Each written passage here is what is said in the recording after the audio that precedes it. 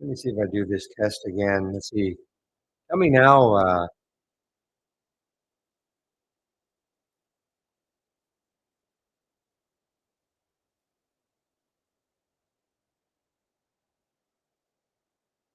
Let's see, Pepe, did that work?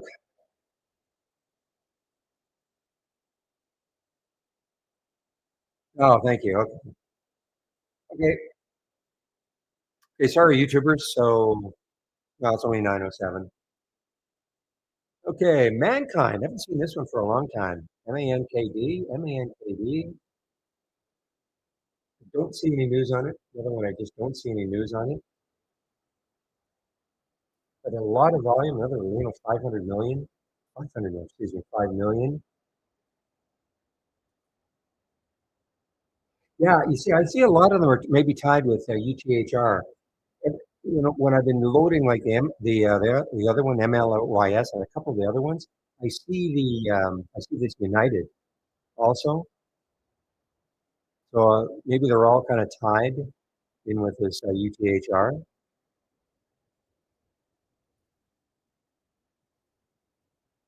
Because I think I saw the same thing with MLYS.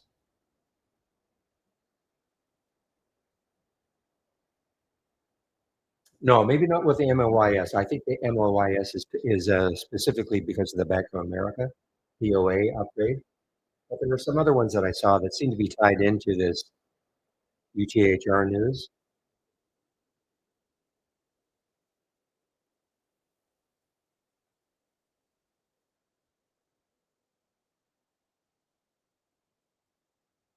CYTK, let's see, are trading higher.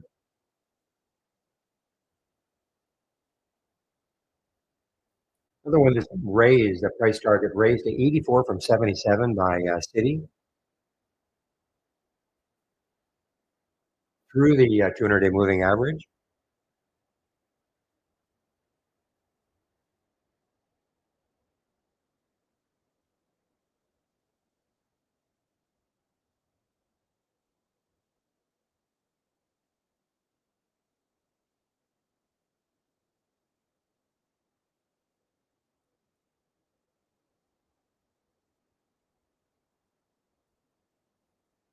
Here's another one, guys. I mean, I don't see any news on this one either. GCTK. Now, it's got a lot to get through.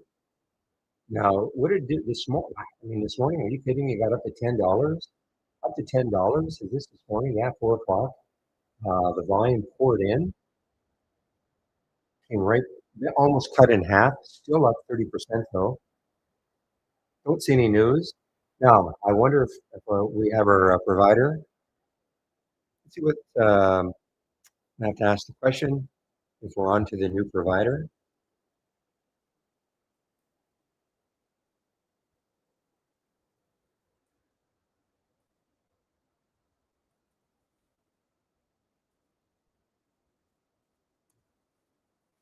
Maybe. Wow, maybe, guys. This is dilution tracker, and they've got 900. They got 900,000. That's what we've got. So maybe our new provider is absolutely now up and running. Do a couple more tests on some of these low floaters. Just going to check with the guys.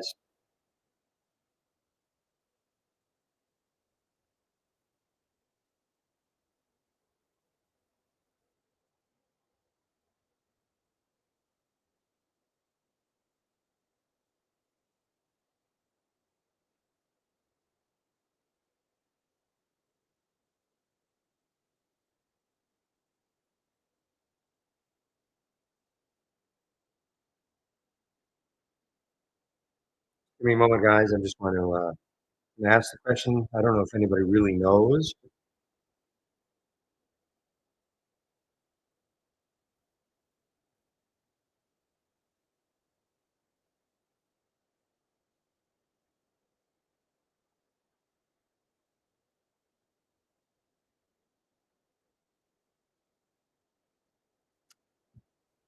Well, what's happening here? MSBR just popped in. MSBR just enters into an agreement for a $55 million secured loan facility. Okay, well, another check. Let's see. We've got 700,000. Let's take a look.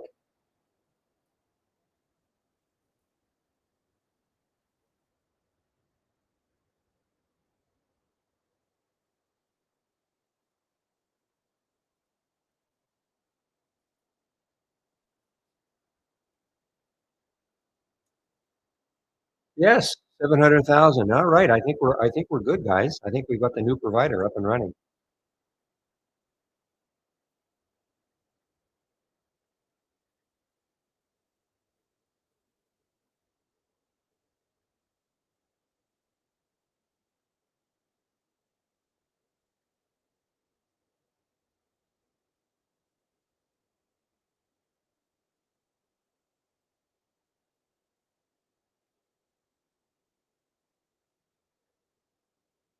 Yeah, I think we're good. I think we've got the new provider up and running. So for the low floats, we should be bang on again.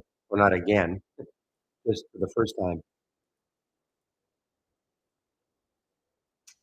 Okay. Well,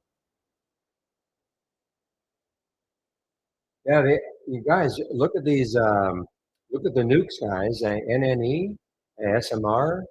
Of course, there's so many stocks moving down this morning. Hello, Dean, in our YouTube room. So many stocks moving down this morning. I saw some of the, well, again, there's so many stocks moving down this morning. I saw some weakness in the solars. So Run, I saw Sedge, SEDG. But again, it's, why pick, no point picking some of these out. Let's see if we have any sort of a bounce today.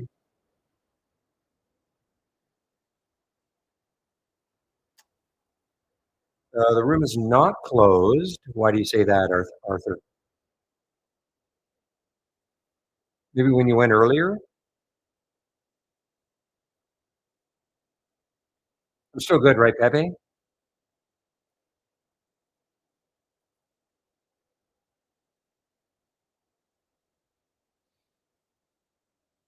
So when you say you can't get in, are you talking about the main room? You're talking about the trading room? This? It's not closed. It's up and running. You're going to have to. I can give you the link to get in, but it's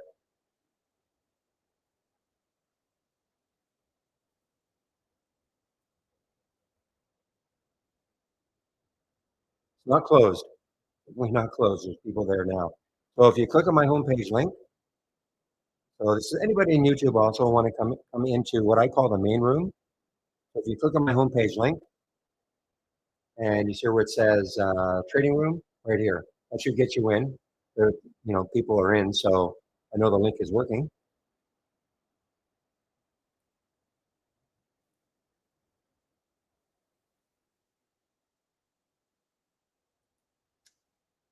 All right, so can't remember what the market did on Friday.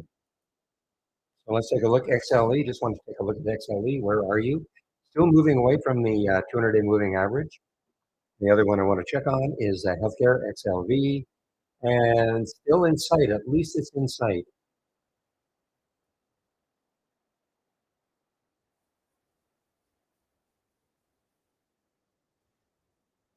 Typically, that's what you have to do. I don't think you can save the link. You always have to, because the company wants to, capture that email. But anyway, so you're in there, Arthur. Good.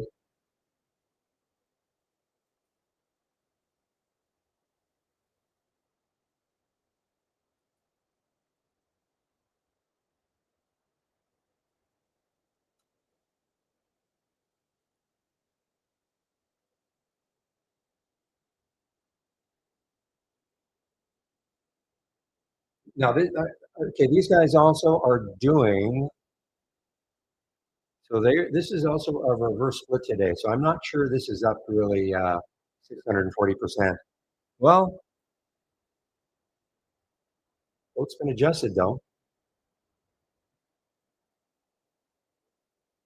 But they also had this news about the $55 million secured loan agreement.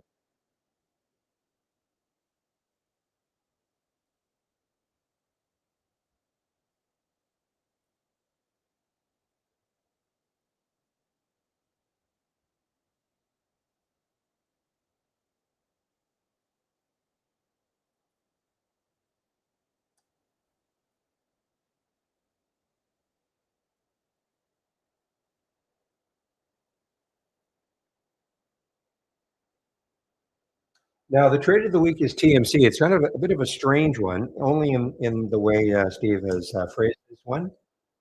Okay, so you've got to go. There is there's a buy flag on the daily chart. Okay, there's a buy flag right there.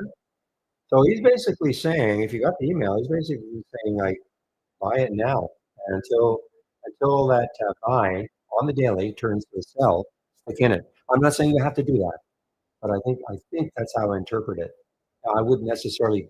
I mean, not with the market what it's doing today, right now. I probably would hold off, but of course, it's up to you. Trades of the week are free, but completely up to you. So typically, what Steve says is, it's live at a certain price, and there's a stop. But he's basically going on the buy and the sell flags on the daily.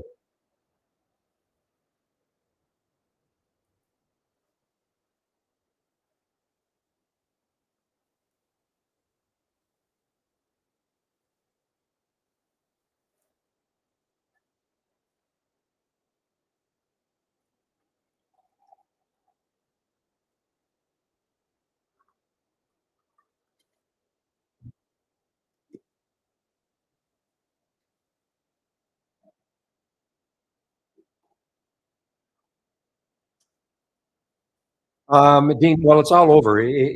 All my news is coming from Interactive Brokers. So they've got, the Dow, Reuters is here. They have all sorts of different news sources. So it's not just Reuters. If that's what you're talking about.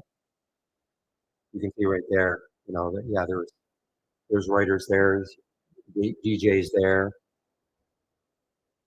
I'll get some Benzinga in here. BZ also. So it's not just Reuters. If that's what you mean. This is from Interactive Brokers. Nothing to do with trade ideas.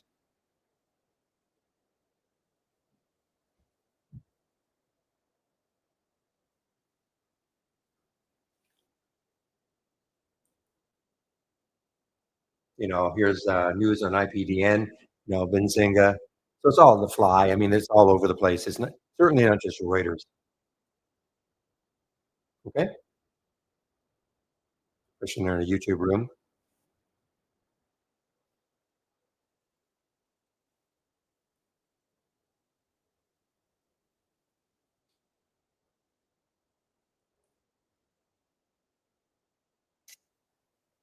Well, let's see the market here, guys. So yeah, so we're obviously in a downtrend right now. Well, we were a little bit of a bounce, little bit of a bounce.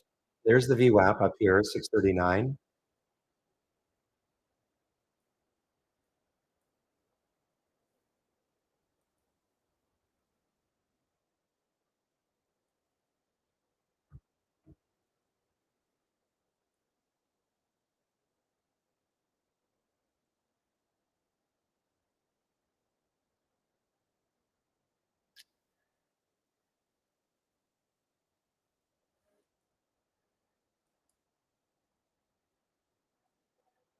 It'll be an interesting day if we do get any sort of a bounce in the market, guys, especially looking at stocks that are down because of the overall market and not because of specific news. They haven't, like I look at Serve, there's no specific news for this one to be down. It's the overall market. So you said Meta, boy, William said Meta is down 2%. A big move, for that sort of a float, 2 billion in the float.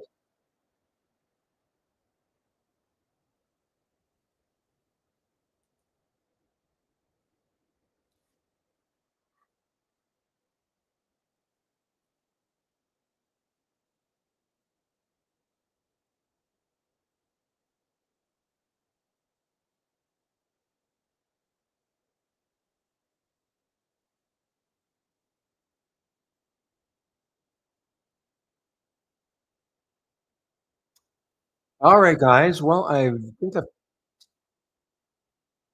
covered all these things here.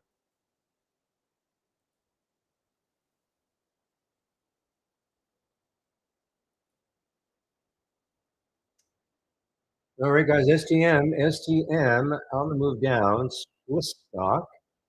There is the 200-day moving average, 25.59. I mean, Now, again, so many stocks are probably looking like this right now. Let's see if the 200-day moving average can hold it. 25.60. Yeah, not that far away from it. So if you can see my daily chart, that green line, that is the 200-day moving average.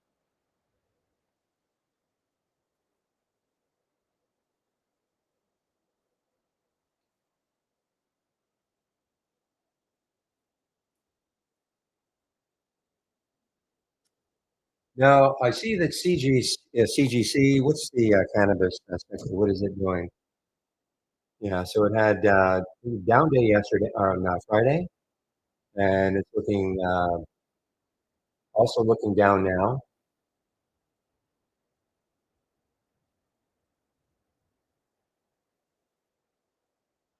This is tree display, yes, Dean. This is the tree display. And if I uncheck it, this is the top list that I'm working off of. Sharing. So if you click on my homepage link and you go to the scan section, I put my homepage link in. I'll do it again. You wanted what you're seeing here. These. If you click on my homepage link,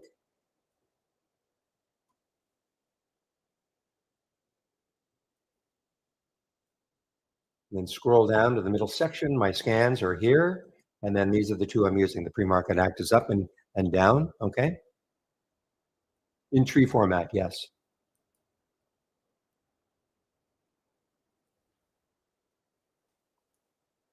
These are my own. This is it's got nothing to do with Holly. Nothing to do with Holly.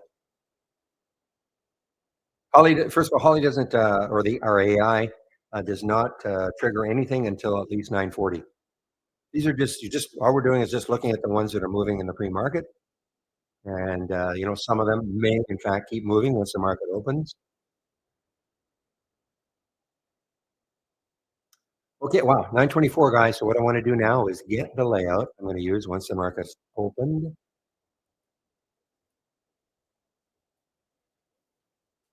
And I have to keep revising the way I say that for 9:30. Market's open, guys. The market is open. But I mean, look at all these stocks that are trading many millions of shares.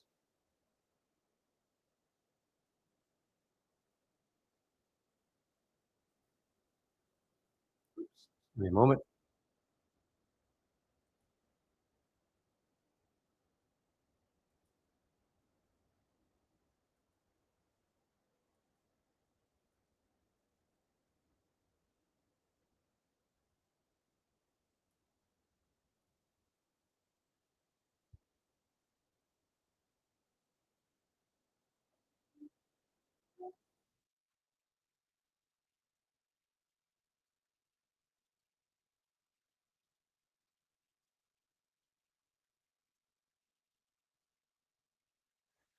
Okay, guys, here we go. So now the only thing I want to do is just bring up sort of a subset of the pre-market actives. Now this is just the top six.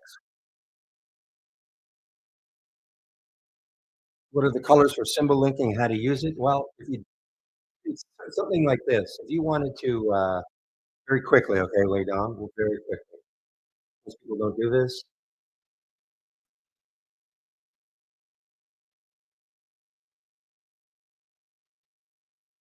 Most people just say link to all, okay. But if you wanted, say you wanted three stocks you wanted to follow, linked together, you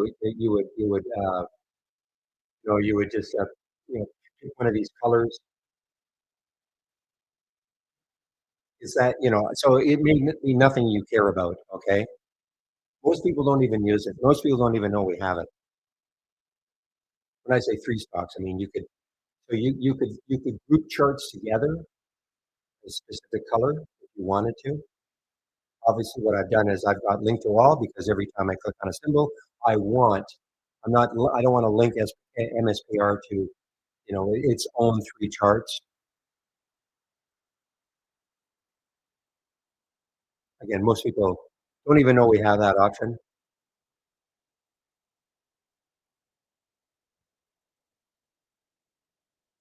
and I personally have never used it.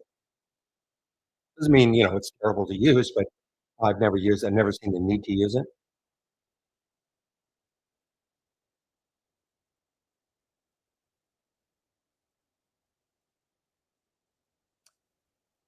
Okay, guys. Yeah. Well, these were we've already talked about all of these. So now let's see if any one of them are holding their. I mean, SSKN kind of holding. Actually, kind of not. 452 was the high. 364 now.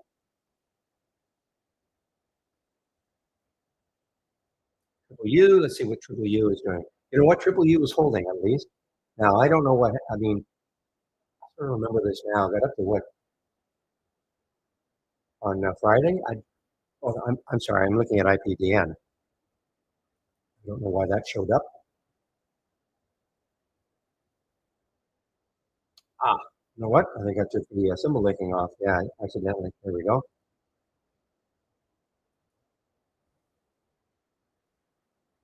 So yeah, so Triple U was holding, guys. Yeah, I mean, it's still above it's still above the VWAP, purple line in my chart.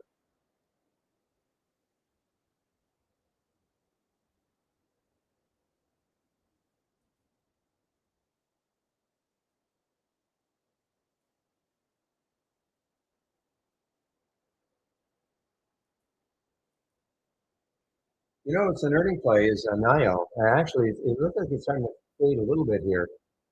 I thought it was actually positive at the beginning of the day. Maybe I'm wrong. But anyway, NIO, China EV, is fading now on earnings a little bit.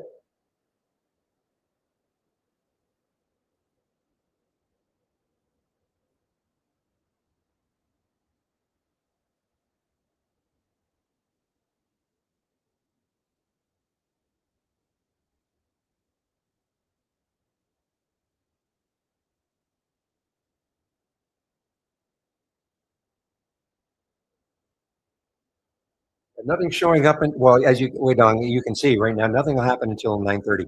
Okay, you can see my screen. Mine is blank too. I mean, nothing will happen until 9:30. Same as the race. I'm starting the race at 9:30. Time is it now? We are now 30 seconds from the open.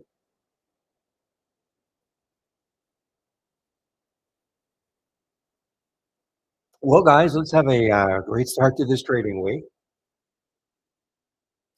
I typically don't trade in the first 15 minutes. I try to let things settle down a little bit.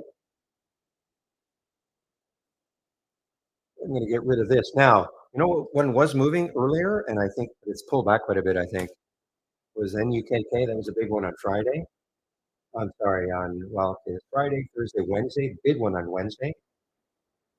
And actually, it's not bad. I mean, it hasn't pulled back that much from the high on Friday was 579.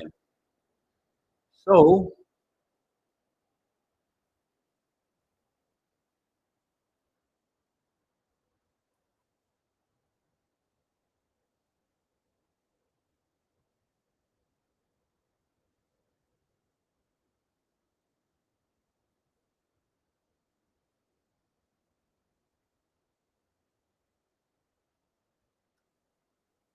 all right, guys. Well, after that little bit of a pop up here in the SPY, we're giving it up again. So, well, 8 points.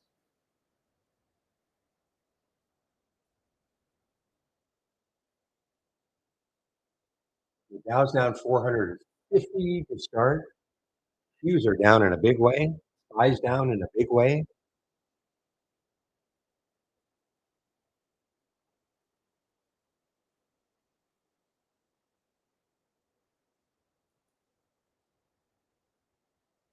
All right, guys. Well, there's the new NUKK, guys. Just check out that high.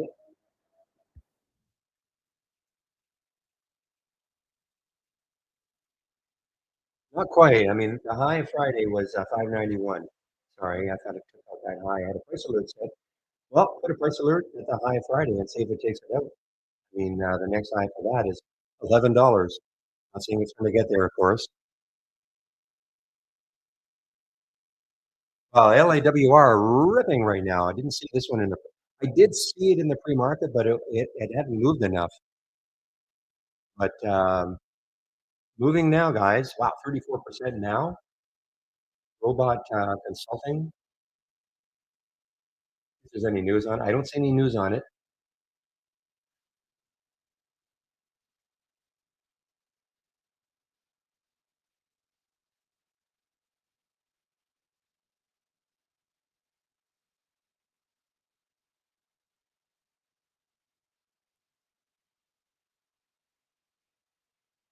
Oh, okay, guys, and Nuke is moving. I mean, it's taking out the high now of Friday.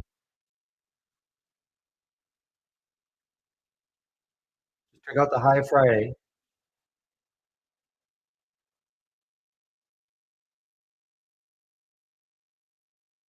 High Friday was 585, so 589 right now. Again, I think it's going to get to 1121, but at least you don't have to worry about daily chart resistance.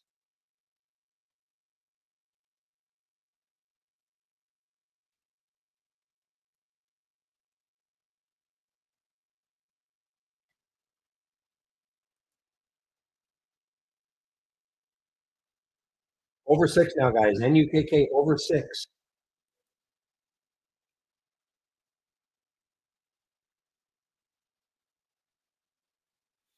So this is your definition of an alpha stock. Doesn't care what the market's doing.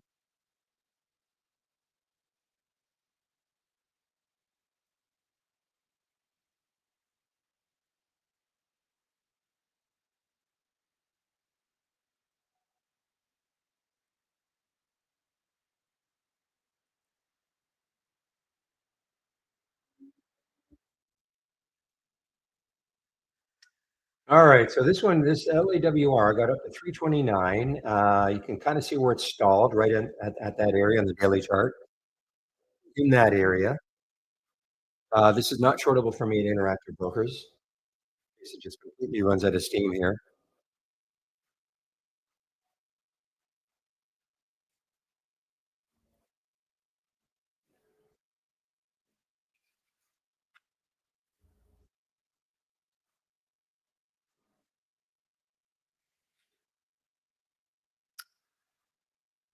Okay, SOGP. This was, of course, another one that was wild last week. Got up to 16 from 450. It hit 15 on Friday, closed down here at 12. So it's trying to well, kind of rally again, SOGP. It is early. China stock.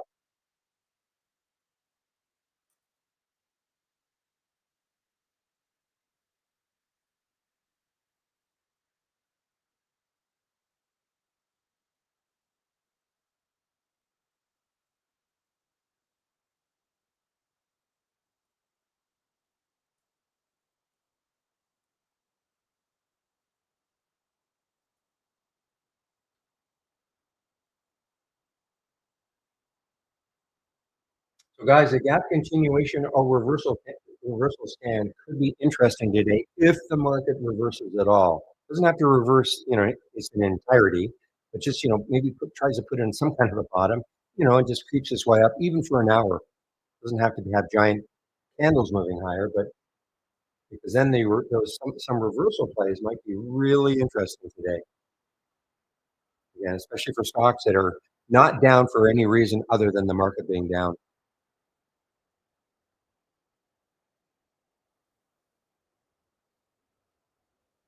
Well, this OGP on the move, guys.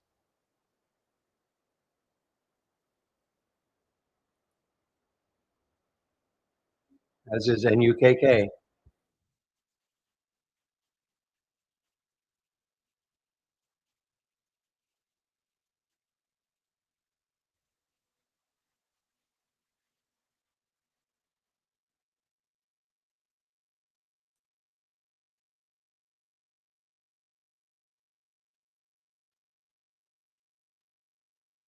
The spread is even not bad. I mean, 2020. I mean, for a stock that's moving this quickly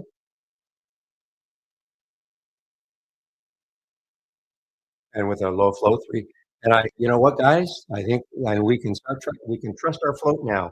We're getting our data, the low floaters we're getting, or the low market caps, which usually implies a low float. We're getting it from Dilution Tracker now, so we shouldn't have any issues again or anymore writing float information.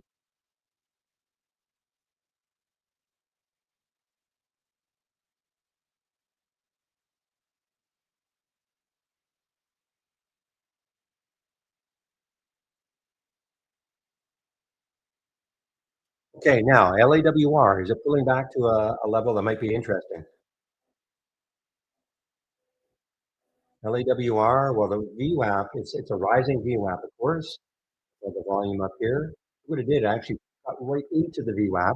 VWAP kind of held it to 284 area, but it is early.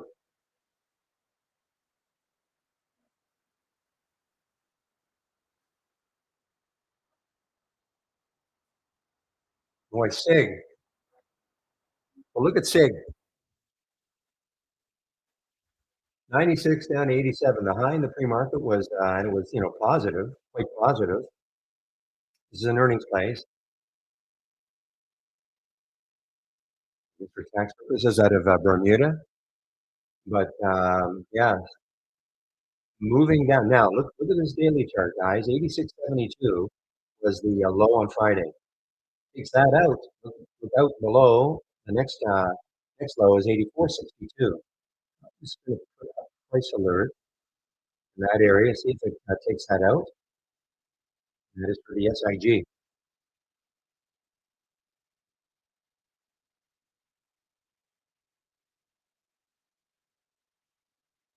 Yeah, nuke is a big wow, isn't it? NUKK, a big wow. All right, well, there's the SIG now. What's the spread like? Not wonderful. 86.20, 86.96. So not wonderful. It's an expensive stock, so I would think like a 30-cent spread probably would be not terrible for an $86 stock, but I don't know, but a 50 to 60-cent spread.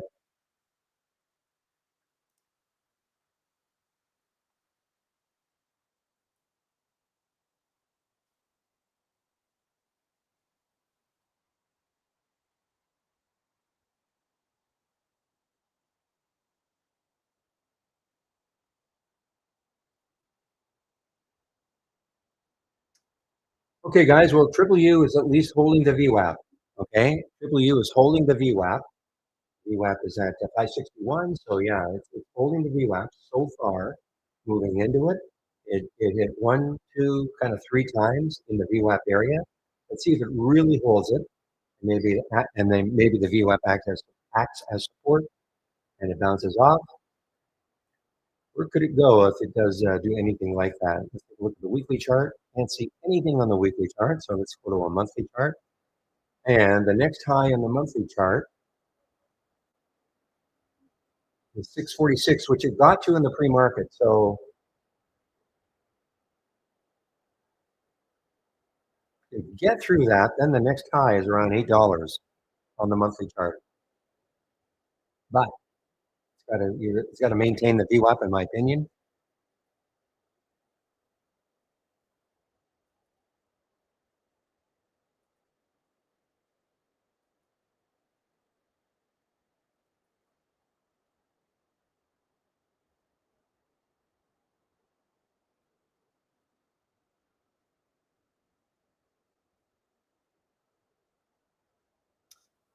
All right, there's the LAWR. So what it did, yeah. So look at the VWAP. The area held. I mean, now if it can get through again, if it can get through, where did it get up to 344? Right there is 350. You can get through that, and it's got a lot of room, but $1 to the next high on the daily chart. Put a price alert in that area and see if it takes it out.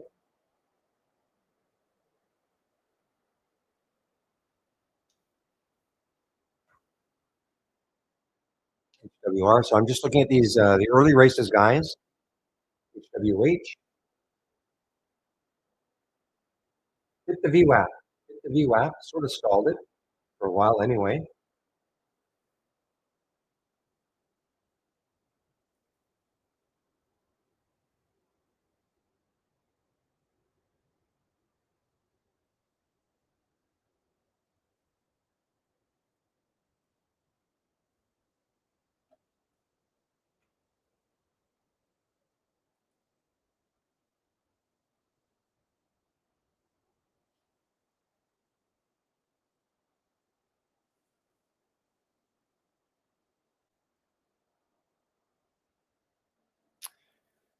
Do we have shorts available for that one, Dwayne? for Nuke, N-U-K-K. Yeah, you're right. 110,000 at Interactive Brokers. You're absolutely right. Okay, guys, LAWR just took out the high right there. Took out the high right there.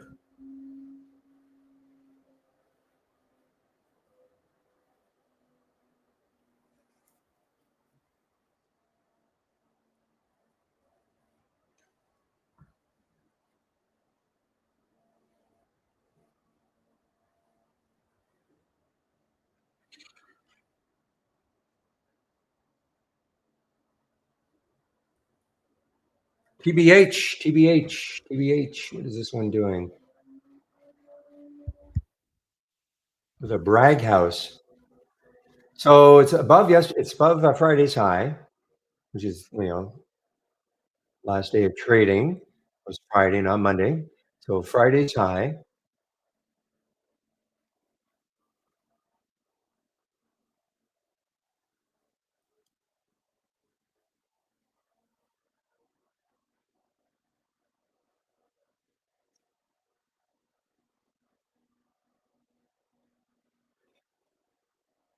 Okay, guys, we've got I didn't even see these halts early. CWD got halted on the way up. Now this has got some room.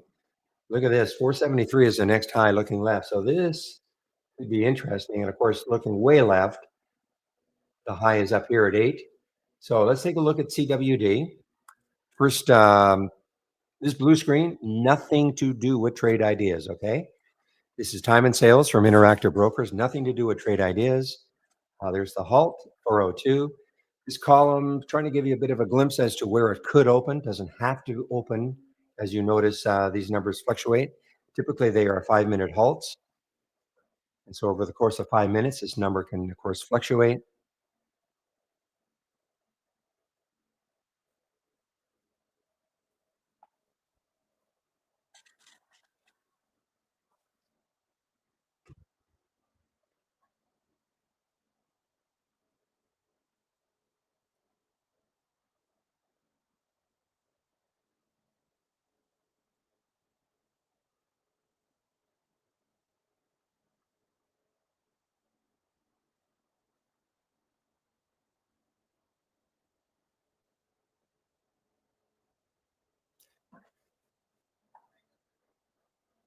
Yeah, there's an NUKK. Yeah, giving it up from like not in a. I mean, went from 688. I mean, that's if you took it, you were able to get it right at the top, and but it is still looking pretty strong.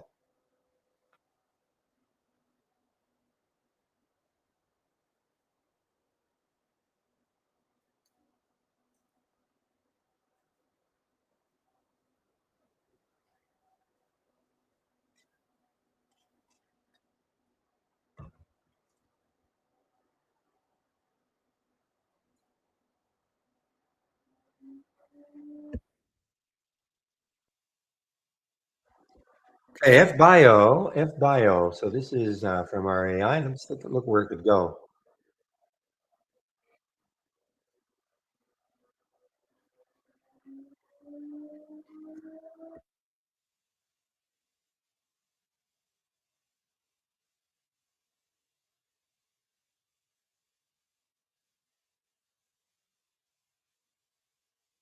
Yeah, I mean, to me, it's $3 could be tough to get through. I mean, right there is a high at 307. So I put a price alert around 307. It can get through that. Then the next high in a monthly chart anyway is around 4.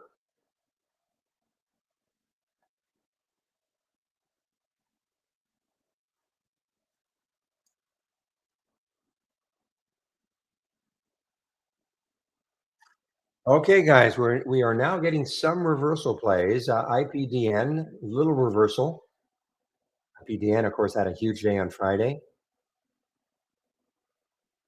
What did it get up to? It got up to 1086, but it closed down here at 662. So that was a pretty big pullback from the high.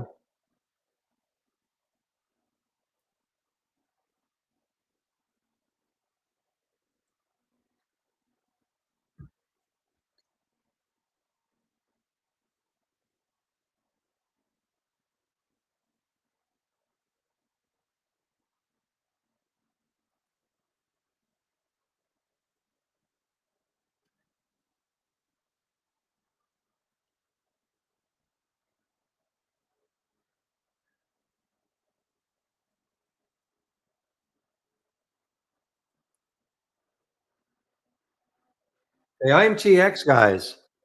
IMTX. Next high is 552. Too close for me anyway. Too close.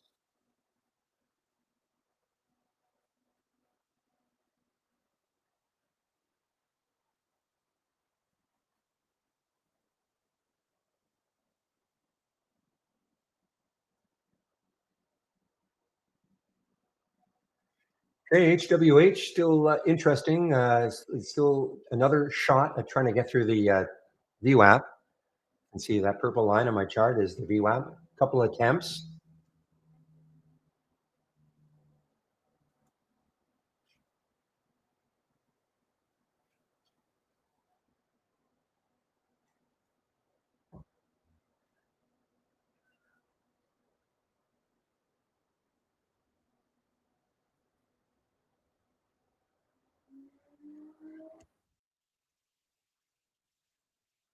All right, guys. MLYS just made a high here. MYLS just made a high, market high. Look out the pre-market high also. Well, wait a minute. That's a 930 candle. So yeah, so this is a market high now for MLYS.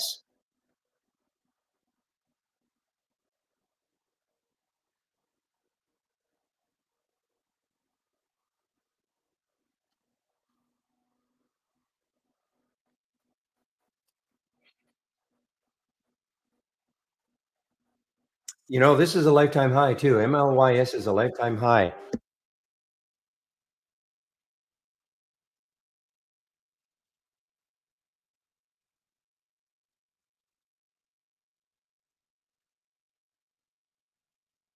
Lifetime high now for MLYS. And boy, I hope you guys, if you, well, I don't think you were shorting it yet, were you? You were waiting for another area because NUKK is still strong.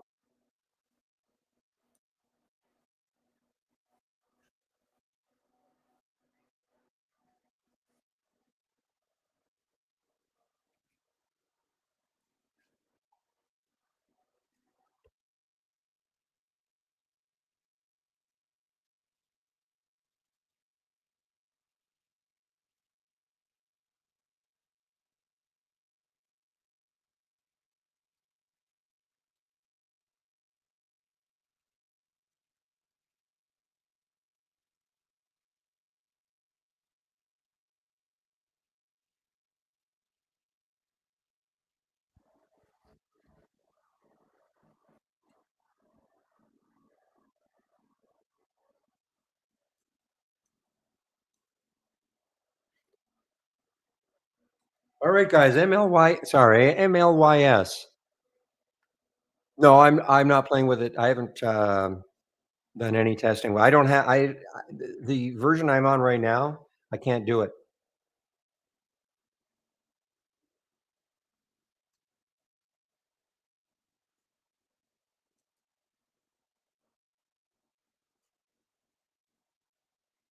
So we'll see if they. Yes, MLYS guys. This is from the Pepe scan too. Okay,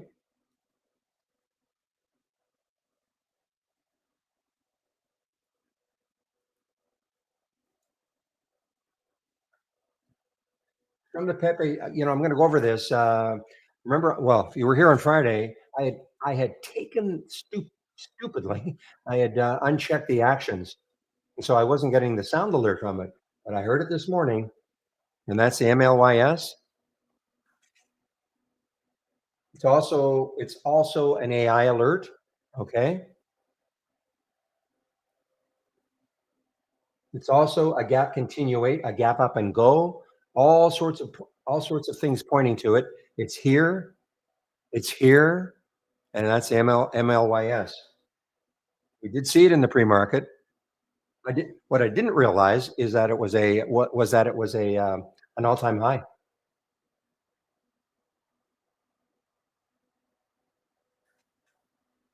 Hmm.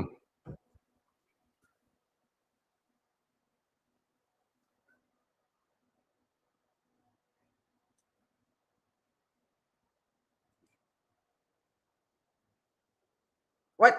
You're shorting? Yeah, there are a lot of shorts. 1.76. Why don't you wait for me to get out?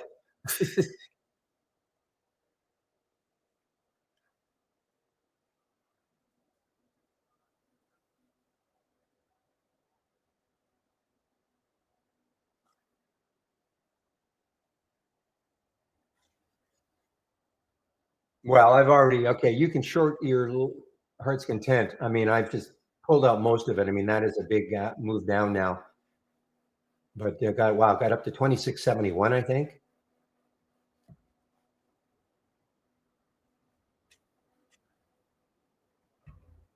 Okay, I see the HWH is now through the through the VWAP, through the VWAP. Ah, look at the market. So you know what? We're probably going to see some really interesting gap down and reversal plays if the market continues like this. Okay,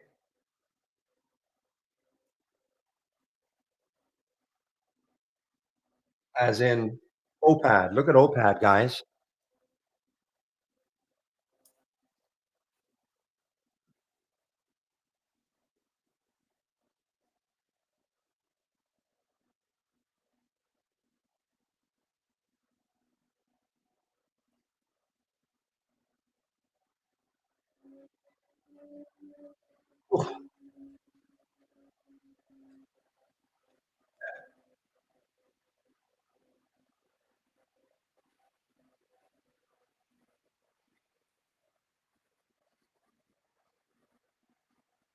Keep an eye on this LAWR, guys. I mean, it's kind of getting through the VWAP in a bigger way now. But if this area can hold, this may act as support.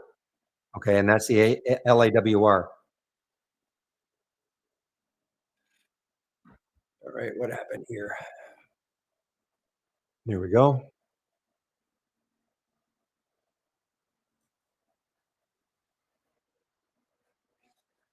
Oh, I see Shady's in this one. I didn't know you were in this one, Shady. Good one. HWH. I kept watching to see if it would take out the VWAP, which it eventually did.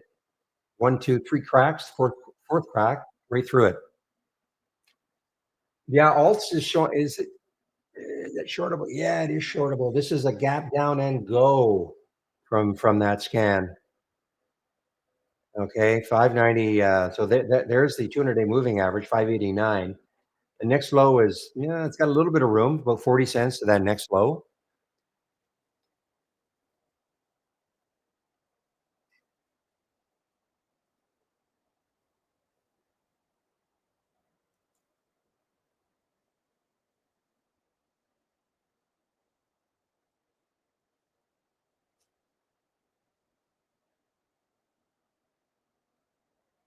Here's one we did. I didn't see in the pre-market. Yosh.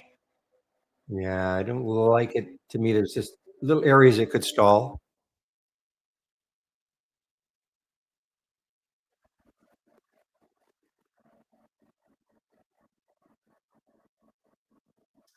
All right, well, let's take a look at this market, guys. So there, the VWAP is way down here. So it's through the VWAP.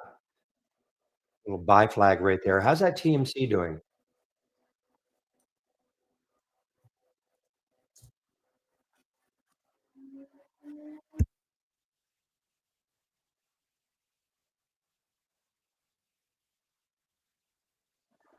This is the trade of the week, TMC. Bit of a strange one in that you're now basically watching this. There was the buy flag. You could have taken it any time, and in theory, holding until you get a sell flag. I mean, I'm not saying that's what you absolutely are going to do, but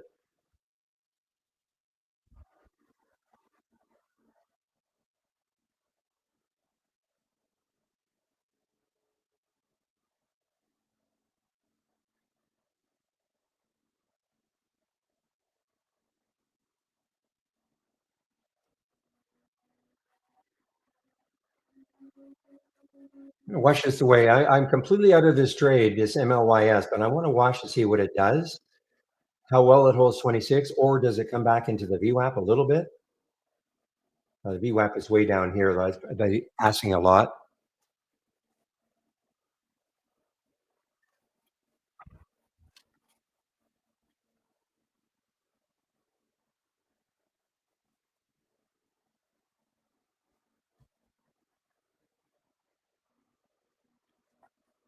Take a look at carve. Just trying to find some ones we didn't. Okay, here's another one. LQDA, guys.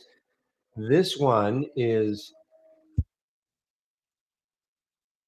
is, well, it's right at the VWAP. LQDA, right at the VWAP, 29.19. So will that act as resistance? 4 million shares available, interactive brokers to short.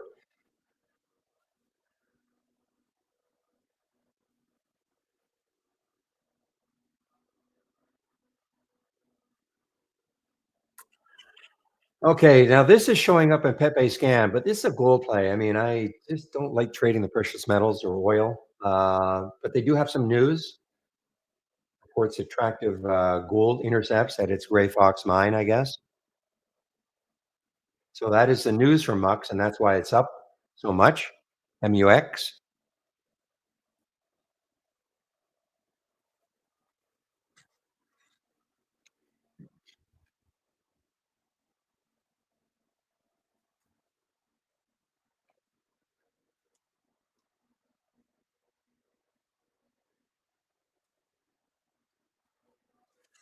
Wow, so HWH took out that high.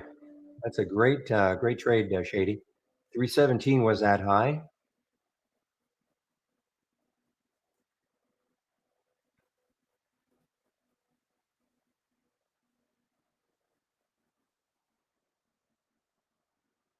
Keep an eye on Mankind, guys. MNKD. MNKD.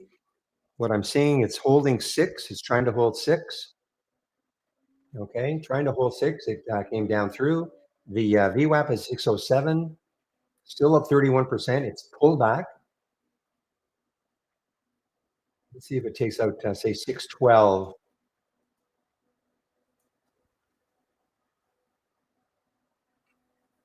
Oh man, I'm not in it. Shoot. And while I did, yes, did not get back in it.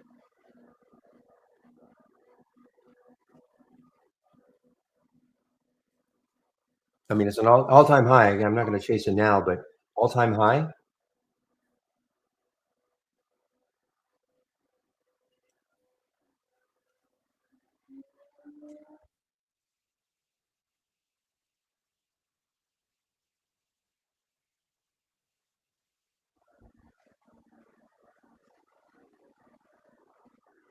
See, this is what I'm talking about, guys. Look at this gap up and go, and the MLYS over and over and over again.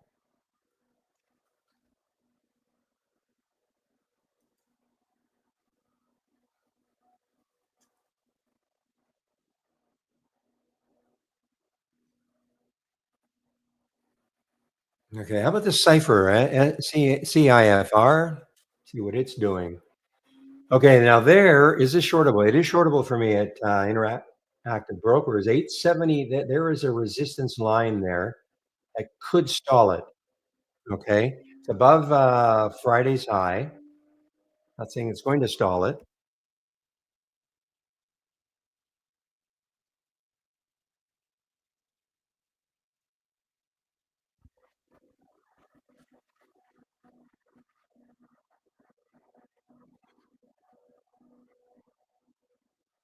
Oh man, I'm looking at my cells on MLYS.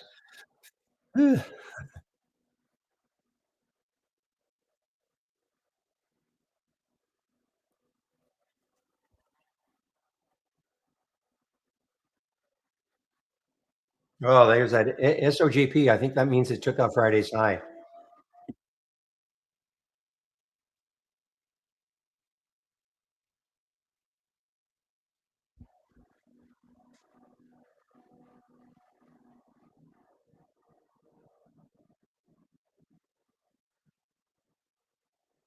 Spread has actually tightened somewhat.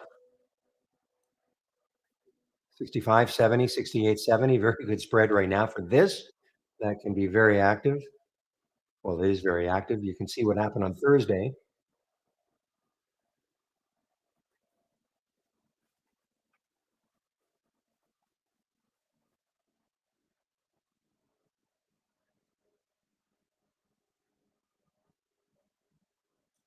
TIXT, guys, this is a gap up and go. Let's see where, well, there's that little resistance area that's drawn.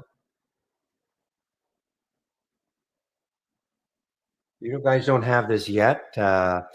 Hopefully in the beta, there might be a beta this week that you guys can have access to. You'll get these sort of purplish lines, which are resistance lines. Doesn't mean it's absolutely going to stall it, but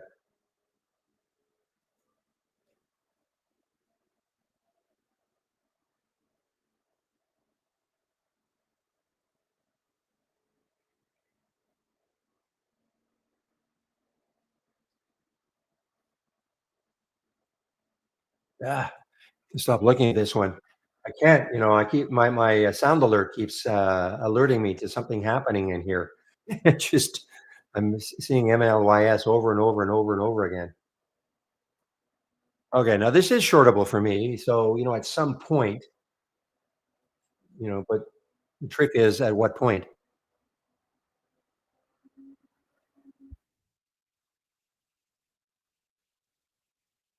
So the only news I saw on this one was a Bank of America upgrade from 38 to 43. That's all I saw.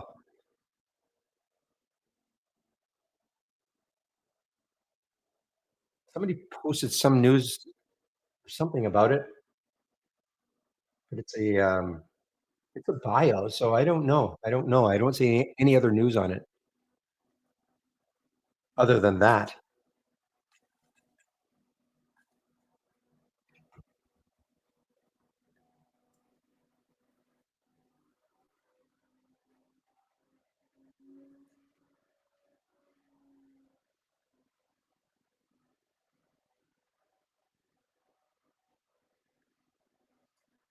Yeah, look at the wow, good, great trade. Hey, both right here, HWH here and here.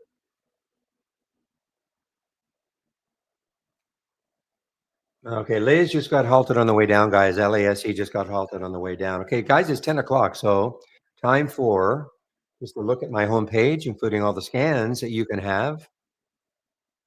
Just give me one moment, please.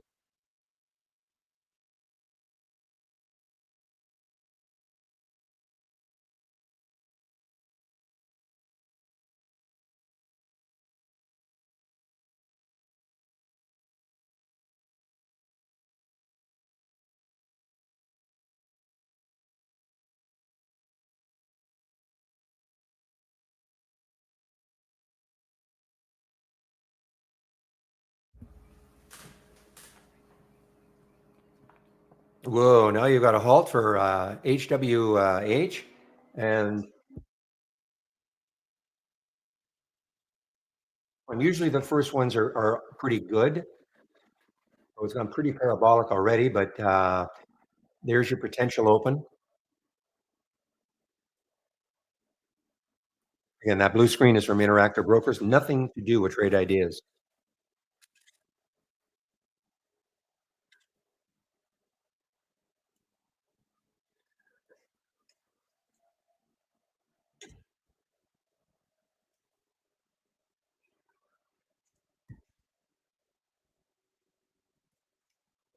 All right, guys, there's my homepage link. So let's take a look at it. The promo code is still good. I think it's good till tomorrow.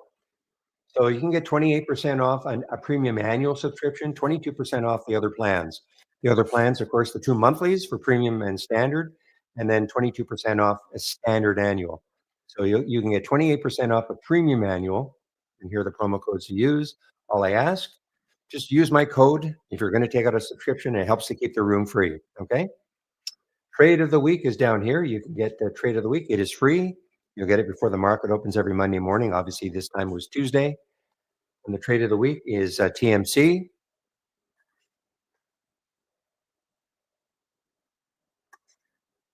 So if you're at the top here, scroll down, and then here's the education section. First thing to do, if you do take out a subscription to Trade Ideas, the very first thing to do is the getting started with Trade Ideas, short videos to get you started. If you don't have Trade Ideas and you're wondering about it, what you can do is you can start off with the second video. And again, they're very short videos. That'll give you an idea about what the capabilities of Trade Ideas is. And that might help make up your mind if you at least want to try us, even not just on a monthly basis. It's just month to month. You can cancel anytime. Back to basics. If you are new to trading, this is for you. A whole series of free videos. If you are new to trading, all free. Now, if you're looking for my scans and you've clicked on my homepage link, here they are, the middle section. Here are my scans that I'm currently sharing. This is the change up or down in 5 minutes. Okay, it's called most percent up, but it's this one right here. This is the biggest gainers from the start of the race right here. The momentum scan is here. If you look at my momentum scan, it's going to look a little bit different. It's because you're going to see the same. You're going to see the symbol over and over again every time it made a new high. What I've done is I've said, okay, just show me the very first time. You don't have to do that if you don't want to. Here's the halts resumes. This is the Pepe scan, the combo scan down here. This is where well, I'd already seen it. I'd already seen MLYS about 5 minutes before in our AI. That got me interested in it. And then on the Pepe scan was right here. And that's the combo scan. And then the gap continuation or reversal scan is right here. Okay. So this is what I mean is in the momentum scan, you will see the symbol over and over again. Okay. Just like you're seeing it here. Every time this one kept making a new high, that's what you'll see it. And it's just an option. You'll see we have some repeating options. Don't repeat for a minute, 2 minutes, 5. And this one, in this particular one, don't repeat for the day. You don't have to do that.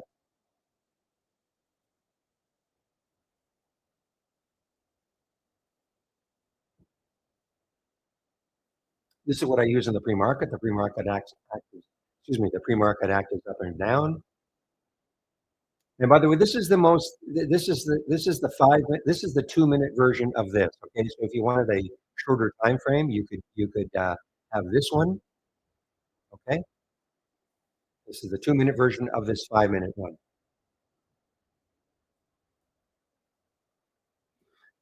So if you are new to either the YouTube room or the main room, welcome. This is the format, Monday to Friday. The main room is open around 7:30 Eastern Time.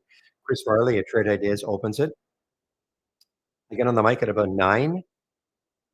Why not early? I live in Vancouver, Canada, so that's why a little early for me.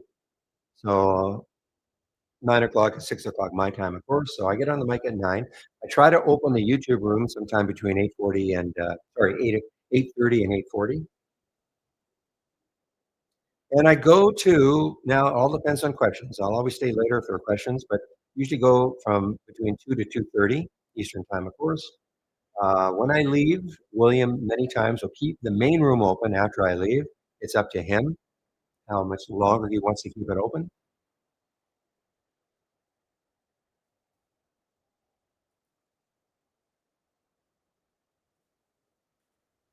Hmm. So I see HWH opened, and it did gap up above the halt price, which was $4.09. Gapped up a little bit anyway. Good, RT. I'm glad to see you went to the those beginner videos. We're talking to RT in our YouTube room.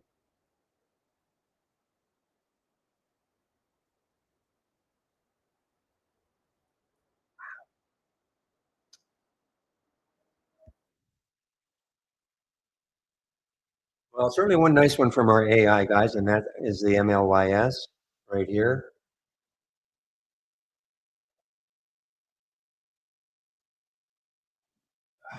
Man.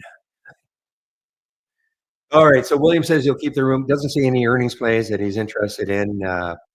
So he'll probably keep the room open 3:45 ish, as he calls it, after I leave. Man,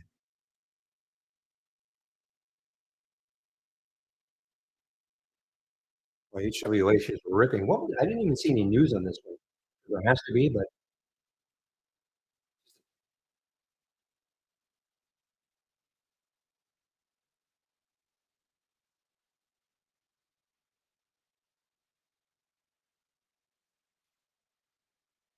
so let me go over this race here, guys. Okay, in a little more detail because I think it's good. Even if you're not new to trading. I think this is a very interesting way to look at stocks, like say the top 10 that make it into this race all day long. Gives you some really good focus. So when you see 23%, what that means is since the race started, which is 3 minutes ago, okay, HWH has moved 23%. That's what that 23% means. And that's up 50 cents. Now it's 20%, okay? That's what these percentages refer to. But what happens is the stocks that win the most races over the course of the day will make it in the top 10. Notice that this is a list that is automatically being created. And so you can see that LAWR has won 3 races. HWH has won 3 races so far. More than likely, assuming it holds on. Well, look at that. I mean, it did drop. Did have a pullback. So has another 22 seconds or so, but probably it'll hold on. But if it doesn't, if Yosh takes over, I'll keep talking. 13 seconds for the race to close. Let's see if it holds on to its top position. 3, 2, 1. Yes, it did. So now that'll turn to a 4, and so now HWH has won 4 races, LAWR 3, SOGP, etc. Eventually, there will be 10 stocks in the top 10. Eventually, okay, over the course of the day, and these are stocks that you can keep an eye on all day long. You don't have to wait. Number one, you don't have to wait for a stock to win a race before you click on it. In fact, if you see anything that's in here, I would click on it just to see what's happening. Okay, like this INHP has been. So this is NRXP is right now it's leading a race. It's well, it's got some room. 280 guys, got a little bit of room. 280 at 258 right now.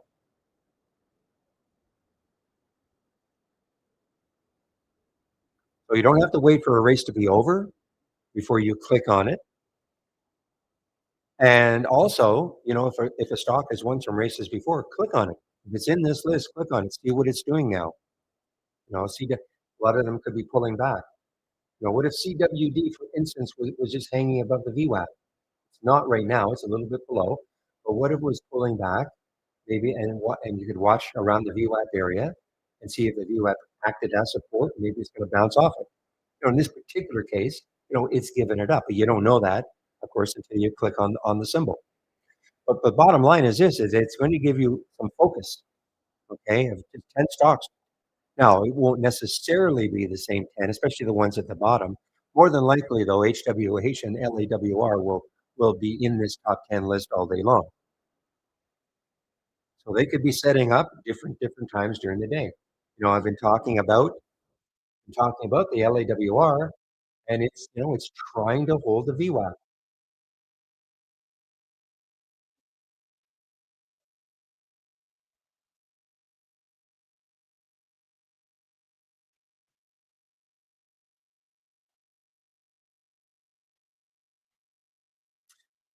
So a question for you guys should be, well, why are these stocks showing up? Wow, SOGP, yeah, you're right. It just opened and resumed, and 19 now. You can see well, it's already won 2 races, but assuming it holds on. Here's another one, Zoos. But your question, if you're watching this for the first time, well, why are these stocks showing up? What makes them special? So all races start from a top list window. So if I right click and I open the top list, this better be right.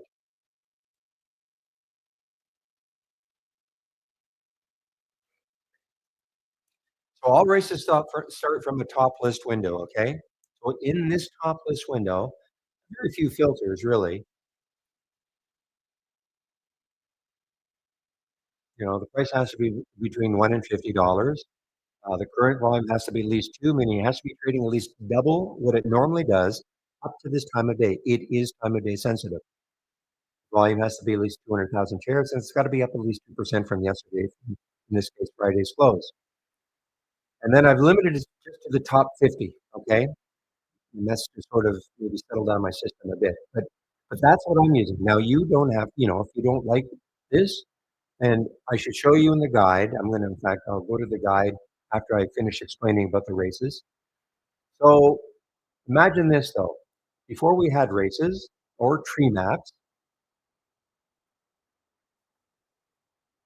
all the race cares about, I'm going to sort on the change from the close. So there's HWH. It's up to, it's 183% from Friday's close. All the race cares about, though, it doesn't care if it's near the top, compared to yesterday's, the day before's close. All it cares about is what stock is moving the most in this list of stocks. So here's ZEP down here, okay, ZEPP. So it's up 3% from Friday's close. But what if it were starting to move? It's up 3%, 4%, 5, 8, 10%, and it's moving up this list. People ask all the time, well, I want to catch a stock maybe as it's moving. I don't want to see it necessarily at the high of the day, but maybe as it's starting to move. Well, this is how you can find stocks like that because, it's going to identify stocks that are starting to move. And all it cares about is what stock is moving the most since the start of the race. So you can see that NUKK, since the start of the race, about a minute ago, has moved 2.5%. Some other stock, I would click on, anything you see in this list, click on it.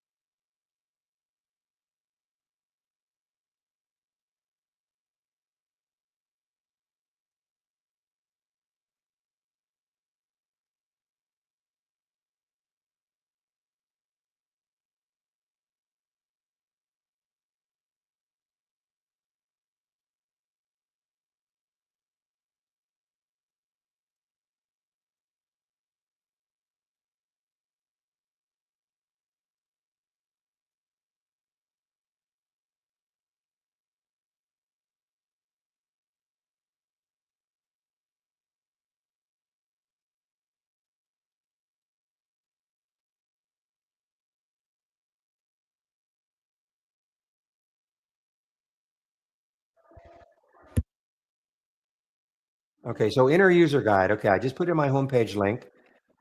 If you click on the education section, click on the more info, and then at the top, here's our user guide. And there's a whole section on stock racing, TI stock race. Okay, this shows you, how you start a stock race, how you can, right now I'm running 4-minute races. You want to run a 5-minute race or 10-minute race or 1-minute race, whatever you want. I decided to run 4-minute races. There's no magic about it. That's just what I decided to do. Okay, but all the information is right here in TI Stock Racing.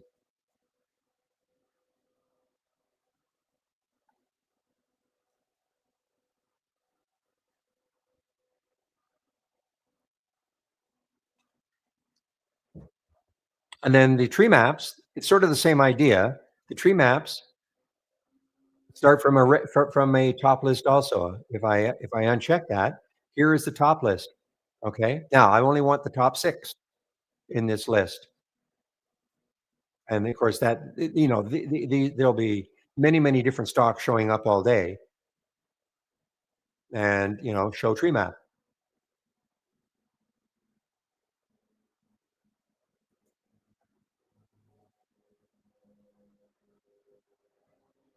So, guys, this is a trading room, but it's also a support room. So, if you do have questions, don't be shy. You can ask me questions all day long. If you have an accounting type question, I will not be able to help you, but I can direct you to those who can. Just I'll give you an email that you can click on if you have an accounting type question.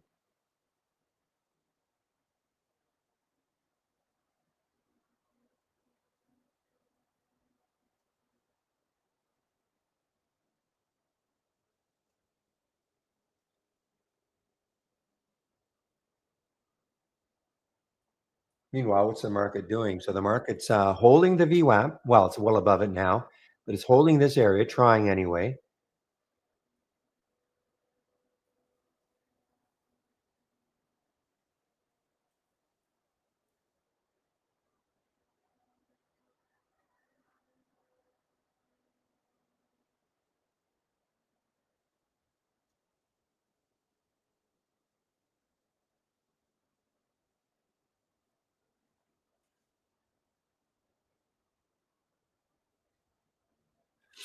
Well, of course, 3 days, you're talking Saturday, Sunday, and yesterday was a holiday, Wei Dong, so but, so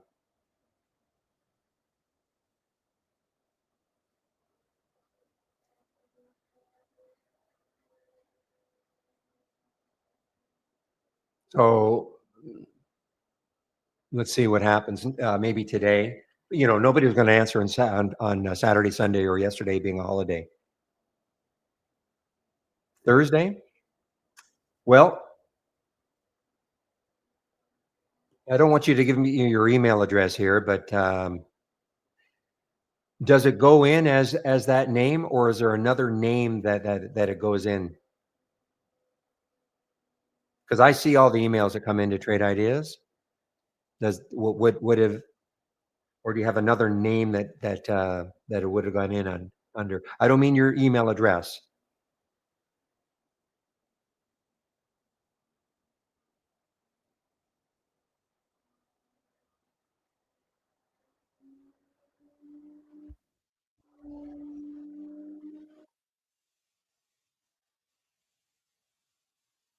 So it would display that Wei Dong Mao. Okay. Well, let me just see if I can see anything.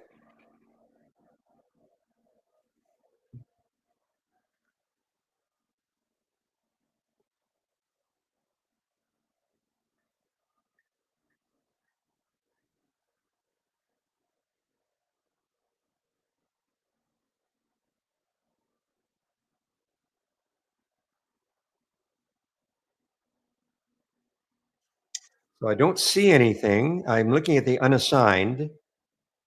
I don't see your name here at all.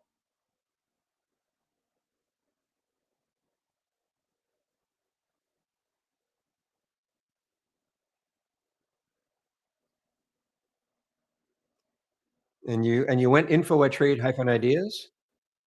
Try it again, okay? Because I don't see your name at all.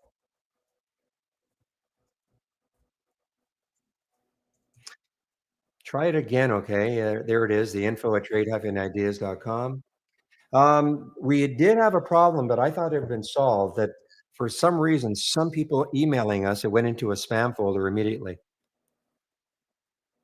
Yeah, I don't see your name. I just don't see your name. I'm sorry. If you sent it as that Wei Dong Mao, I don't see it at all.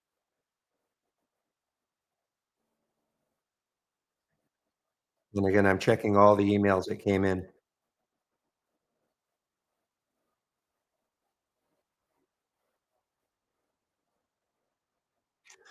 What was your question? Maybe I can help. Oh, so went in as William then. Okay, not as okay. You see there, that's what I was asking. Yeah, still don't see anything.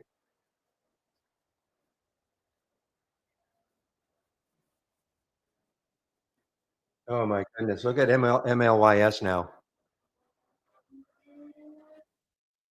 Sorta did, William. It sorta did, but that's okay. That's okay. There will be others.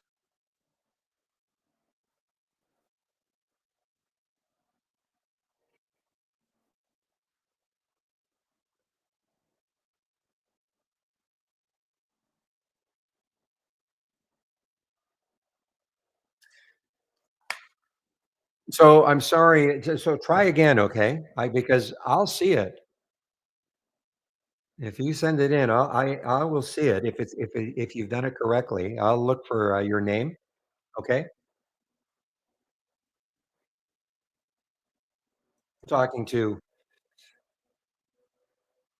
Yeah, it can help. I can't help you. Okay, I know. I'm talking to us way down in our YouTube room, guys. Okay,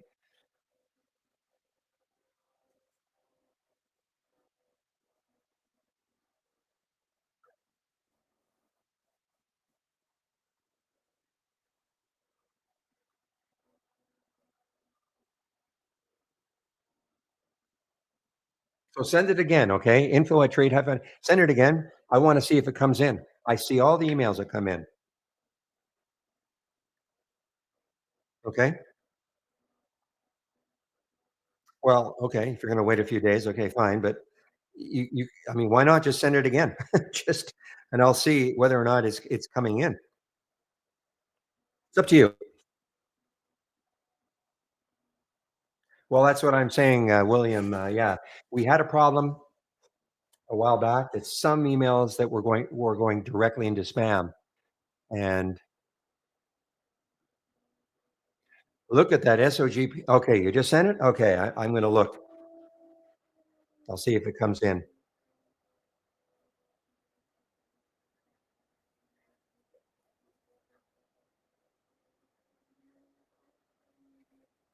I If you came to the can you come into the main room, Wei Dong, in the other room? I can take your email address, you see, and then I don't see it yet coming in. I can because I don't want you to put your email address into, our YouTube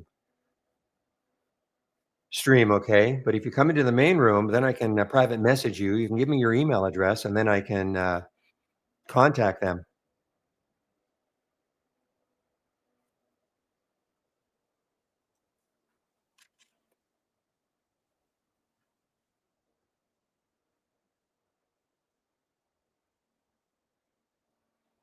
because I'm seeing nothing. I'm seeing nothing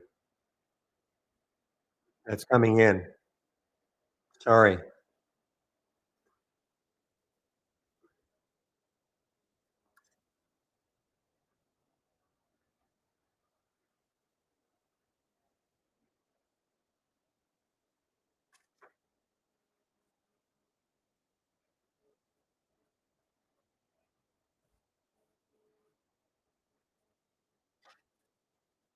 Okay, guys. Well, yeah, the SOGP, I'm not saying I missed the boat on it, but I'm not certainly not in it. But but the big deal was taking out a couple of the Friday's high, and then of course the high on Thursday, and now rippage.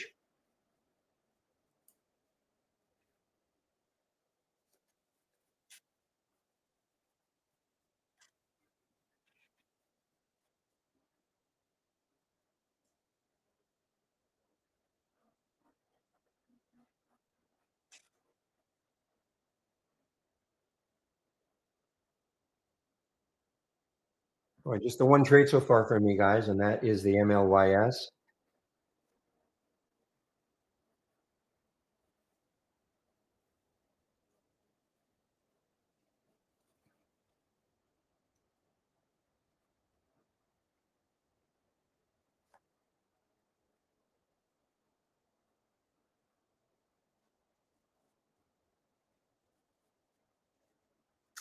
All right, DKI was halted. I didn't even see that one. DKI was halted.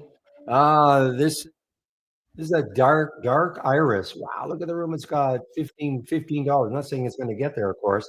Not much volume though. I mean, not a lot of volume. And forget about it. Look at the spread. Se 706, 861, so forget about it.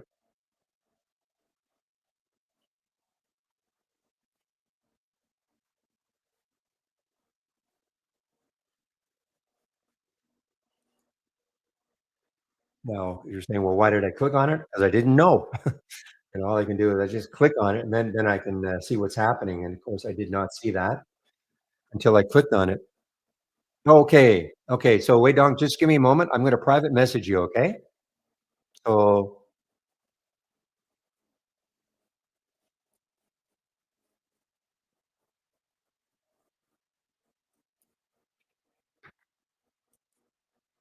okay, I just typed in "test," okay?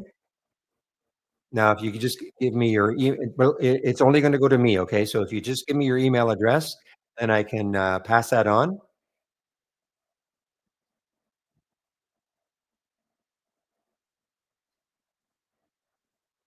Hopefully, you saw that pop up. Oh, perfect. Okay, just give me a moment.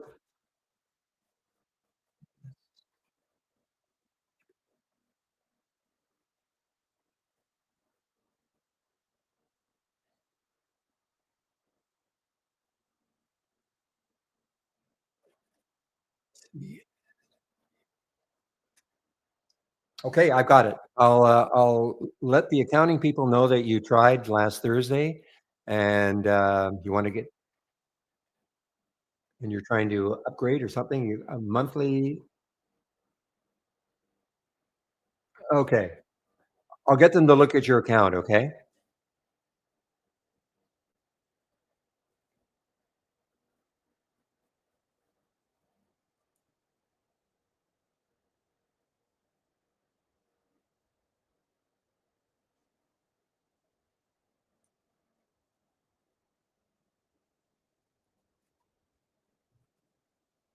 give me a moment.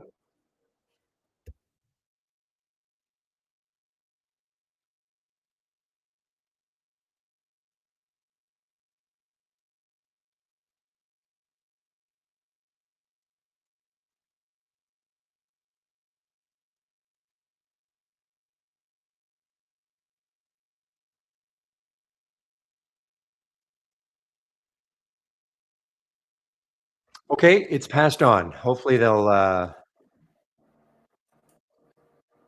get to you soon. Okay, sorry about that, but you know what? It doesn't look like those emails are coming in.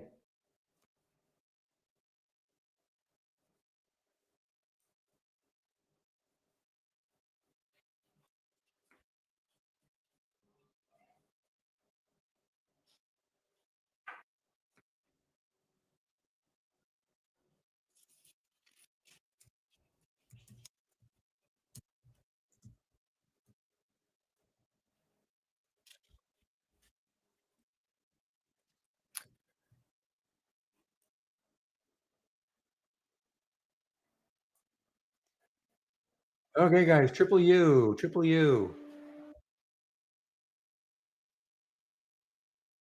Rascal was in this one, triple U. I don't know, if we're gonna pull back underneath the VWAP and then boom.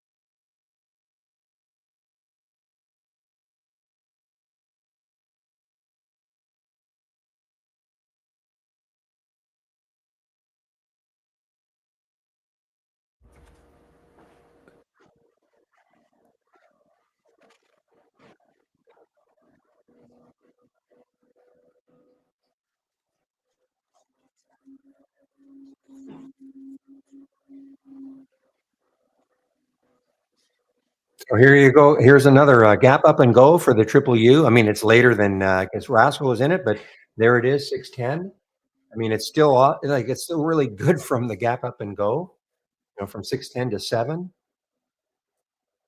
This is the don't repeat version. Okay, this is why I like to see it because I can tell. Okay, what happened from that alert? Because you get the time of the alert and the price, and then you can say, okay, what happened from there?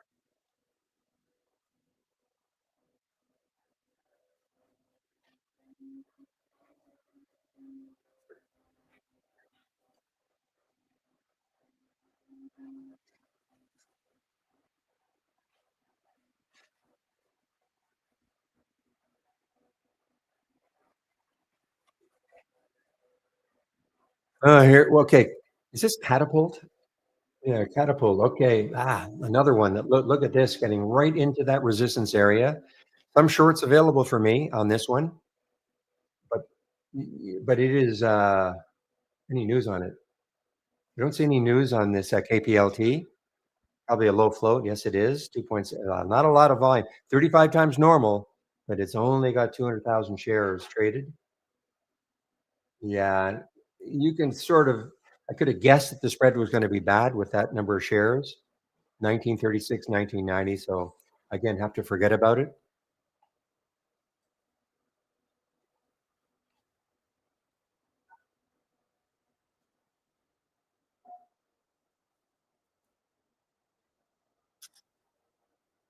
No word on the new beta, no, but, I wonder if it's gonna be Steve today. Question in our YouTube room. Let's see,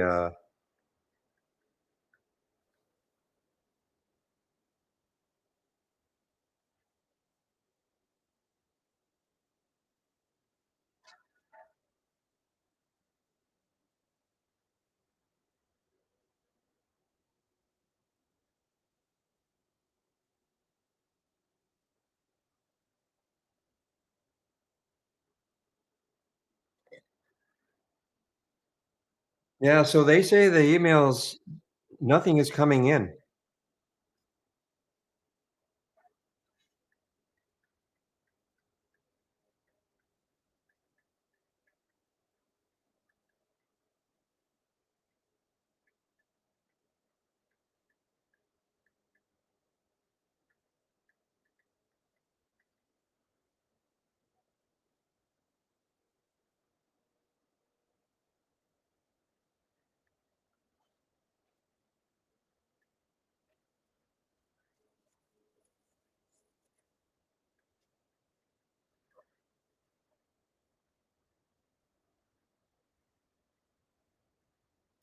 Okay,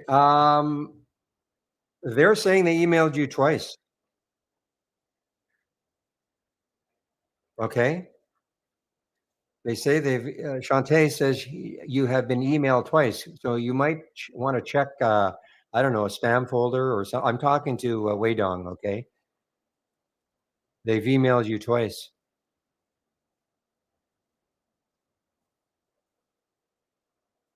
So maybe you have to check your your spam folder, okay?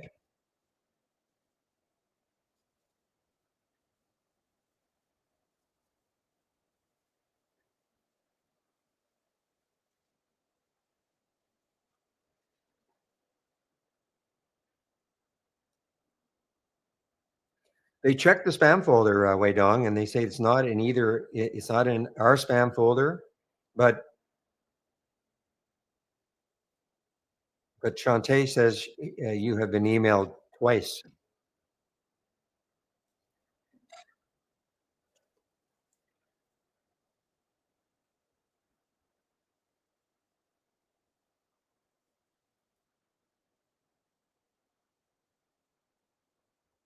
Yeah, info@trade-ideas.com, but these it must have gone through.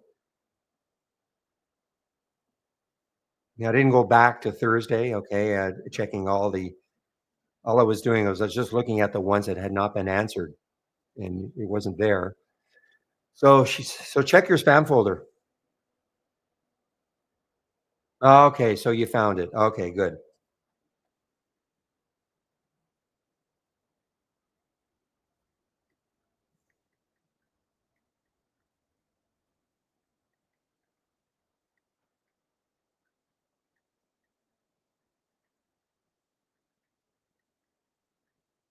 Okay, I guess I can move on from that.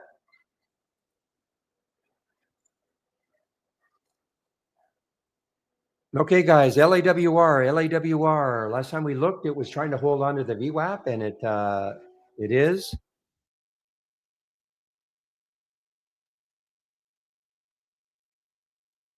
Let's take a look at it on a monthly chart to see where it could go.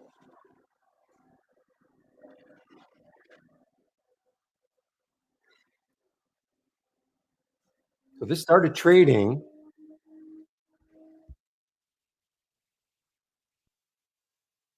It started trading as LAWR 2 months ago, and the high was 442. Okay, so I don't know if it probably was an IPO of some sort.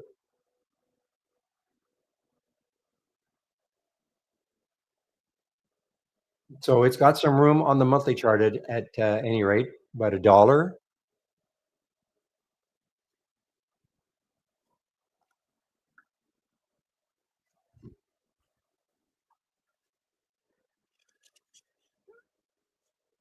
Well, some probably center point. I don't think they care if you're looking, for stuff for a brokerage that doesn't care if you buy. Now look at this guy. So a little market downturn here, testing the VWAP, testing the VWAP.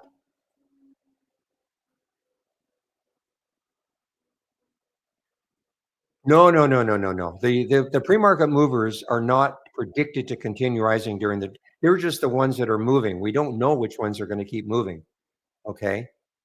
I mean, it'd be nice if it were that simple, just to look at the ones that are moving in the pre-market.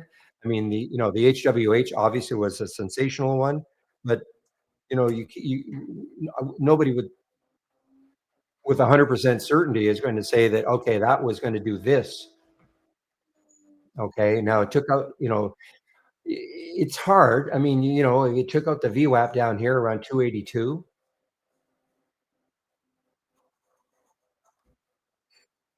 For me in the MLYS, I mean, it was showing. We talked about it in the pre-market, so that one did keep moving.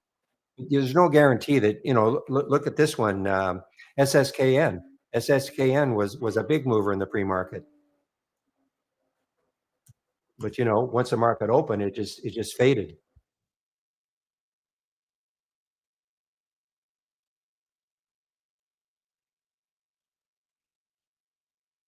Okay, it just faded. So there's no guarantee that just because something is moving in a big way in the pre-market that it's going to continue once the market opens.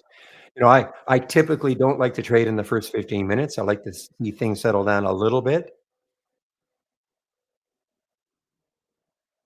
And you can see where I got my alert for MLYS. I was at 948. And also in our AI at 943, just a little bit in front of that 15 minutes. So, that drew my attention to MLYS as an example.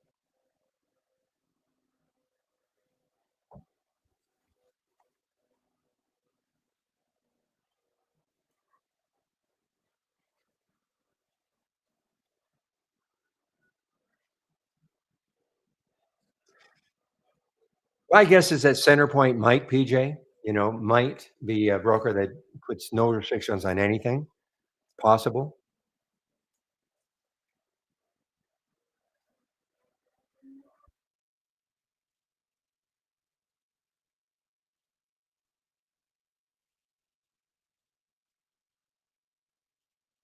Or Cobra or Trade Zero. The ones that really specialize in the short selling.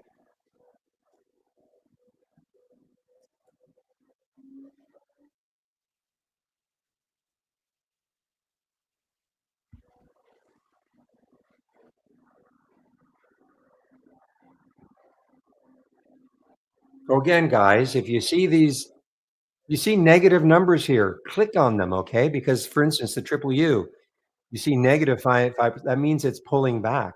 Still strong, but it's pulling back. Maybe it's pulling back into an area that you like. It could be pulling back into the VWAP.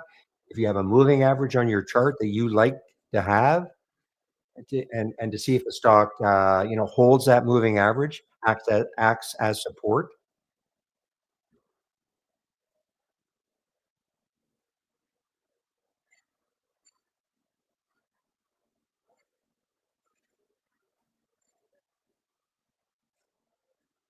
Well, when you say you don't get to receive those alerts I mean, you can have anything you see on my screen, Edric. Okay, anything you see on my screen is part of the standard service, the Birdie bundle. Okay, so when you say you don't get those alerts, I mean, you can have anything you see on my screen. You can have. You just have to go to my homepage, and go to the scan section, and there they are. Doesn't mean everything you see in here you just take though.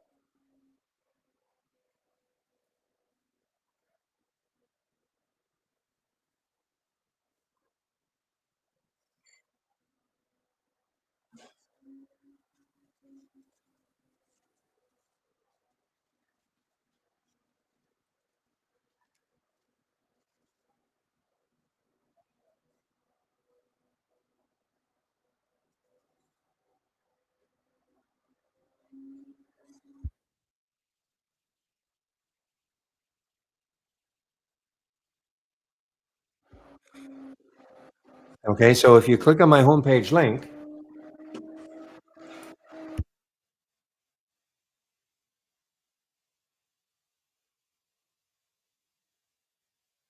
okay, so if you click on my homepage link,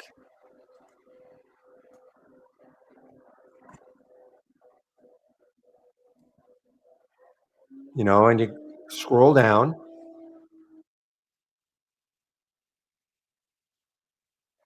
to my scan section, and here are the ones that I'm sharing. So pre-market actives up and down. This is the race over here. This is the change in 5 minutes right here, and here's the momentum.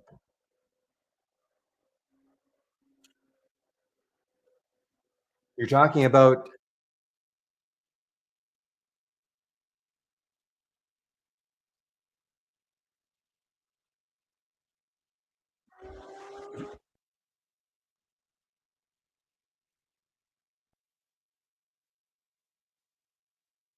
Yeah, so if you're talking about this right here, this is the gap continuation or reversal scan. It's just on my other monitor, that's all, but you can have it.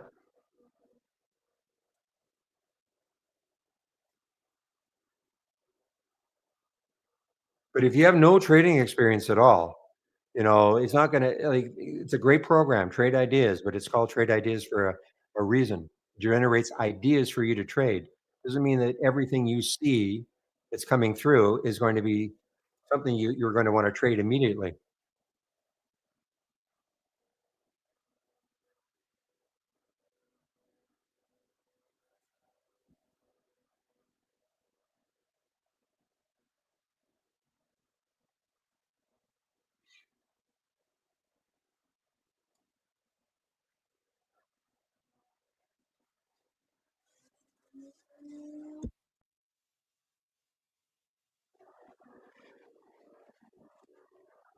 Probably not, L. Benson, asking, is there going to be a better one than 22%?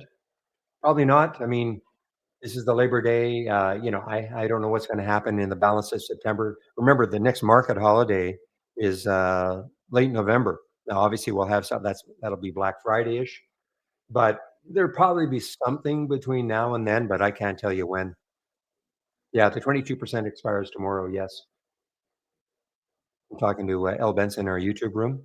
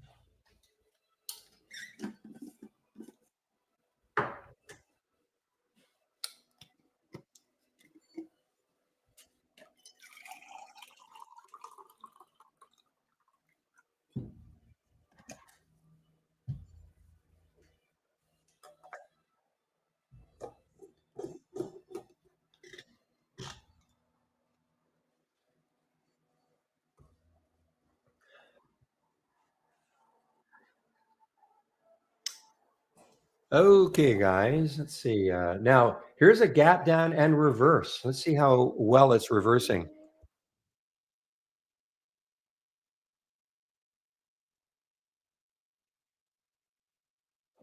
Okay, so here's a Z zone. This is some kind of a financing they've done for zone, and obviously it's got a ton of room. The high of Friday was way up here at $8 almost. Again, when I say that, I'm not saying it's going to get there.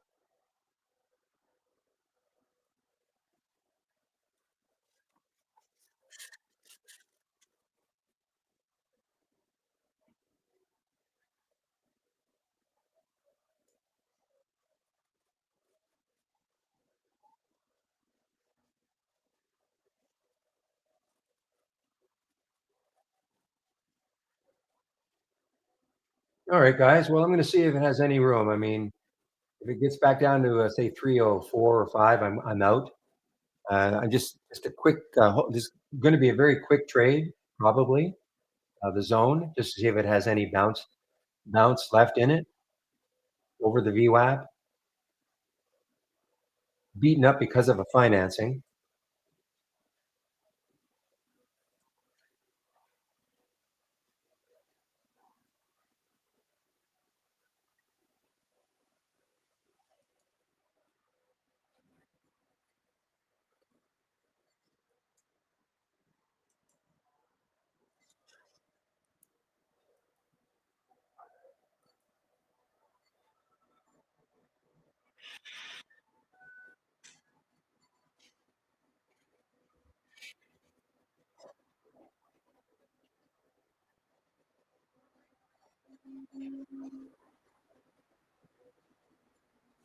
Okay, guys, I've taken some off, okay, because it is a financing, so I've taken some off of the zone just because the news is still out there that it's a financing. So this was probably always going to be a very quick trade for me.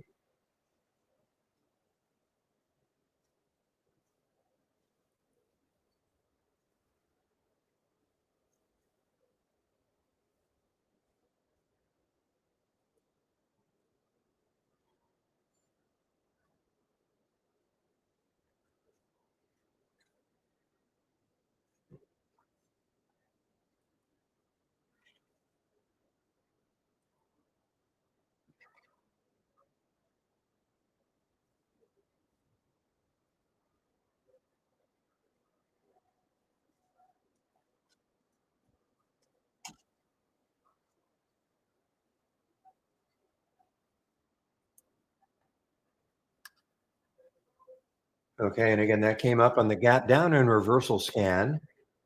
The alert was at 3:01. This is again the don't repeat version. Okay.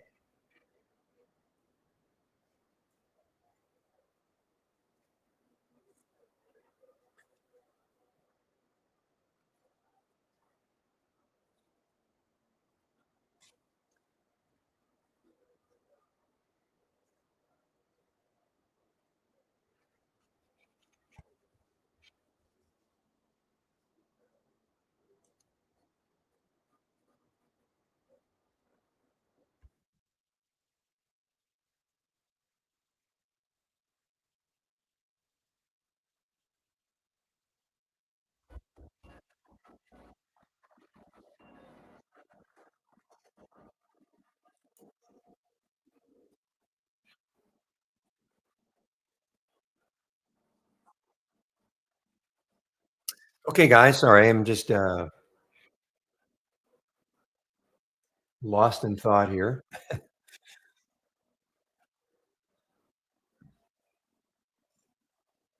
Oh, now you see we've got 9 stocks here. You'll have eventually there will be a 10th, and then you see how this can give you great focus on just a handful of stocks all day long.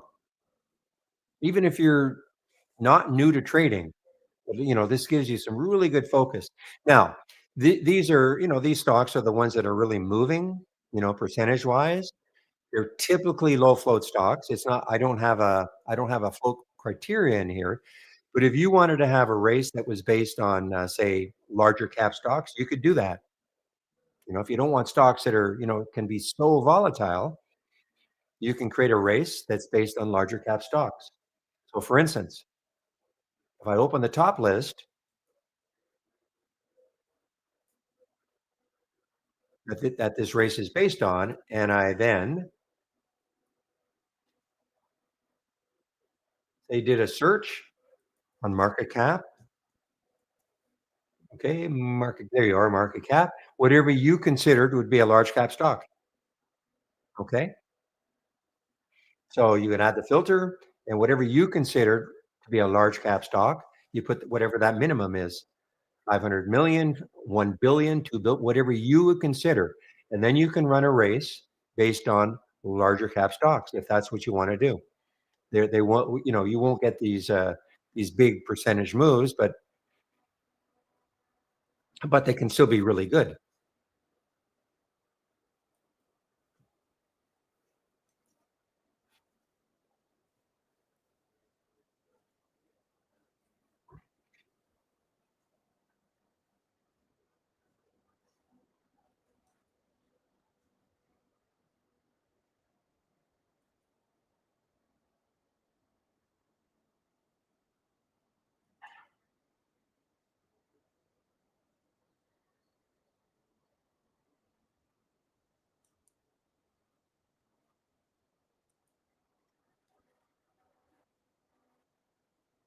Ooh, here's no. I thought I had more room. IDYA is a gap up and reversal play. Okay, and you can see the room it's got at now 24, but the spread is not great. 66, 83, 24. Yeah, it's not great. So I'm just going to forget about it.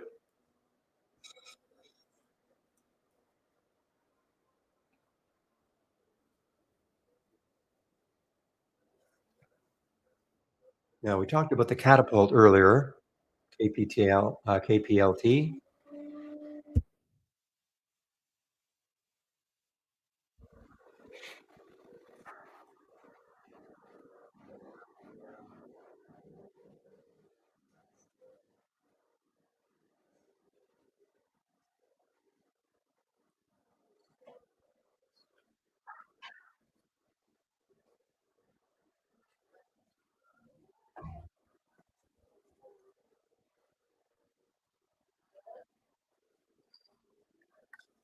May is saying NBY is another one that has this special dividend.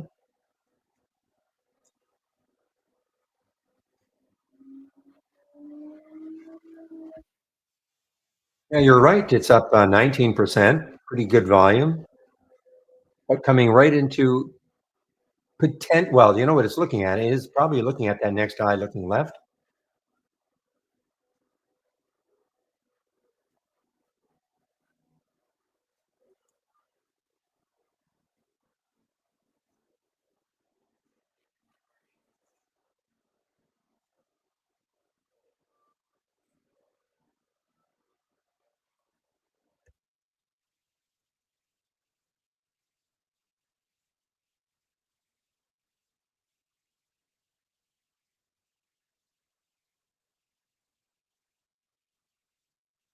I mentioned because that this triple U is also one of these dividend plays, I guess. Not I guess, that's what it said anyway.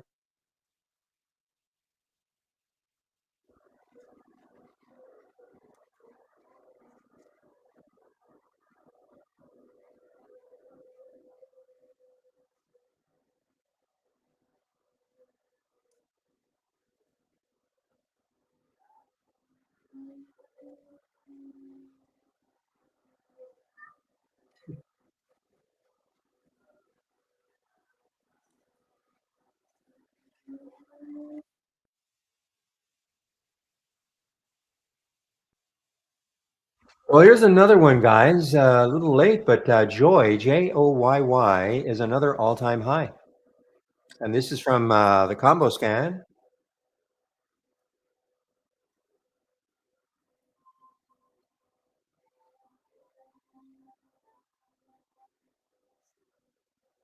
It just showed up at 11:01.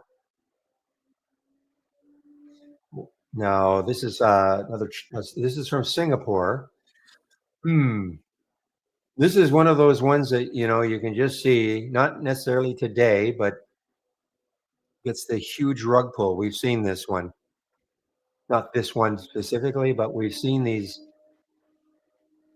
Now, we don't have float information for this.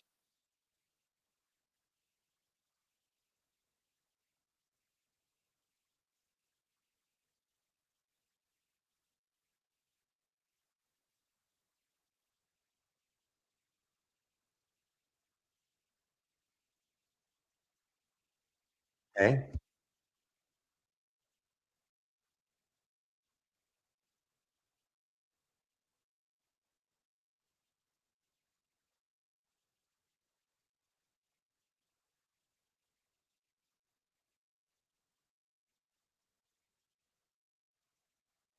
So in this one, this is not a low float stock. Okay. It's a high market cap anyway. It's outside the, so dilution tracker doesn't have it either.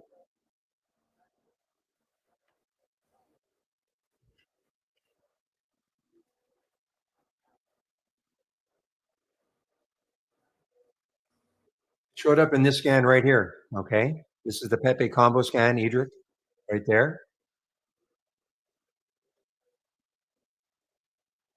Not too many alerts over the course of the day and this scan.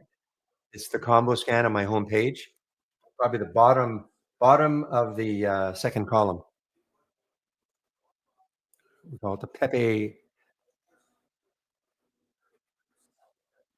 combo scan.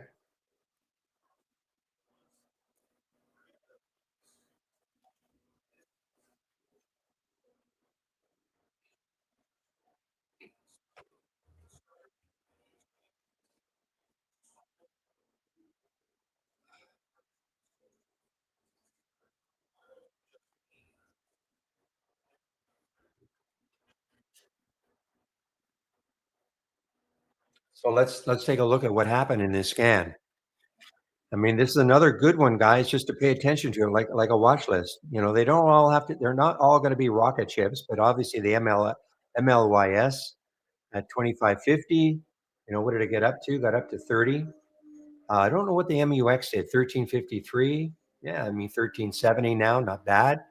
CYTK 4809. You know, a little bit of a move.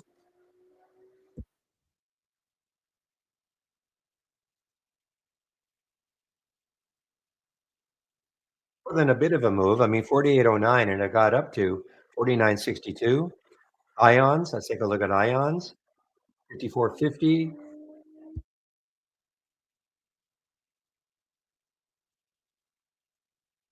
So actually, all of them. I mean, you know, obviously the SOGP got over 20, and now this one.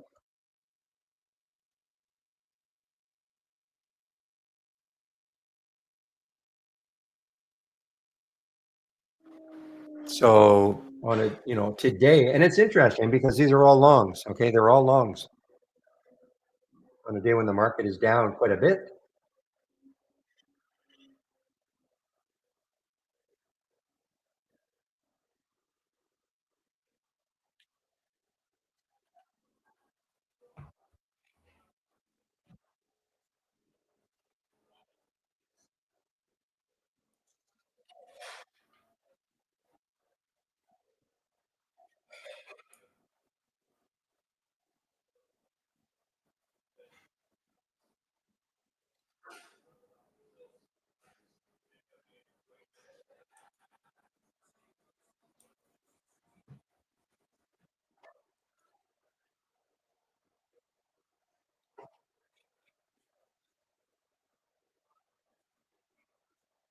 All right, guys, 11:06. So in about an hour, a little less than an hour, I'll be taking a break. Chris Farley will be in our YouTube room today. You can ask him about the beta. He'll have an idea if the beta is going to be released today or tomorrow or sometime this week.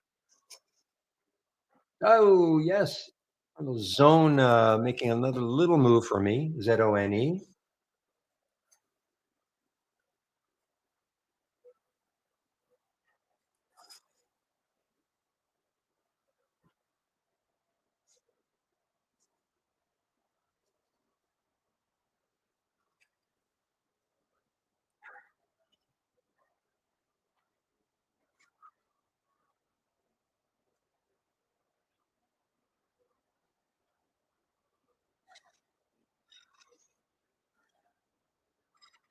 Again, guys, you know, original alert for zone 301 and hit 339.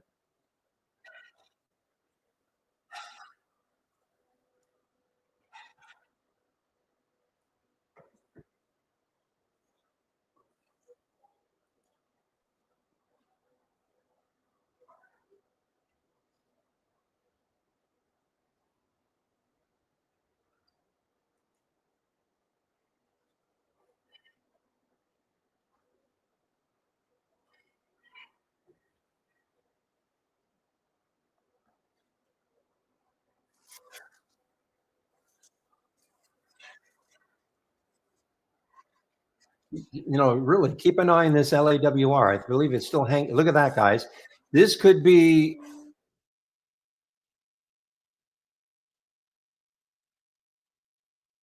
Just give me a moment. This could be one of those ones later in the day. Look how well it's holding the VWAP. Okay, this LAWR low float. Well, it's not crazy low, but it's you know, only 15 million. Traded 26 million. 98 times normal right now up to this time of day. Let me refresh my memory as to where it could go. Yeah, this is the IPO, I guess, from a couple of days ago, or sorry, last month, 2 months ago. Okay, so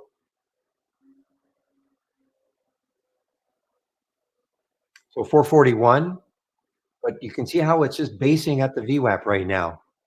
And so if volume comes in later on in the day and pops it through those highs, it could have a run. So all I'm going to do is put a price alert around the 350 mark and see if it happens later on. You can see the big initial flurry and then resting.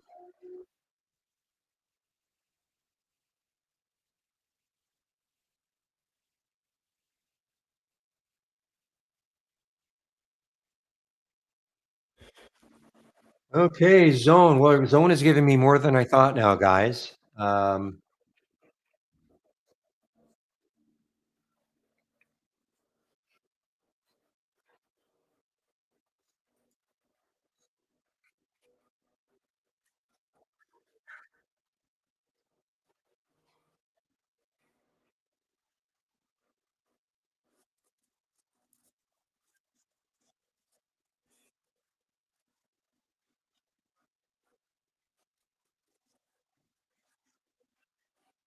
Let's see if we can crack 350. That, for me, the stocks under the 50-cent level for stocks under under five can be a bit of a barrier. Let's see if it can take that out. Try to push it.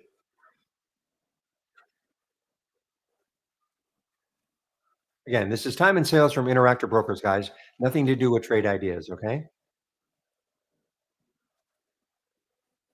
This meaning this blue screen you see here.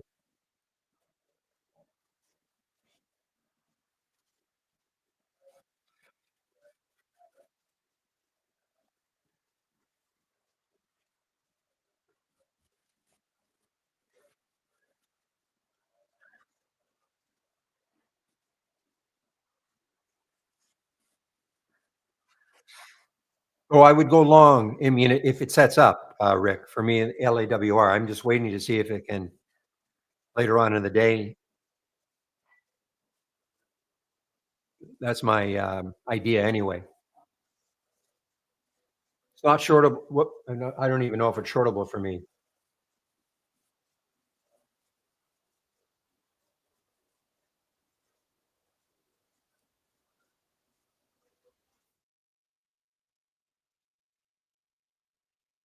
That's not shortable for me anyway at Interactive Brokers. So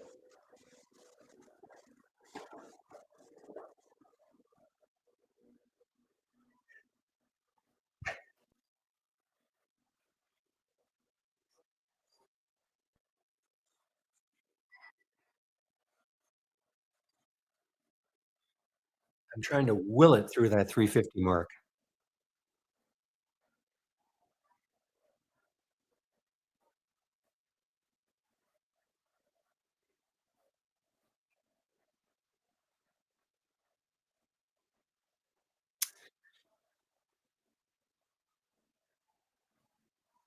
I'm talking about the zone.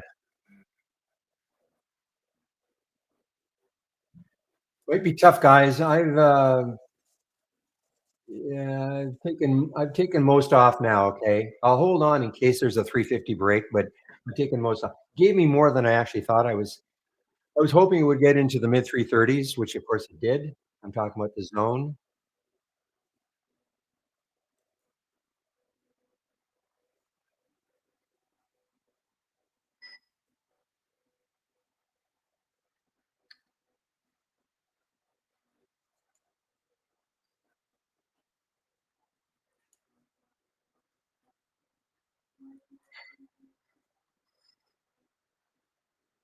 So just the two trades today, guys, the MLYS and this zone.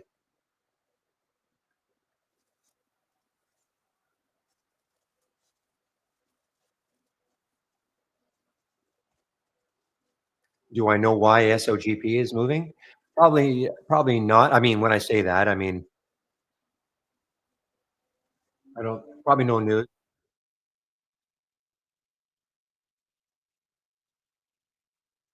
Yeah, there's no news. No news that I can see anyway.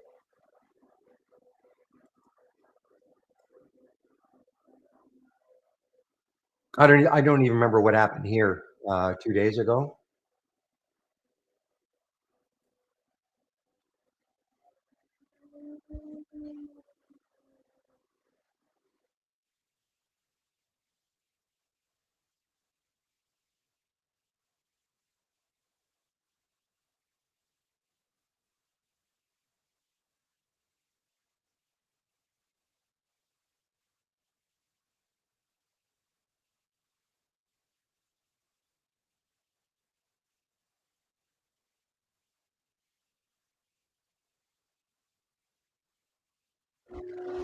That's all it is, just a trading vehicle.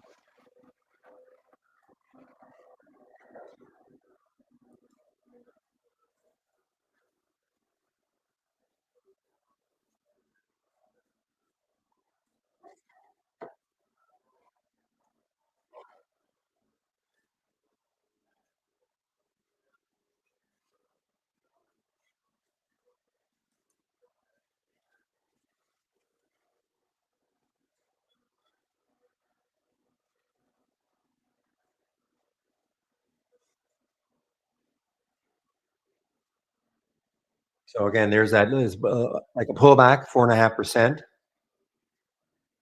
Remember that what these negative numbers mean, okay? This is the change in 5 minutes. It could be up or it could be down.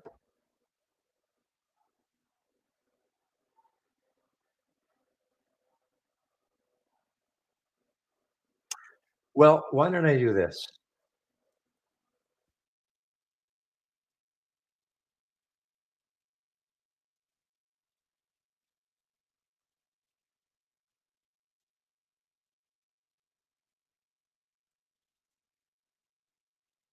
If I want this zone to break that 350, I still have some left.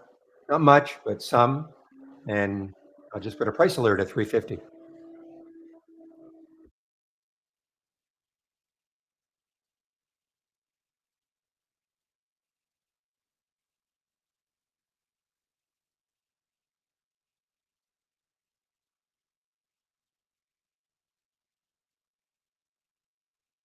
You are right about Bitcoin, William. Yeah, it's had a good bounce, $2,100, under 11,000 now, approximately.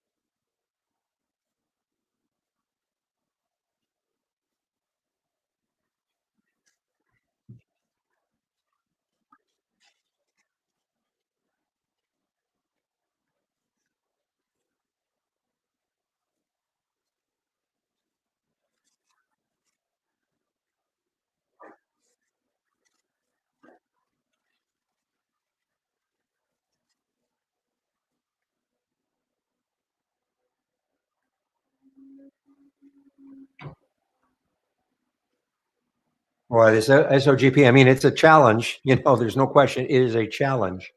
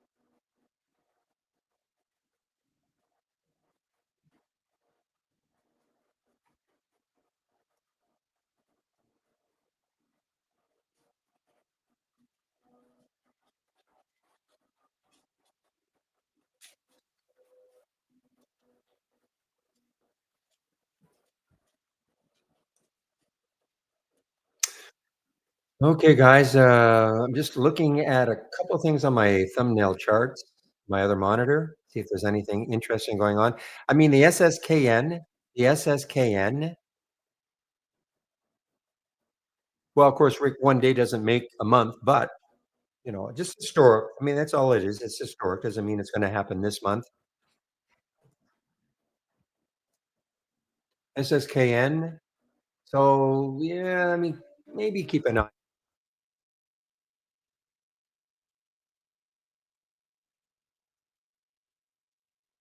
I mean, it's trying to hold the.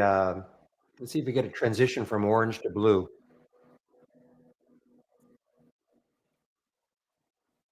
Yeah, the spy is. Spy's not happy right now. I mean, there's the low of the day. I will put a price alert down there. So we were given. So we were given, one. Okay, one, two, three, four, five, six. Half an hour of a bounce, and then kind of doing nothing.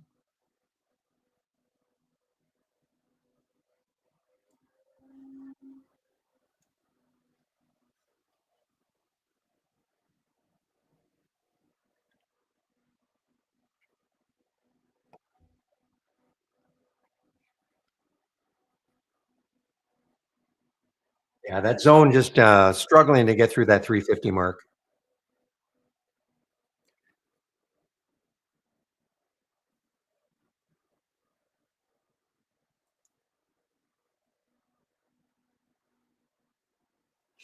Yeah, HWH continues even after I know it pulled back a bit after I think a couple of halts.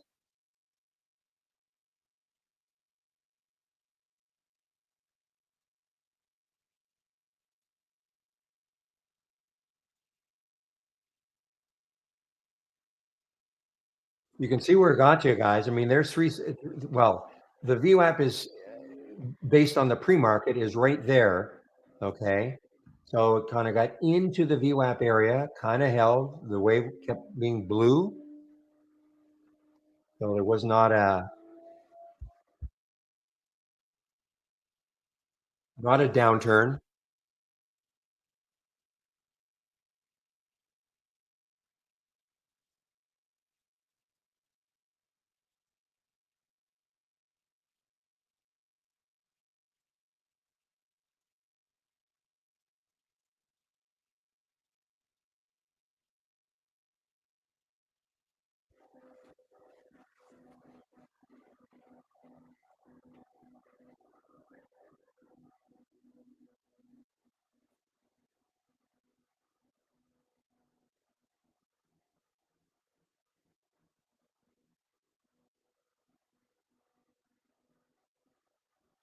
Yeah, I mean, if you don't mind taking, I just don't like to do it, taking stocks right off the bat. But I mean, these are all the ones that triggered right at 9:30, and including, of course,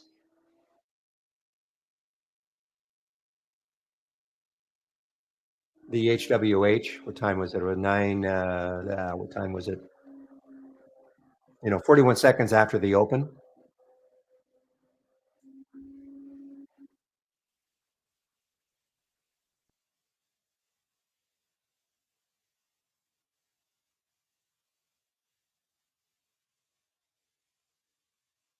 All right. Well, we've got a little peek through the 350 mark now for zone.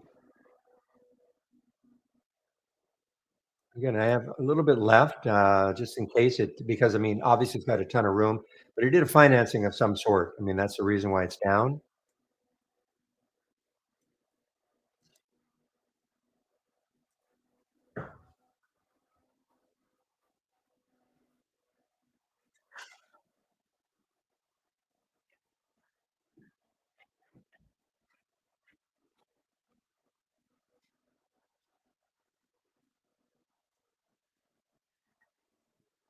True enough, Dwayne. But but we had other ones that looked somewhat similar. Look at the SSKN. I mentioned that one.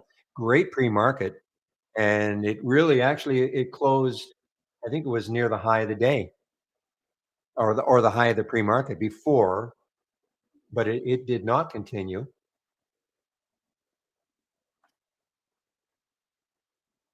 But that's why we do the pre-market work, because trying to identify the stocks that could. Obviously, the HWH sensational. This zone. Okay, now here we go for the LAWR. Just give me a moment here.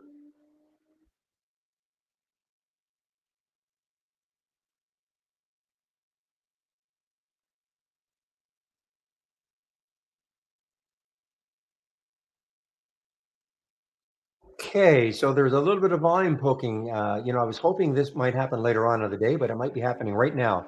LAWR, a little bit of volume came in.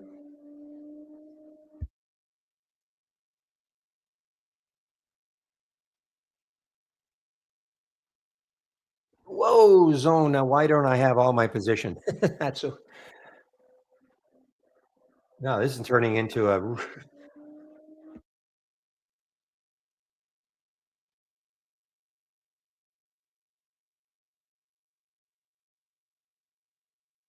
I don't know if you're reading too much into it, Jeanette. You probably have the repeating version, though, don't you? I only have the don't repeat.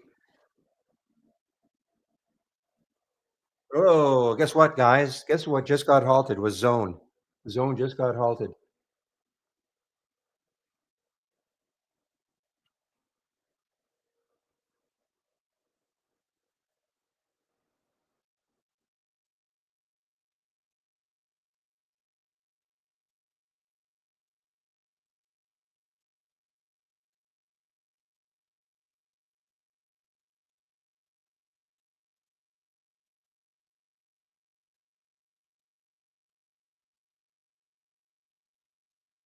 Well, let's see where it could open. No big clue right now. 374. This is an Amex stock, so that sometimes you just don't see like you see the Nasdaq stocks. Sometimes you see a bit more of a clue where it could open. But anyway, here's the zone halted. 374, 374 over here. So no big clue as to where it may open.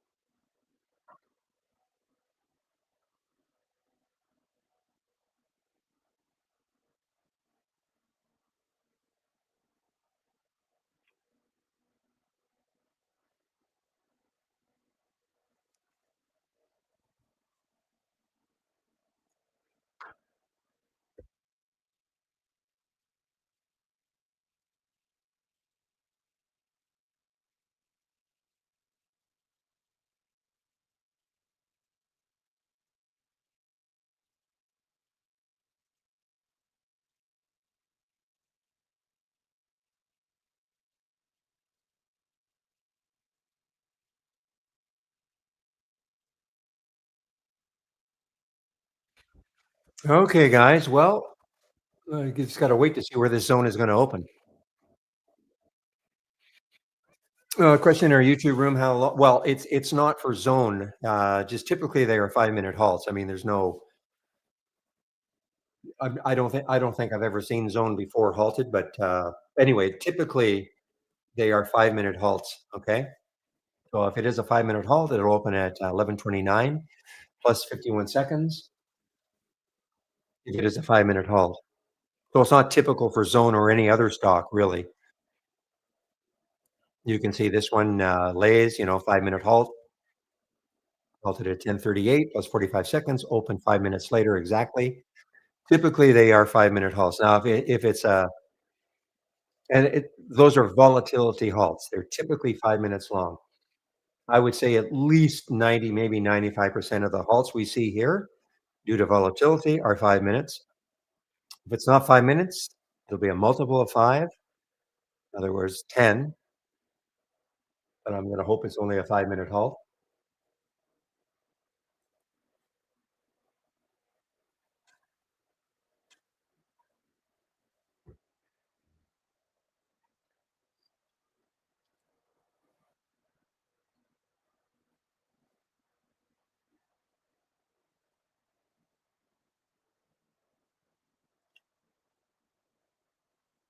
Of course, they've got a ton of room. Nobody's saying it's going to get back up to 780, but because I'm not. Pre-market high was 8 approximately, but then some kind of financing knocked the stuffing out of it. $250 million non-public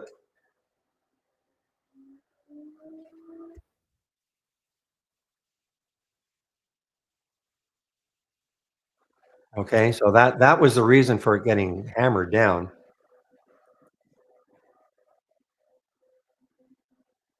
Here's one, guys. Saw this one in the pre-market, SMTK.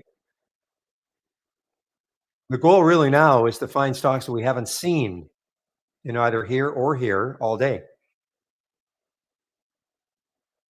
because they could be starting out. Now the SMTK probably started out from under a dollar. That's why I wouldn't see it.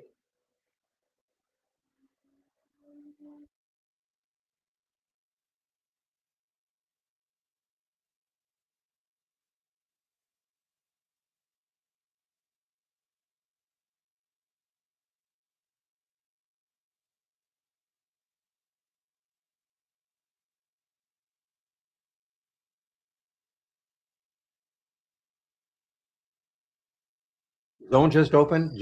Just opened.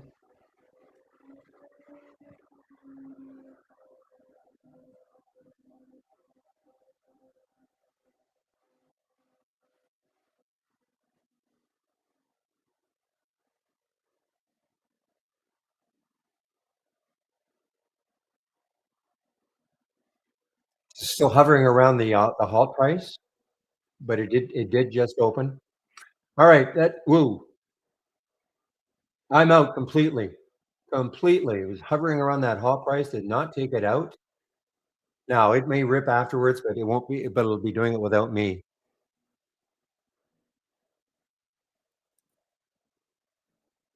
You can see what it was doing, was just hovering around that halt price.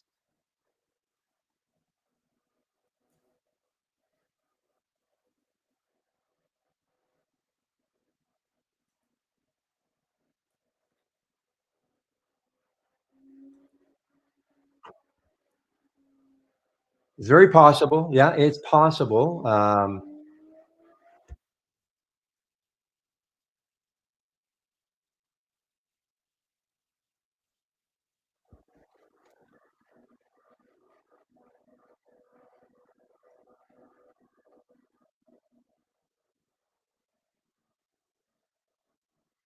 Okay, SMTK, SMTK.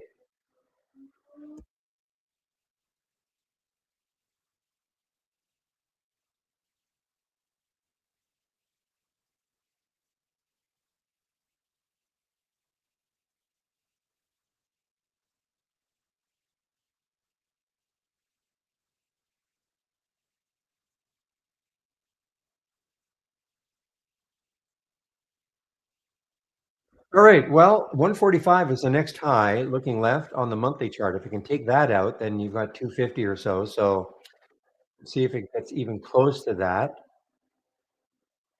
Yeah, 145. I'll put a price alert on that area, see if it can take that out. Maybe not today.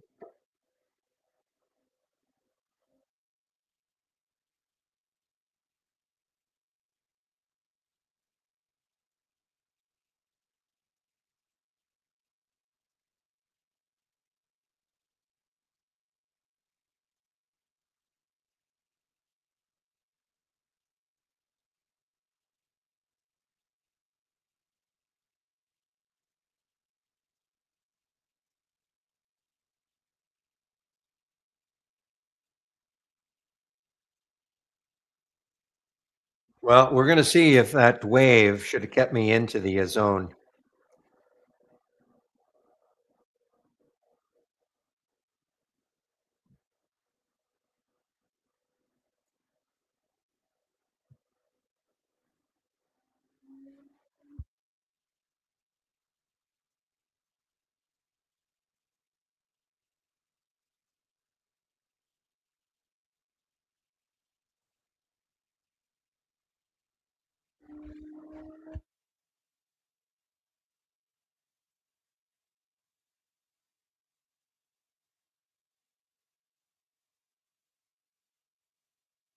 You know what? Maybe keep an eye on the nuke, NUKK. NUKK, it's holding 6 right now. I'm sure it won a race. Did it did not win a race? Okay. NUKK.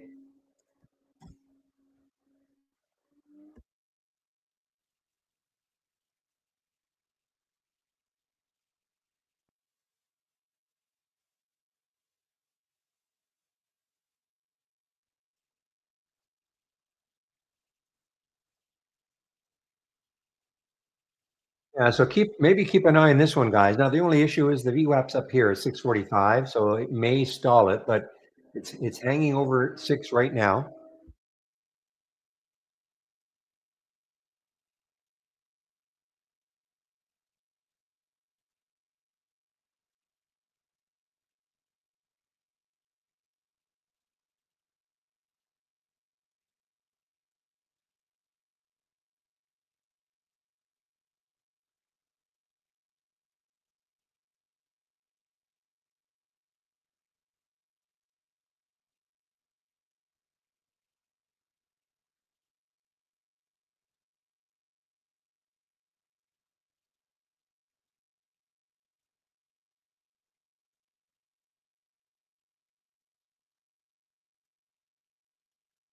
Well, if you hung on to the zone like I didn't, it looks. Let's see if I can take out 4, but I'm not in it. I'm not in it anymore.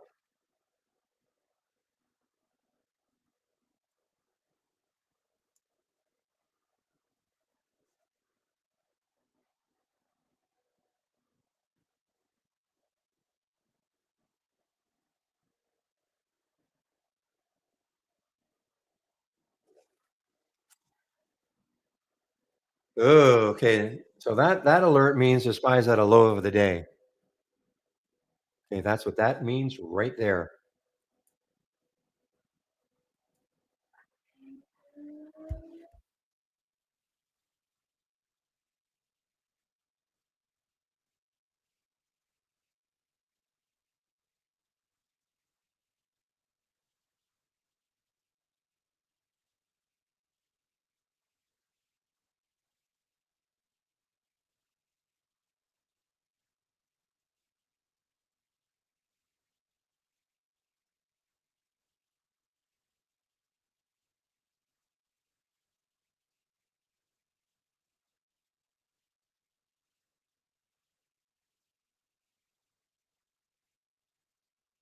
No, I did not take this one, this Joy, okay? I did not take this. The spread was a little wonky, but right now it's not bad. 57.85, 57.97. And the alert of 57.46 from the Pepe combo scan.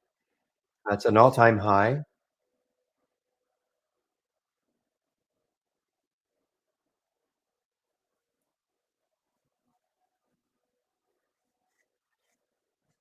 I didn't take this one either. The LAWR, it pulled, shoot. I knew I should have taken it.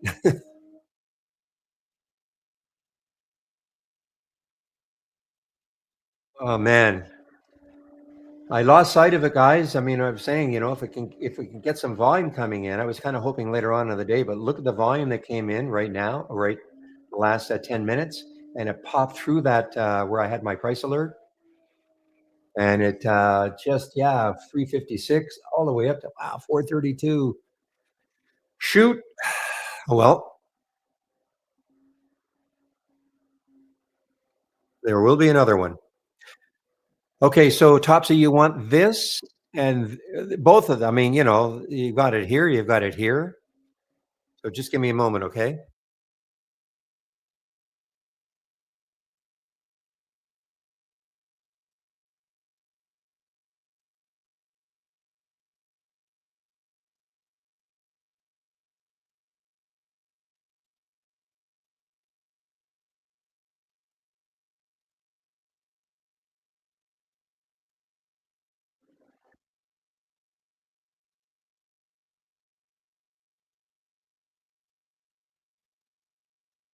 Okay, so if you click on my homepage link, go down until you see the custom scans.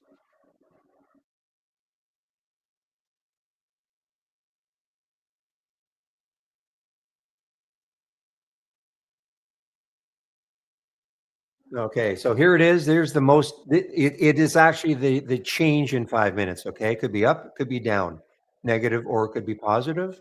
Okay, and here's the race. The race is right here.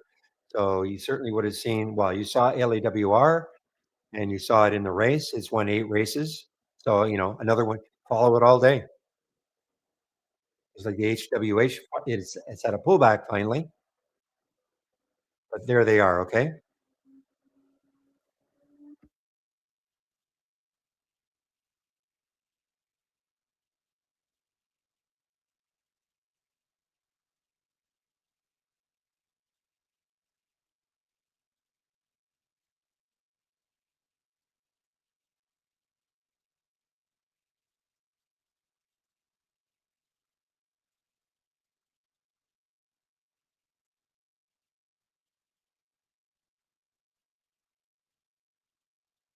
And where could I can't remember where this could go. I think this had a ton of room. Oh, that's right. This was the IPO. I keep forgetting. So, I mean, look at that, 442 a couple of months ago, IPO'd.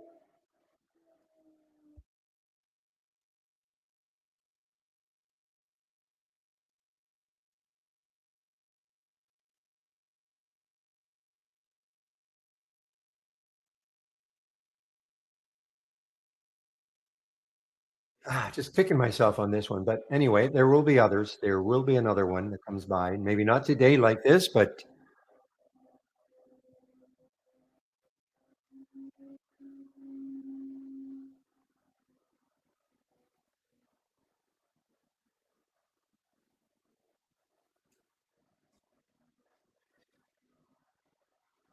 you can see how this top 10 list is built. So, all day long, keep an eye on the HWH and the LAWR.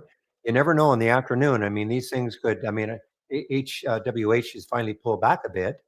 Maybe it's pulling back into I mean, it's well above the VWAP. But what if the VWAP were up here? You could be watching it as a VWAP bounce, perhaps, if you didn't take it at the beginning. Let's see, what happens. The rest of them have only won one race, most of them. So you've got the HWH at 9, LAWR at 8, and SOGP at 6. I hope it's you. Is the screen gone for everybody too?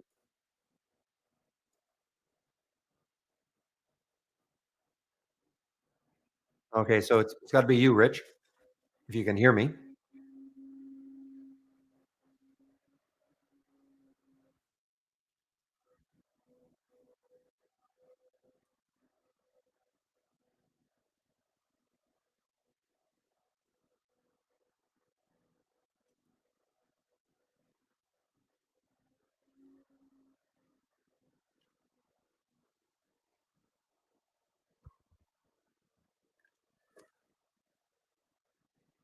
Interesting, William, on the German market versus the rest of Europe.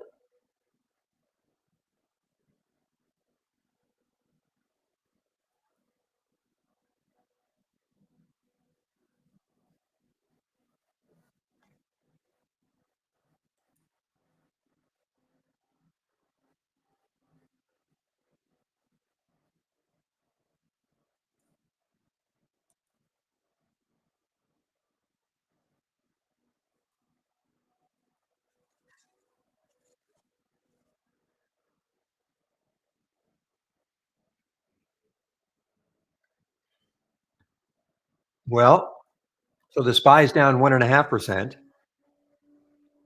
So in between the two and the one for Germany, whatever that means.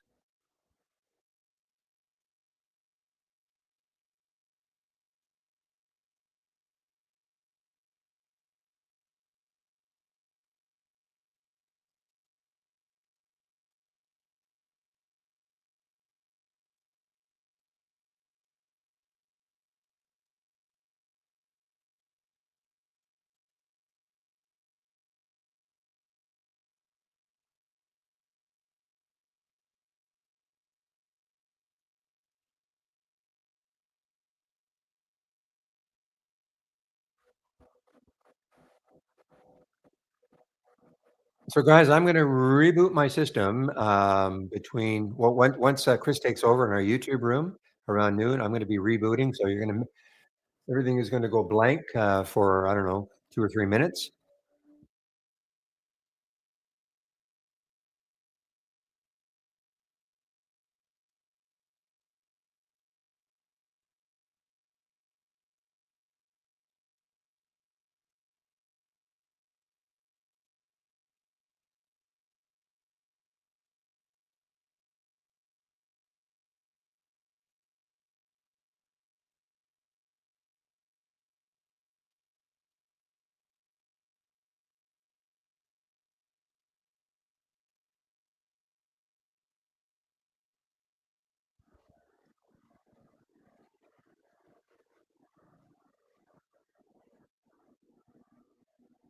Yeah, I did not take this SMTK. Oh, nice move.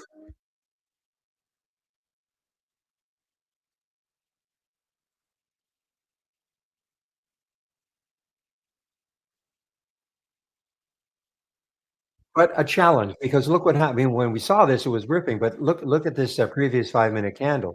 It was from 127 all the way back down to basically a dollar. That would have probably knocked most out.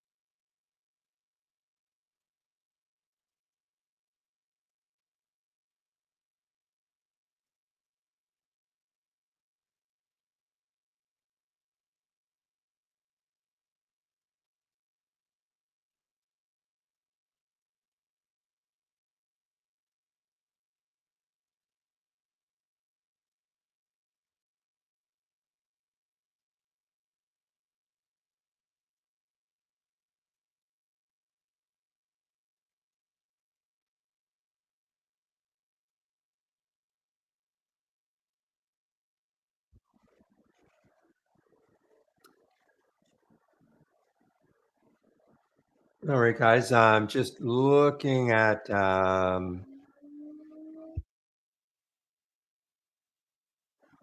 so the LAWR pulled back a little bit.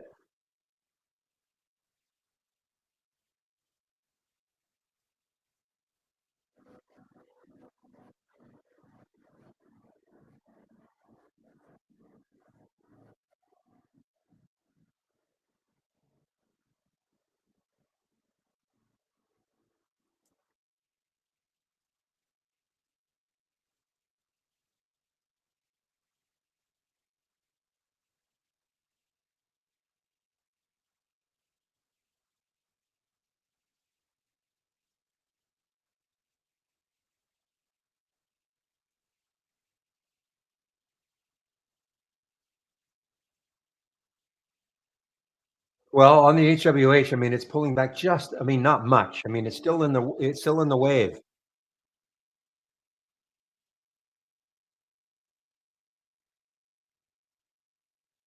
And it still has room. I mean, I'm not saying it's going to get there, but it still has room on that monthly chart to 1120. So it's pulled back not much. Not, I mean, it's gone from, well, 738 down to 646, but if you're following the wave, it's still there. It hasn't not turned orange at any point during the day.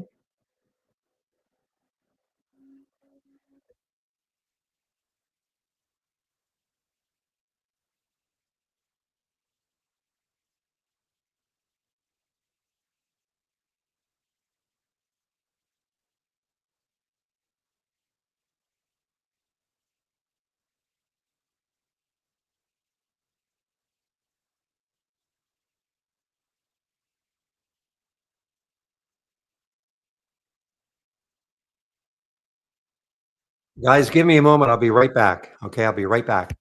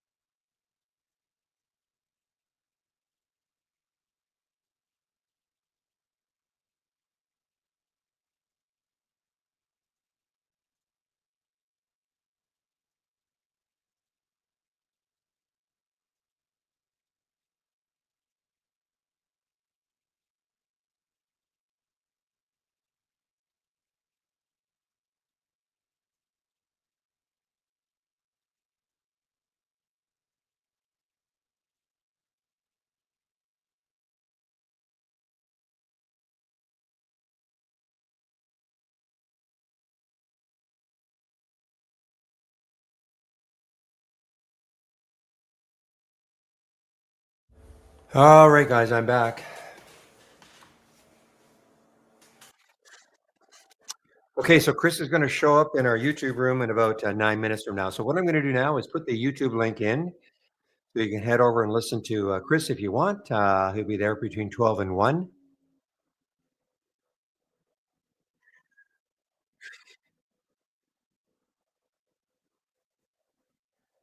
So this is the link for YouTube.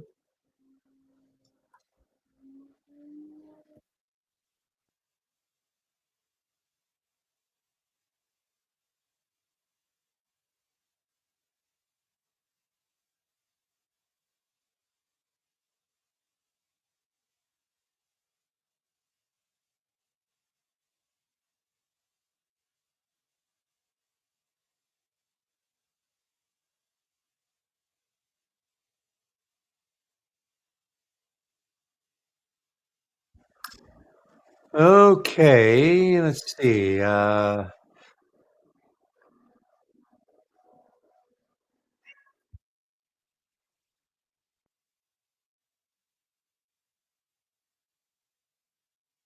I mean, really, keep an eye on this LAWR. You can see what it did. It got right to that high, 441. It got to what, 438. Takes out that high.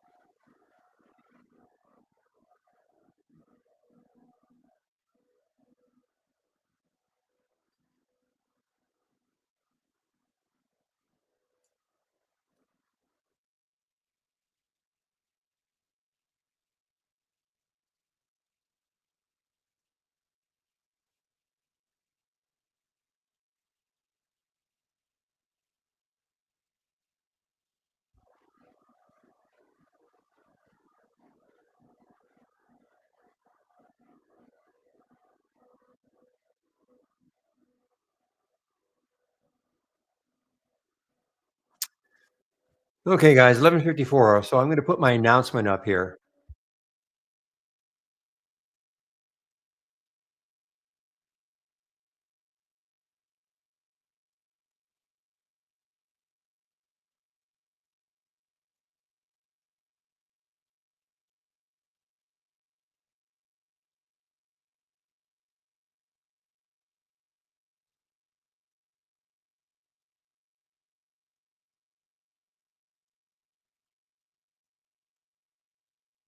All right, guys, wow, look at this. I mean, this LAWR, I mean, it's popping around that 4 level. A lot of volume came in.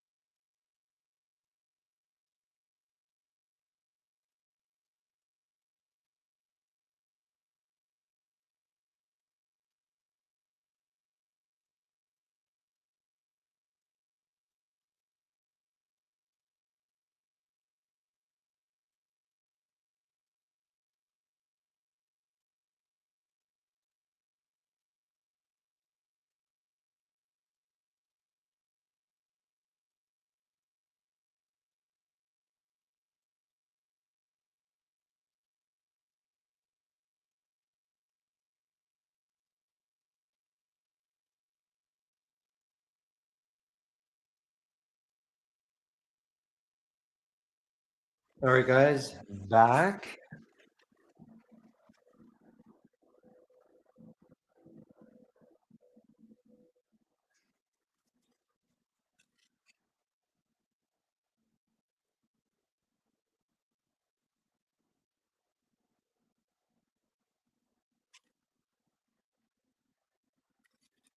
Well, there's your answer a little bit on the HWH. I mean, it is still pretty strong. It has not taken out the. It's still a blue wave up. Blue wave up.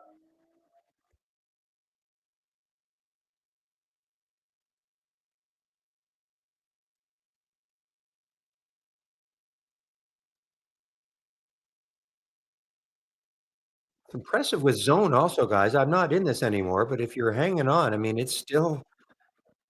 I would have thought it would, with the market probably doing this, I would have thought it would probably drop. With the finance, it dropped because of financing.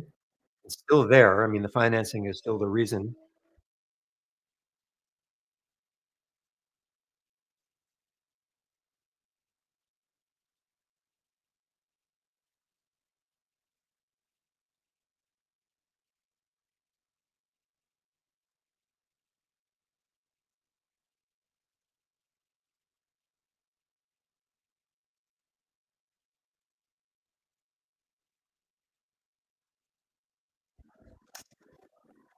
All right, guys. Sorry, 11:58. So I'm just waiting for Chris to show up. Okay.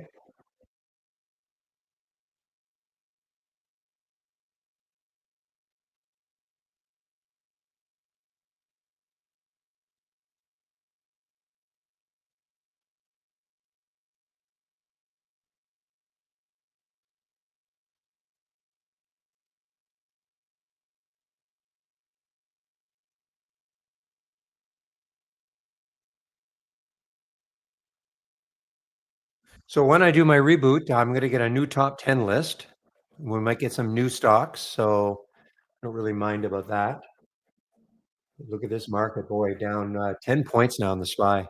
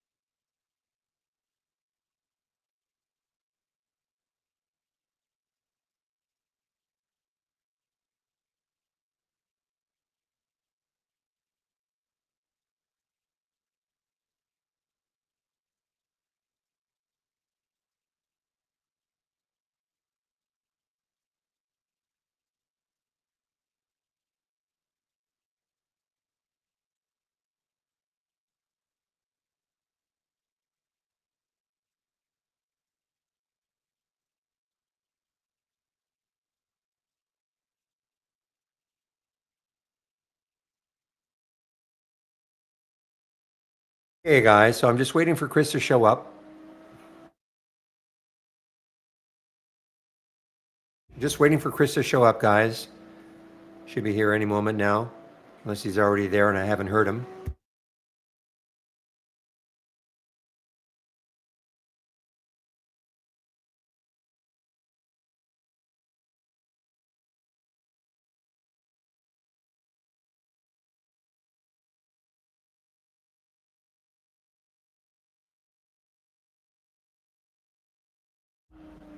Christopher, I think you're in the room, right?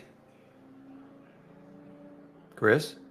Yes, I am. Okay, I actually have to leave immediately. So unfortunately, I can't really have a chit chat with you. So, No problem. okay. So I'll see you in a little bit. have fun. All right, everybody. Make the swap here with the screen on Baird.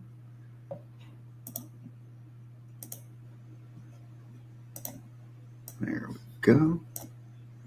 Looking good, looking good. All right.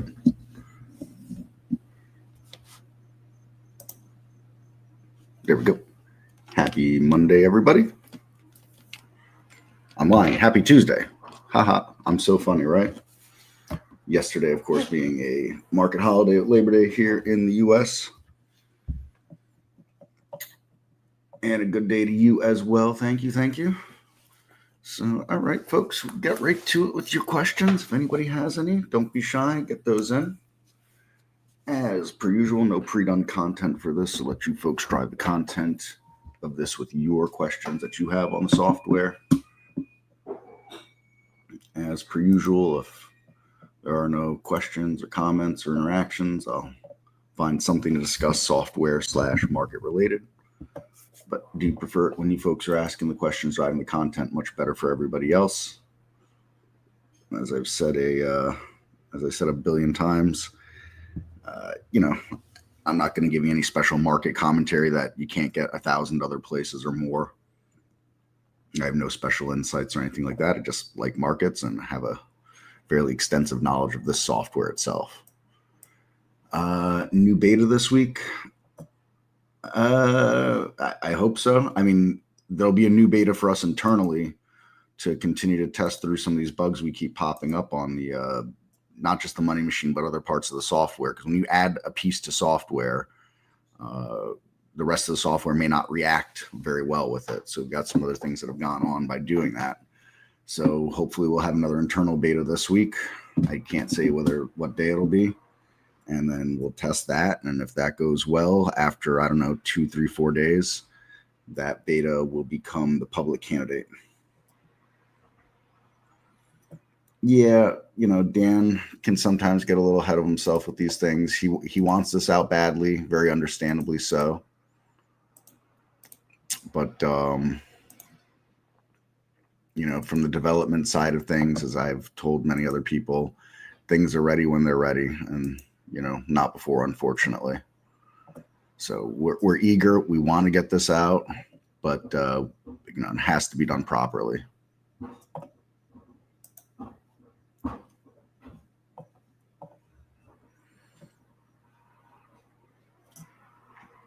So the chain of order will be we get an internal beta, we'll test that, and then that'll become the public beta candidate should all that testing go well.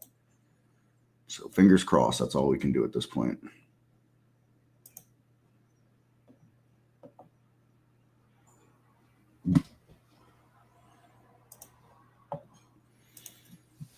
So don't be shy, folks. If you got software questions, please put those in here for me.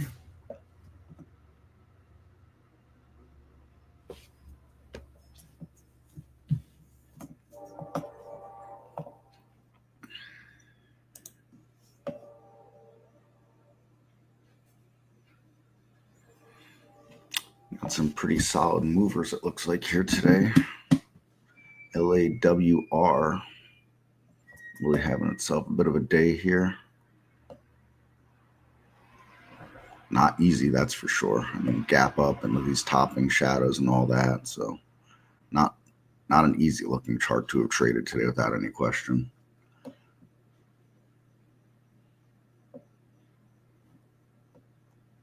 Yeah, we've had the compare count windows for a very long time, but it was, kind of a last minute decision to put compare count windows with some kind of function to the money machine in it as well. So, look, everybody wants the money machine to be this feature where essentially you don't have to do much outside of pressing play on it to make money. And, the reality of that is it's just not something that's likely to happen anytime soon. But as close as we can get to it, that's what we're looking for here. The big thing is that there's no strategy that you could press play on every day and it's going to work every day. There's no up strategy that's going to work on, most down days and vice versa like that. So, the idea is to also protect people from themselves with the market pulse where, look, if you should not be going long today, it's not going to go long on purpose outside of an override. Today is not a day to be going long. It's not like it's some massive sell-off, epic market event or anything like that. It's very strange to me. It's like people have truly been conditioned that every time there's a down day, it's like the market's crashing. Well, I haven't been a trader all that long. My God. I want to close some windows here. because I just cannot use this software anymore when I stream. Everything is great right up until I stream. The second I start streaming, my computer comes to a screeching halt.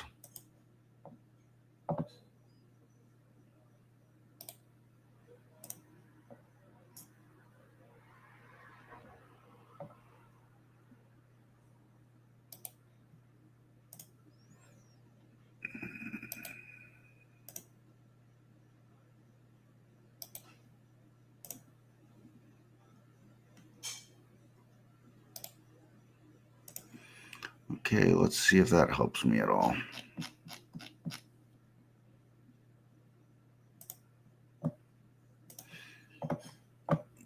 So, while I'll hope for some questions to come in, but if nobody's going to ask questions, I guess we'll just talk market and whatever else for now.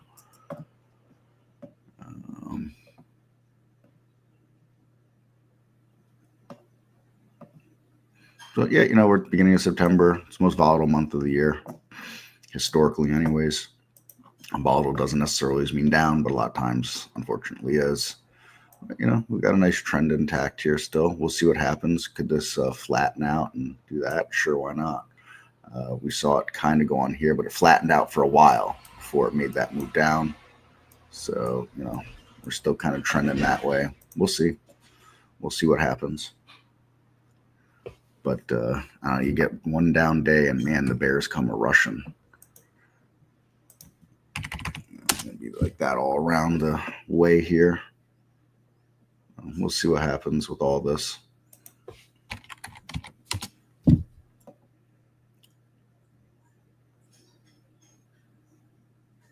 Diamonds look the best of the group still.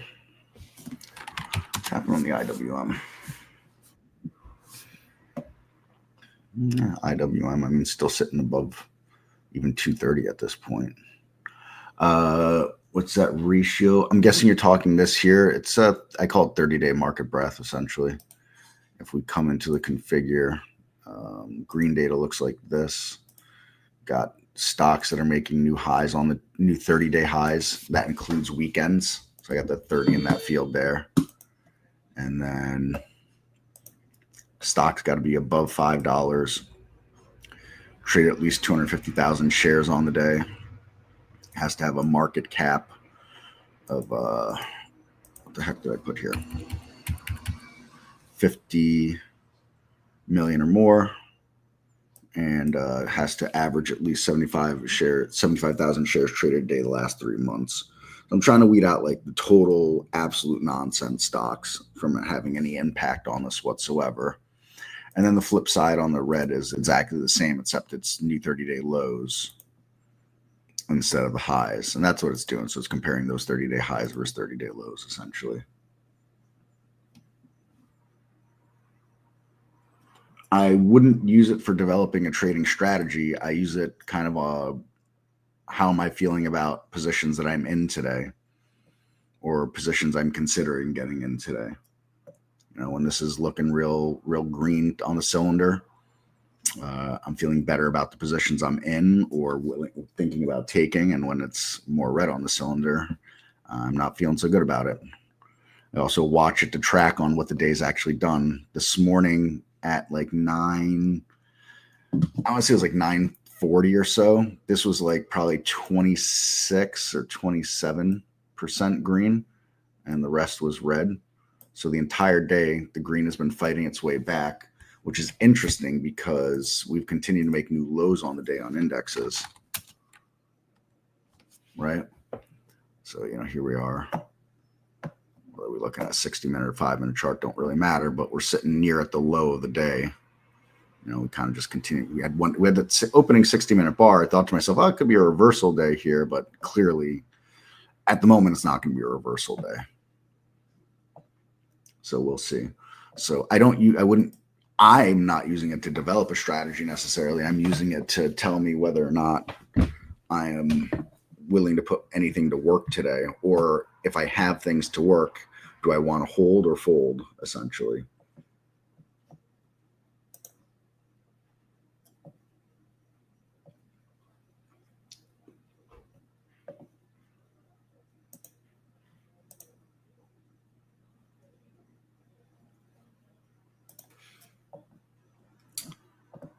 So, and other ways you could slice and dice this window. I mean, in theory, you could use any alert with this window, but I've never really seen anyone use it for anything but new highs and new lows, to be honest.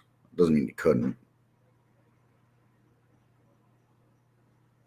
That has used it for a strategy? No, I don't. I mean, but users in general, users aren't telling us what they're doing with the software. People ask about how does something function or how do I create this kind of scan and things like that. But I've never had anyone come to me and say, hey, I'm using the compare count window for this strategy. Generally, I've found, in back and forth and maybe a platform like this, that people use it as a complement to their strategy, which is more or less what I'm doing.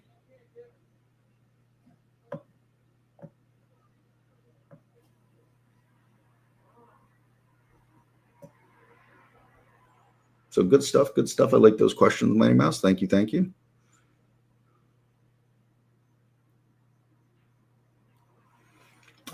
Jamie used it as the same thing, market pulse in a different way for the day itself. I'm looking at kind of more long term than he was. So I actually have the Jamie windows. Bring them over real quick. I guess I can hide, put them over the top of this thing. So he was doing it, intraday like this. And so these were, stocks that were below 2 billion, 2 to 4 billion, 4+ billion, 5.4 billion and higher. So that's what Jamie used to do with these, or uses them for. And so he could get a reading on, is it the small caps that are moving around today? Is it the large caps? Is it both? What side are they moving to? And all those kinds of things like that. So each one of these are looking at stocks with new highs on the day versus the new lows on the day. And then there you have some market cap stuff in there. And I think distance from inside market too, to get rid of bad prints. We'll look at this one here because they're all going to be the same except the market cap. Yeah, so he's got that distance from inside market. We put an EPS filter in here to weed out the ETFs. And then you can see market cap here. And he's got a 1 minute volume of 300%. So stock's got to be doing 3 times what it's normally doing on the 1 minute volume. So he wants to see the stuff that's, try to find the stuff that's really moving and has potential for actually moving the market at those market caps is the idea behind it. And like I said, the red side will be exactly the same, only he's using the new low here, but the EPS remains the same. The market cap remains the same. The EPS is just a hack to get rid of ETFs, and the distance from inside market is to stop any bad prints. Not necessarily bad prints. I shouldn't say that. They're, you get, especially stocks that are moving real fast, you can get, outside market prints for whatever reason. So if, let's say a stock is, it's doing crazy volume. It's up, 50% today. It's, a $10 stock and it's just cruising along with insane volume. And, just let's say it had a 1 cent spread. So it's, not $10 and 10.01 are the bid and ask. You might see something shoot up above it like 10.10, 10.15, 10.20 as a print. It's a real print. It's legitimate. It's just that, you're not ever getting that trade. You're not getting that fill like that. So to make sure those don't come through and impact these compare count windows, Jamie added that.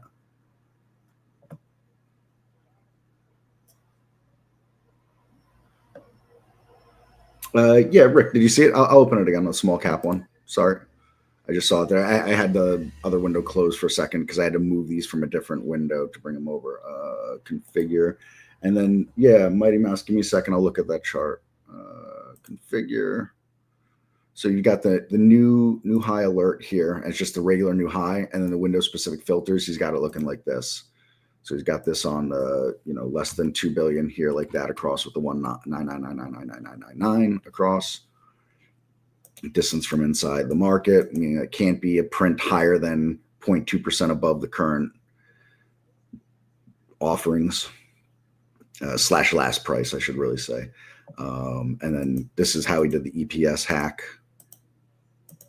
And then the 1 minute volume there for you. And then The red side is exactly the same. Again, I'll open it up real quick for you there. Again, get the new low instead of the new high. And then again, those filters look exactly the same. The filters are a mirror, just the highs versus lows with it's looking at the same kinds of possible stocks. That would be what we was doing there. And then the only difference across the board on all the other ones is this market cap number. All the rest is exactly the same across the board for those. And then let's see, you asked about Mighty Mouse BMNR.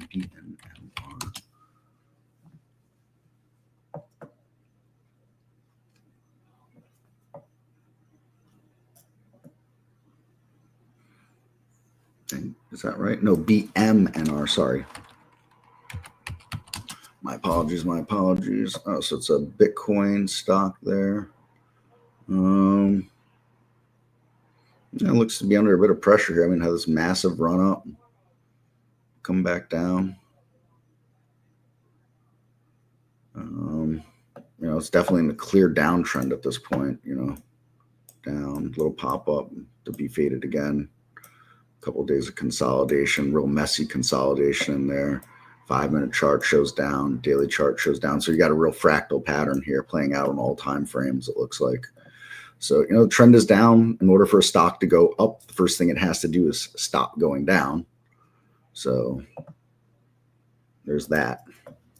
Very liquid, very, very liquid, 20 million shares traded, but, no extra action in it. That relative volume is under 1 right now. So nobody's really interested in this right now outside of whatever usual players are involved. Very good size float there, 170 million. Decent short float, really big short growth. So one of those, something I always caution, because people, stocks got a high short float, short squeeze, blah, blah, blah, blah, blah. You have to remember, when you see a high short float, that means there are a lot of people betting on the price to fail.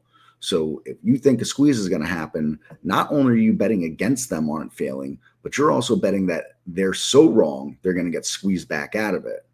And that's a pretty big bet to make against. Now, look, over the last, since that whole GameStop thing, clearly we've seen plenty of short squeezes go on, right? But, if you look at how many stocks are shorted to the tune of, let's call it arbitrarily 15% or higher of the float is shorted. I mean, how many of those do we see squeeze in a year? We're not seeing hundreds of them squeeze. That's not happening, right? So just keep that in mind.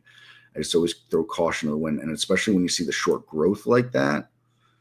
I mean, that means people are having some real conviction on shorting this thing right now. Now, look, this is clearly going to be tied to Bitcoin in some massive way. And we've all seen Bitcoin do some crazy stuff over the last 10 years, give or take, right? So, it's not like Bitcoin's going to be reporting earnings and we got to worry about that. It's all about technicals and the moods of human beings, essentially. And that's really what drives Bitcoin and what would drive this chart, I would say. So that's all I got on that. Will it go up or down? Yes, it will do both.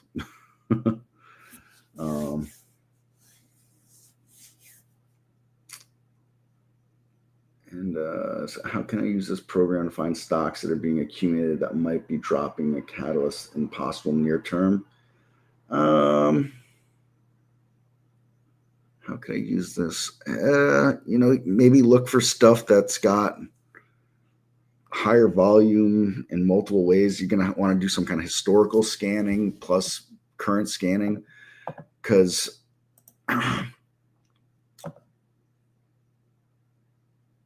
stocks that got this much, look, there's a lot of shares being traded. How many of those are trading hands and people are accumulating or not accumulating, right? And look at the volume here dropping down. So I don't assume that you have massive players that matter accumulating this volume right now. Clearly, number one, you've got more sellers than buyers at this point, right? But if you're selling, that means someone has to be buying it back somewhere. So, you may consider stocks that, something I would think about is this. Let me open up an alert window here, because I think I'd want to do this with an alert window. So the first thing I would do is maybe look at volume. And I'm just kind of spitballing here and thinking a little outside the box for this. And, you got to think about the 3 different time frames I'd be thinking about on this to start would be the 3-month, 10-day, and 5-day. I think the 5 days out because I don't think that's. I think if you're talking about trying to accumulate, you're talking about more than 5 days. Also, if you're talking about institutional accumulation, it can take big institutions many, many weeks to months to scale in and out of positions. Like institutions do not scale into, for example, when Berkshire Hathaway decided to buy a bunch of Apple, they didn't just like press the buy button one day. They scaled into that position over months. And when they got out of that position, they got out of it over months. They don't just press buy and buy 400 million shares of Apple or whatever the heck they did. I know it wasn't 400 million shares, but you know what I mean. The same thing they bought, what was it, Oxy, right? Occidental, the same thing. They're not doing things like that. So if you're talking about institutional accumulation, probably going to want to look at the average daily volume 3 months, right? And you want to stick something in there like, I don't know what we want for minimum in there, but if you're talking about institutional players, the stock's got to be, normally trading over a couple million probably on the day. So, maybe you want a ballpark to set like 3 million, for example, right? And then after I did something like that, I would start to look at stocks that, maybe they got a little kick up on the relative volume. Let's stick the relative volume at 2, right? And then what was the other thing I wanted to do with this? Okay, and if we're looking here at the average daily volume, maybe now we want to see it in that 4 million range on the day, right? And then we could run back some history on this, right? So I'm just going to put a new high for this. Add that alert. Get rid of that. Hide unused. And, I don't know if you want a price range on this, but just for fun, I'm going to throw a $10 minimum on it. And we could take something like this here. And then, how did I get a new low? Did I click new low? I could have sworn I clicked new high. Clearly I didn't. Okay. And then, run back the history here. So, we can go time frame and, run it back as far as we can here. It's probably sometime in July. Oh no, we can get back into June. Oh, June 4th. Holy cow. And,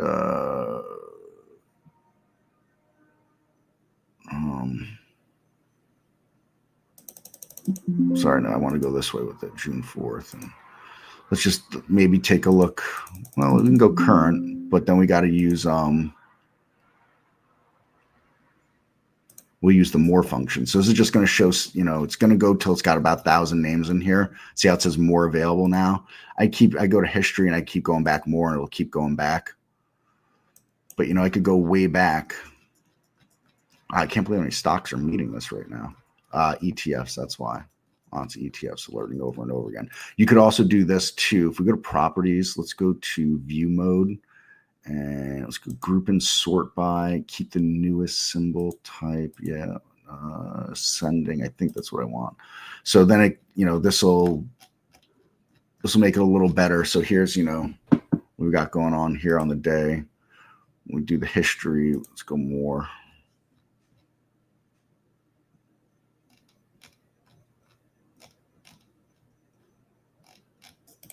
So it's going to go day by day. So you'll have to go day by day like that, but at least it gets rid of all the duplicates you got to go through and start going through the stocks and looking at, what looks like it may have some institutional love coming into it essentially. So that's my kind of outside the box way of thinking about doing something like that. Kind of funny. No surprise me that Baba's here. If anybody's keeping score at home, I do believe the overall Chinese markets are looking pretty solid, right? FXI, sorry, off on a tangent now. Yeah, FXI looking pretty good here, all things considered.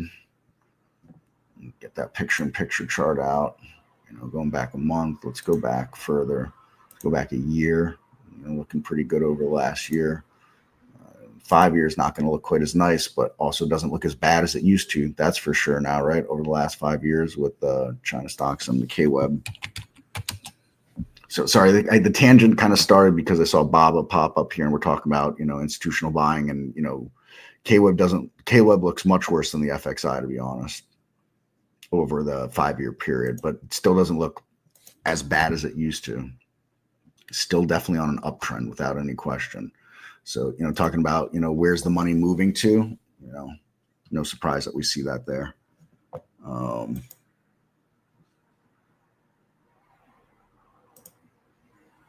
Sorry. All right. So that would be my kind of thought there as far as that goes. Hopefully that kind of helps you a little bit there, Mighty Mouse. Then, are the programmers using AI?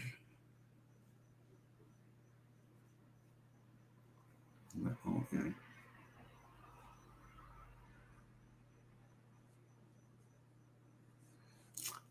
What is taking so long?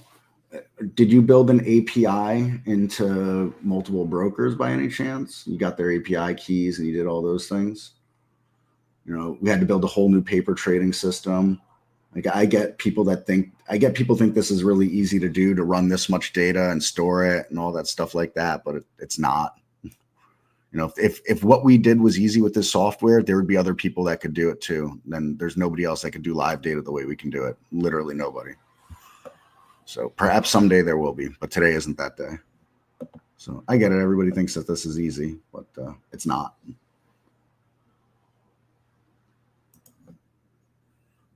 Move these back to their home.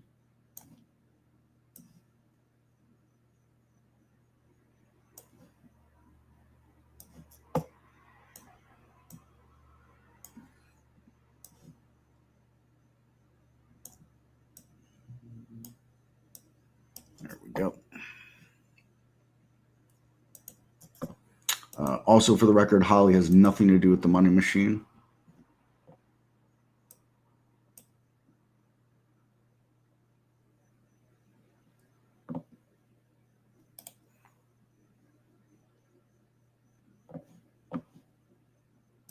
There we go. All right, so TradeStation. Yep, we're going to be building a link into TradeStation. When that will be done, I would never say. As I tell everybody, things are done when they're done. I do not like to give timetables on development projects. Do that out of respect to the developers who don't like timetables put on them.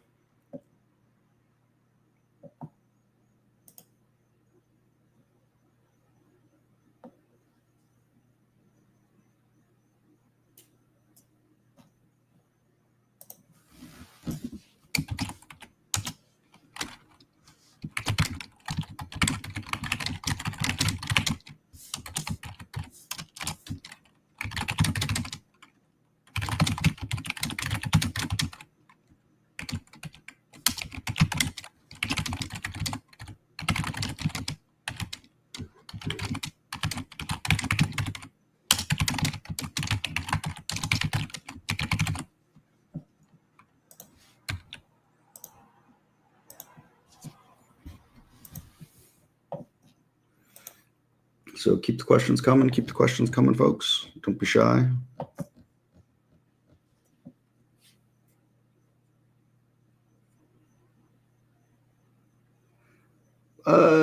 I don't think thinking outside the box is necessarily good or bad. It's situational, right? I mean, thinking outside the box can overcomplicate things at times, which isn't going to bode well for anybody. But also thinking outside the box can lead you to solutions that you may not have found without having done that also. And it may be the only solution to a situation or issue that you have.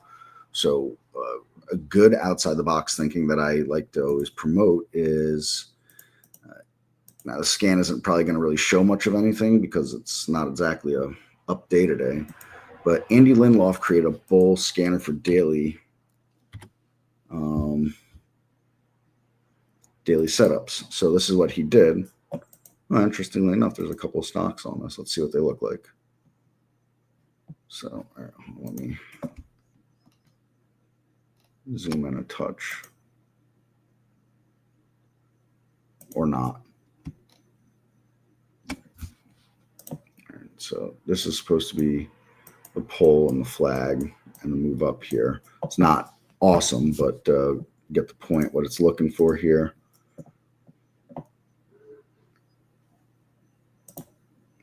Pull and trying to flag.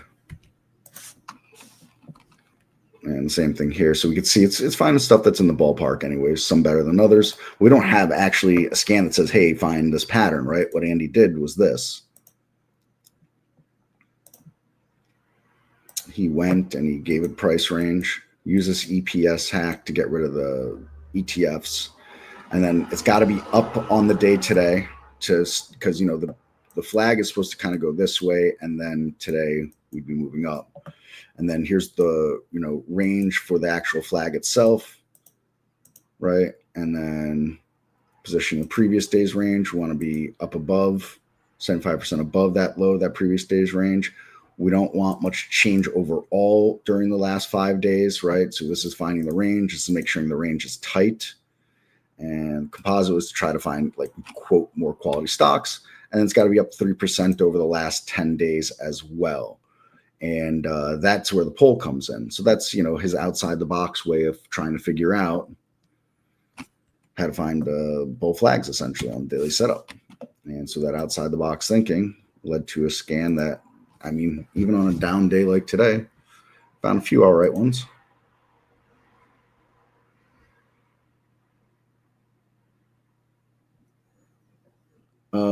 I don't have a website that I share anything from. No. I mean, if you see something you want on here, I'm happy to share it with you. I can share your cloud links, no problem. I can give you this bull one. Give me a second. I'll share this bull flag with you. Just got to find the link to set up, share, copy, paste. There you go. So we got that. If there's something else specific you want, let me know. Happy to get that for you. Share that out.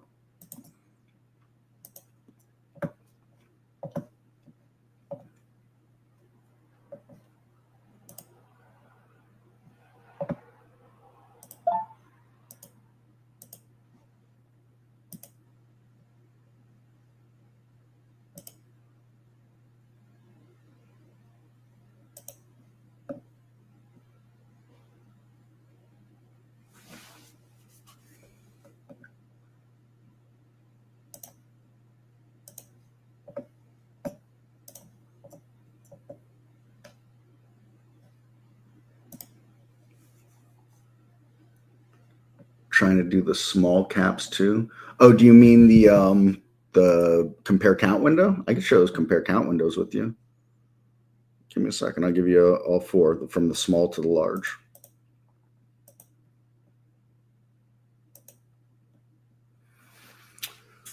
Oh, where's let's see.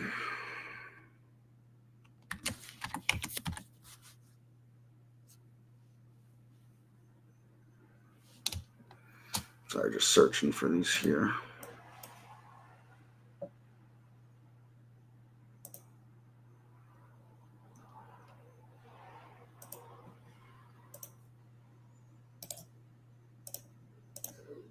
All right, so this is, that's the 2 to 4 billion. This is going to be the below 2 billion.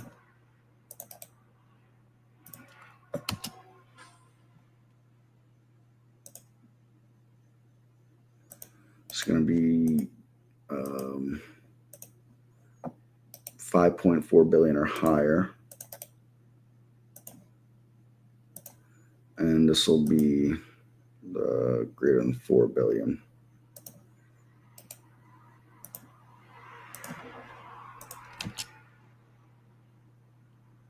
And that's the greater than 4.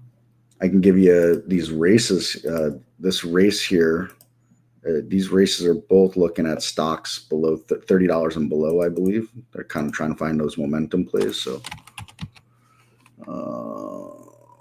the one all the way to the right, that will be this one.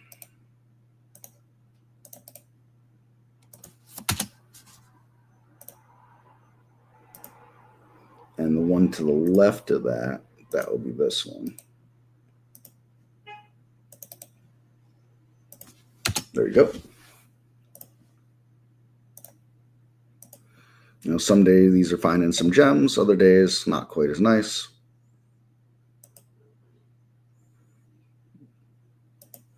What we got? SOGP, what did that do today? Some serious up and away at some point here. Well, we're talking about bull flags before. That was a 60-minute bull flag forming. See what it does from here.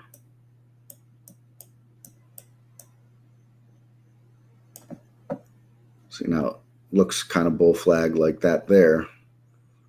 Not so much here. Well, it did, made a little bit of move there, but rejected near the high of the day on that. So you're welcome, Rick. So interestingly enough,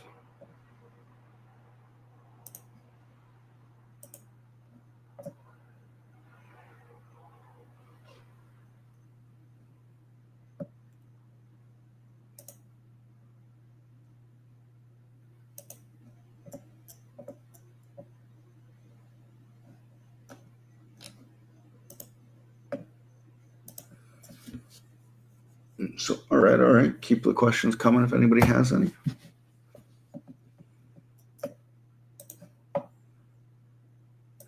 VSME, what did that do today? Well, 29 cents, but good for 13%. That's a wild topping and bottoming shadow. Oof.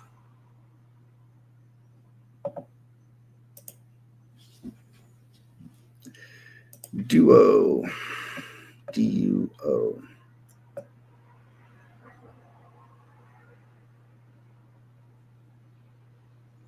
Another one quite on the move here.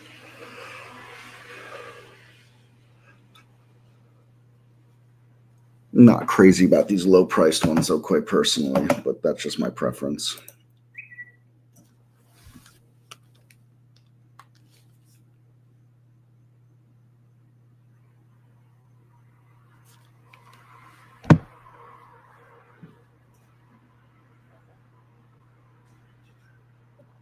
Wow, really loving the small ones today. Interesting.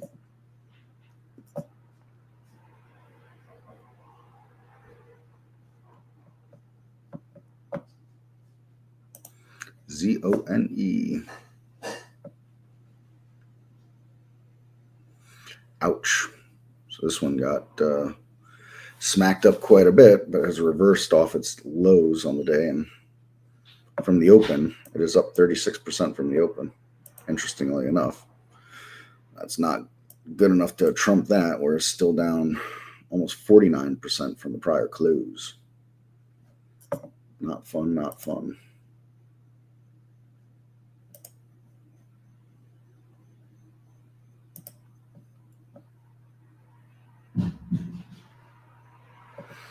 Oh, Rick, I think most of us are, if not all of us. Ain't nothing easy about any of this.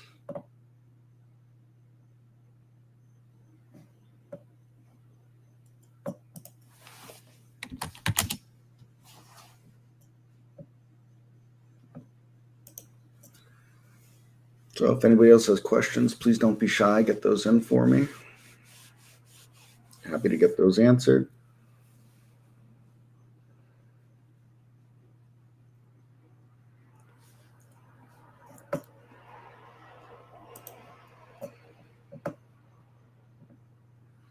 As we round out the top 10 on this here. NUKK. Now, it's one of those crazy stocks that did the absolute crazy here for a few days. Probably some fortunes were made and accounts were lost on that move.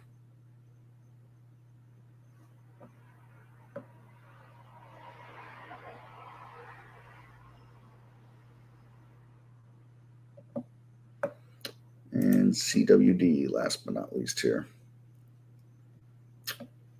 So yeah, another stock that doesn't look great overall for daily chart, but made itself a move earlier on the day. But trying to realistically look at this and trade that, not exactly awesome here. What are some of the best brokers in terms of features you get, commissions, etc.? I think for the most part, the brokers are the same across the board. Um, Things that I could say, you know, back when COVID, the COVID crash was going on, and you had those insane days down, insane days up. Especially the end of February, beginning of all through March and April. A lot of brokers were having issues. You couldn't log in. Your positions weren't showing properly. You couldn't make trades because the platforms kept going down. I believe Interactive Brokers was one of the few, if not the only one, that had none of those issues the entire time. But with Interactive Brokers, if you want, live time and sales and different other live data, you got to pay for that data. Some of it's more expensive than others. Some of it's only a few dollars a month. You also pay commissions with Interactive Brokers. I don't think it's overly high, but they're one of the few brokers, if any other brokers are left, that charge you any kind of commissions. But there's a reason for it, you know. But the rest, whether you're using, I guess Charles Schwab owns Thinkorswim now. So if you're using Thinkorswim through Charles Schwab or you're using Active Trader Pro through Fidelity, the same crap as far as I'm concerned. It's going to be the same execution. Everybody's going to tell you, oh, we have the best executions, the best price improvement, and the best this and the best that. And what they're all going to sell themselves that they're the best. I've used a bunch of them. They're all the same as far as I'm concerned. Perhaps there's people out there doing much fancier stuff than I am that will tell you one is better than the other. But I'm not going to be that. I have no stake in any of these brokers. So I don't care who uses what. I say use what works best. Sometimes you do got to test a broker or two to find out what you like the best. I don't think Robinhood offers any kind of special app with it for trading. It's like more trading on a website, if I understand correctly. So I guess I would lean away from something like that. Unless maybe I'm missing something with Robinhood. I don't know. Who else? Then you got your specialty brokers out there. If you're trying to short sell, Centerpoint and or Cobra, they can get locates on stocks that are hard or near impossible to borrow. You're going to pay for those locates, of course, or those shorts, locate those short positions. But, you're that convicted in the short sell of something, that's, the only route you can go, things of that nature. So, like I said, I don't think that one is necessarily better than the other overall. Some people are going to, I know that a lot of people love the Thinkorswim charting. So, that could be something you want to consider. When I used Active Trader Pro from Fidelity, I was happy with it. It was fine.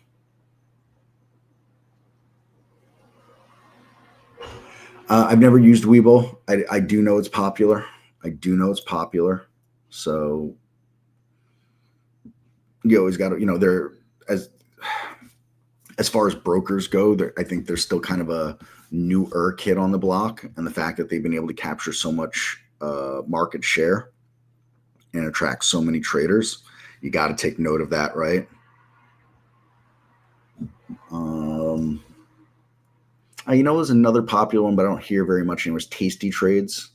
I know that a lot of people love Tasty Trades. I believe that was started by the folks that created Thinkorswim, actually. I know that Tasty Trades is also very popular for options trading. I know the only things I know about options trading is what I needed to know to pass CMT exams. That's it. I don't trade options. I don't know much about them outside of some of the basic terminology and stuff to get me by some exams and things like that. Not my cup of tea. But I do know that Tasty Trades was several years ago anyways. I did hear them mentioned a lot.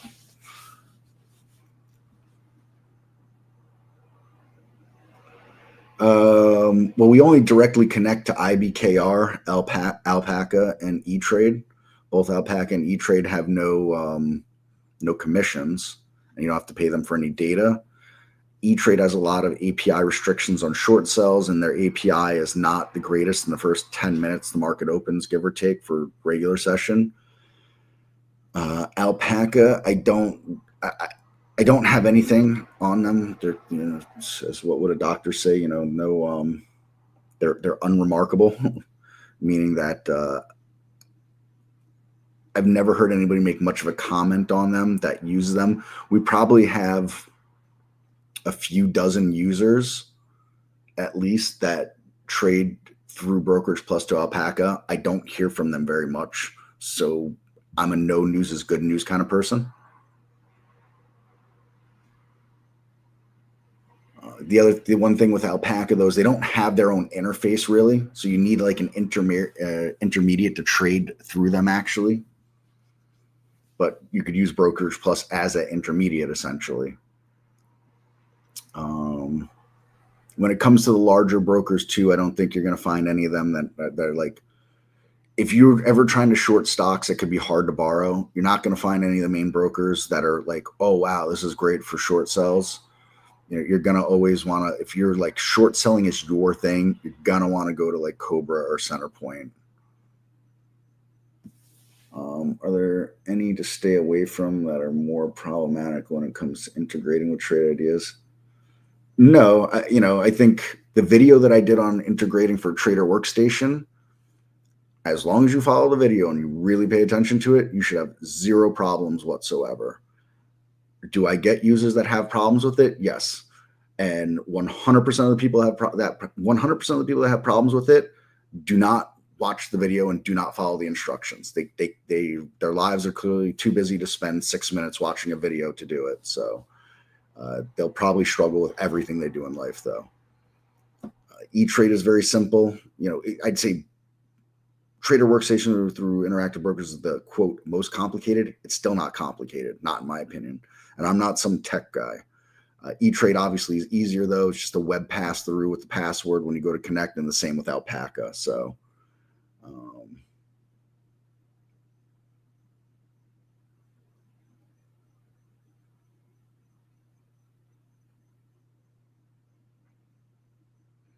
yes, yeah, Diagnosis got a good point there too with Interactive Brokers. Again, that's why it's I don't want to see you get what you pay for exactly with the brokers, because the brokers are making money on you one way or the other.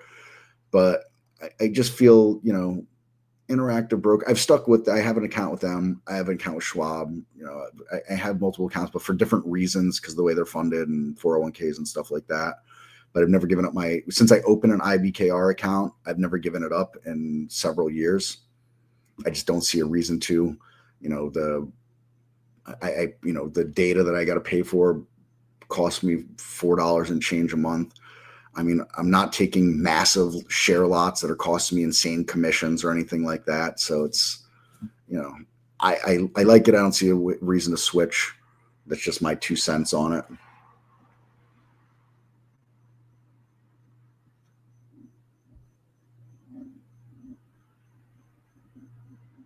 Good to know on the e-signal. I didn't know that. Thank you, Diagnosis. Like I knew that e-signal they have great charting too, don't they? I believe that's what I was told once upon a time. Maybe I'm confusing with something else.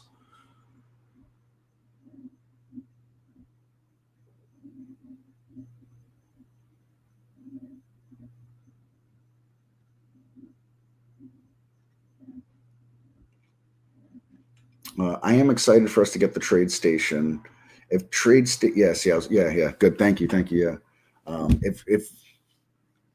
If Trade Station is in the ballpark of IBKR, you could find me switching to them when we get that connection going. But that'll remain to be seen until that happens. We're a ways off from that.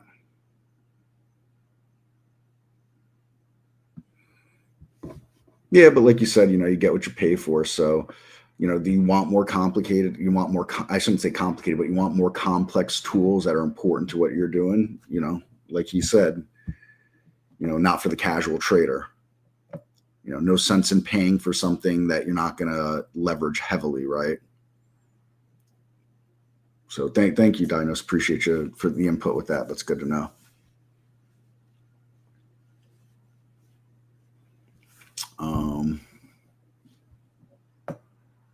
I just had a thought and it flew out my brain.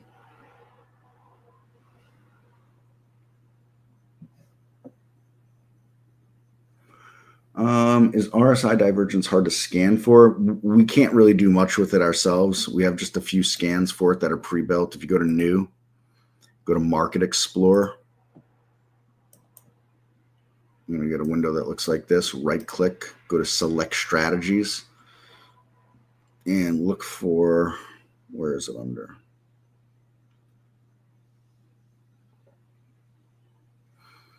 We got daily RSI divergence long, daily RSI divergence short. That's it. So, I can't say whether it's hard or not to scan for. I can say that we can't do it outside of this here, unfortunately.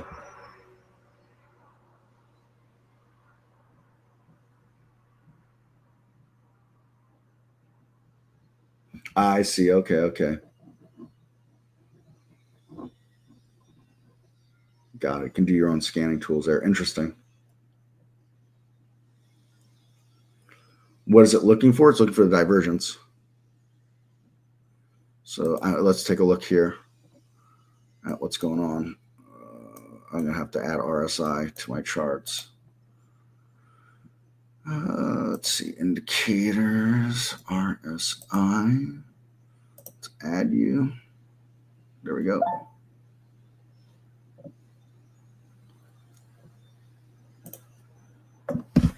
And let's click on something here. BXSL. There's a whole lot of divergence going on, slightly up here as it's going down.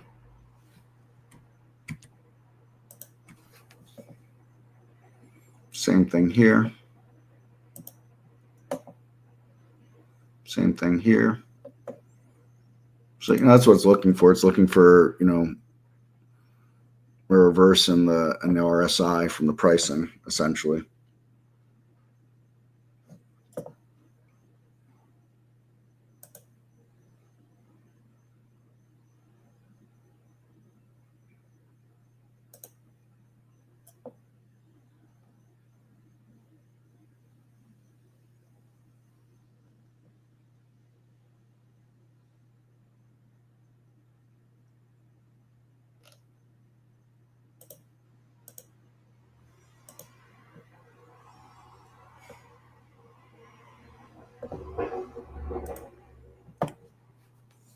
Yeah, it's on a daily time frame. Yep. Daily time frame with that.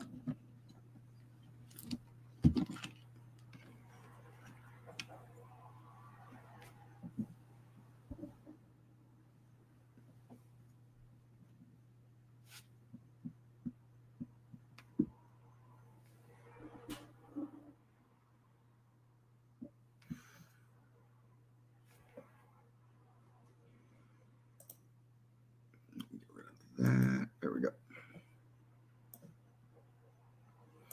So interestingly enough, this is kind of hanging out here for now. Not a whole lot has changed recently. And we can see through the session here. Start to pick up on some of the new highs over the last 30 days. New low stayed flat. And they crossed and crossed again. I don't have a chart up of the market, but let's see. We got a bounce going on.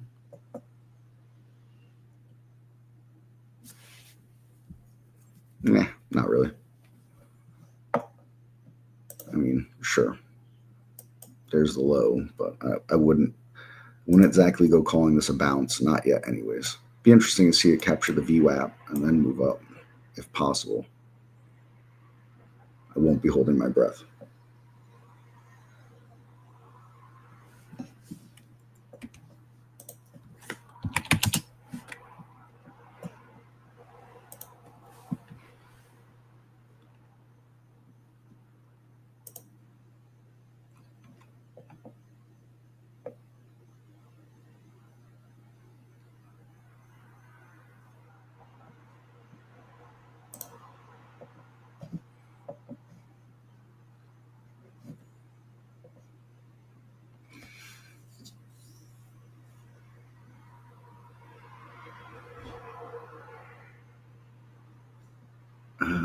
So adding a custom is going to be the same as adding any other column. You come to a top list here. You're going to come to the search your custom, whatever you're calling it, right? It's going to you have to have named it just like any other filter, and you're going to select it and press show column. And when you press OK, depending on what you have selected for the options on the columns, you may want to duplicate the scan afterwards, and it'll resize them properly.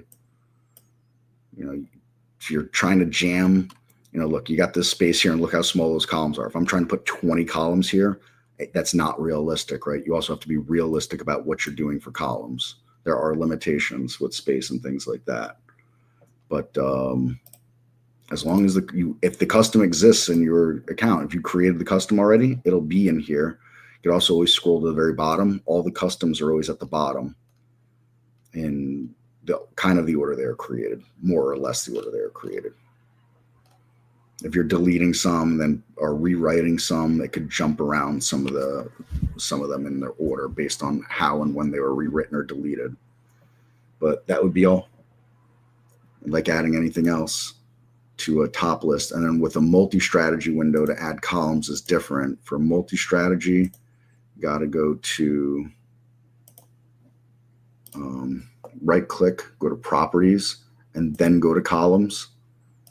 And then you come to the search again. You find the column that you want to add, and press show that column. Press OK, and then you get that column, and that would be that. So that's how you do it on a multi-strategy window. Again, for the multi-strategy, right-click, go to properties, columns, go to search, find that column you want. You use the search here. Whatever that you're doing. Volume or range. Not range. There we go.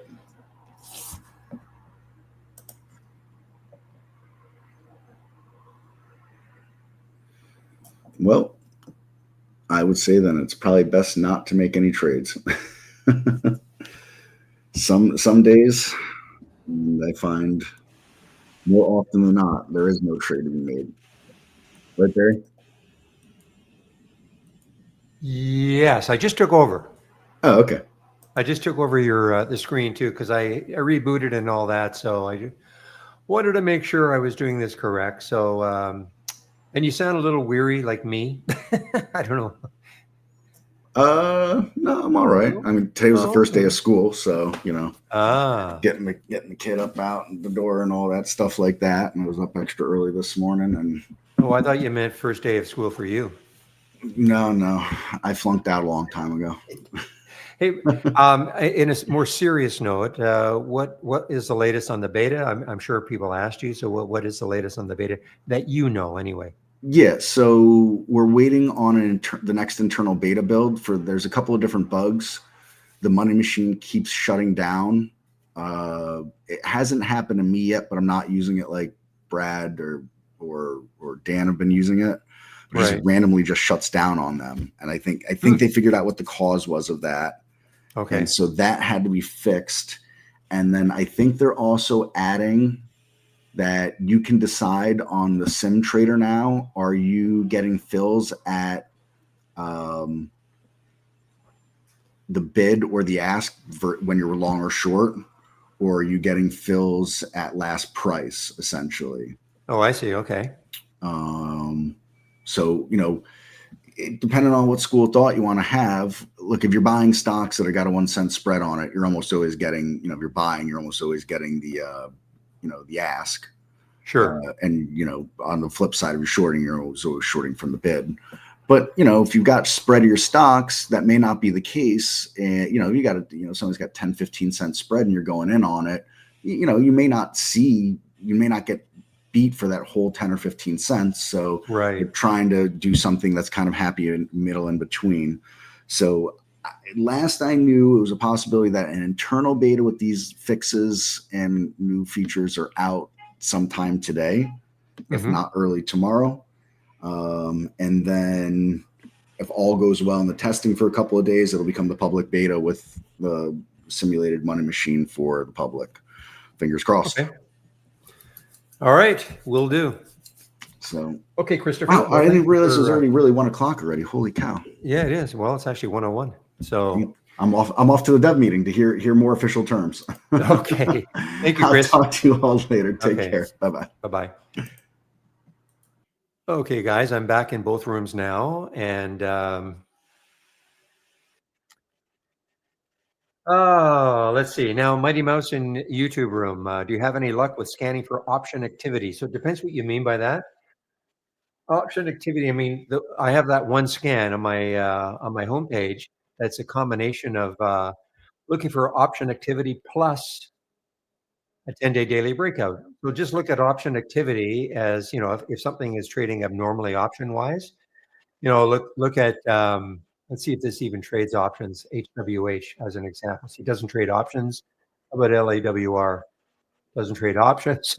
Just trying to find one that is, how about NUKK? Doesn't trade options. Okay, so here's SOGP. Okay, so you can see, I mean, it's traded 8,000 contracts a day, 8,100 and counting. That's 13 times normal. Okay, so that would be an example. So you can look at also just volume. Of course, our probably one of the best filters we've got is the relative volume filter, but coupled with abnormal option activity, that can help you zero in on the stocks that are really trading abnormally. Okay. So we do have that because, again, look at SOGP. 8,000 contracts represents about 13 times normal, 13.8 times normal, 1,382%, 13.82 ratio. No, not necessarily. I mean, look at HWH. It doesn't trade options, but it was the runner of the day.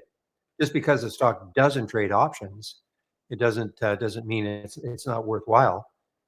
A lot of these small stocks are not optionable. That's all.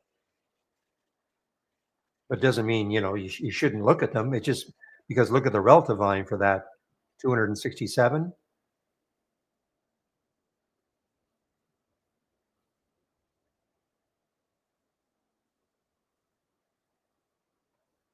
So I mean, if the question really is, I'm talking to Mighty Mouse in the YouTube room, if you're going to add option volume and that is going to be your standard for finding stocks that are trading abnormally, yeah, you will miss stocks that don't trade options. But I mean, that probably shouldn't be your only scan. It's like this scan here on my home page.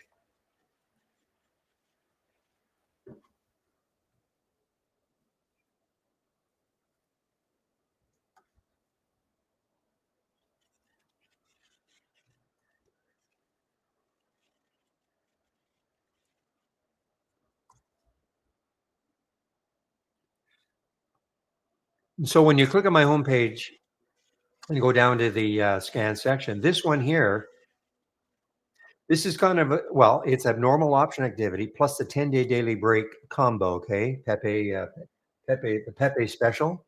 In this 10-day daily break, though, there's also a relative volume of 8. So coupled with abnormal option activity plus also volume, like the volume itself is abnormal. That can lead to. Now, remember, I did a reboot of Trade Ideas, but here are some of the ones that have shown up. And they were, quite frankly, every one of them, I think was a mini. Well, so some of them were huge winners, some were mini winners, just from that scan alone. It's not like that every single day. Well, again, that'll be, yeah. I mean, Mighty Mouse, but it's a good start in terms of thinking that way. You only want 3 scans on your layout. That's a good start. I think the problem with a lot of people have with Trade Ideas is that you can do a lot of different things, and you can get overwhelmed by trying to have every type of scan there is. You hear something, well, even in this room, you'll hear people say, well, I use this scan, or well, even myself. It's not that if I had my druthers, all I would use is probably this, the race, maybe this, and I would use this because it doesn't give very many alerts. Okay. and then maybe the gap continuation or reversal. So really, I probably wouldn't even use the momentum scan, to be honest. So I would, in fact, I mean, really, that's all I'm doing. The only thing I've added is the momentum scan to what I said I would probably just use. This I don't really call a scan, the halts resumes. It's more information than anything, just telling you when a stock is halted and then when it resumes.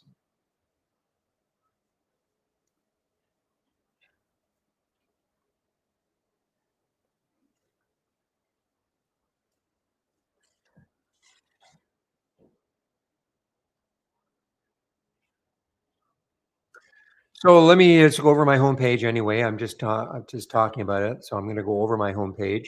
So on my homepage, we still have the promo on. I believe it's over tomorrow.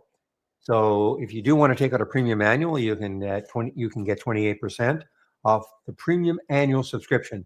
Otherwise, the two monthlies, the premium and standard, or the standard annual, you'll get 22% using these promo codes. Okay.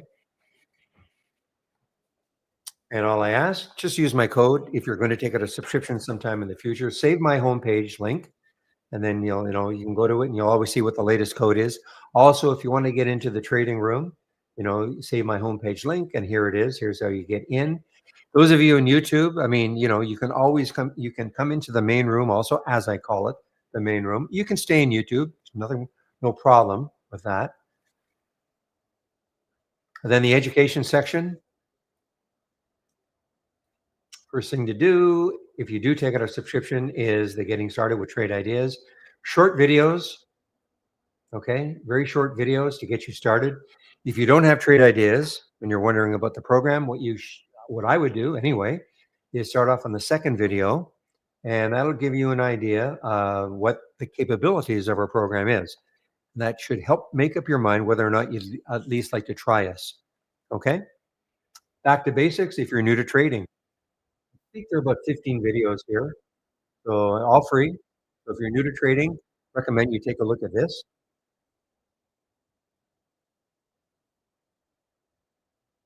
Then again, here are my scans that I'm sharing. So if you click on my homepage link, and here are the scans that I'm sharing. So this is what I use in the pre-market. The pre-market actives up and down.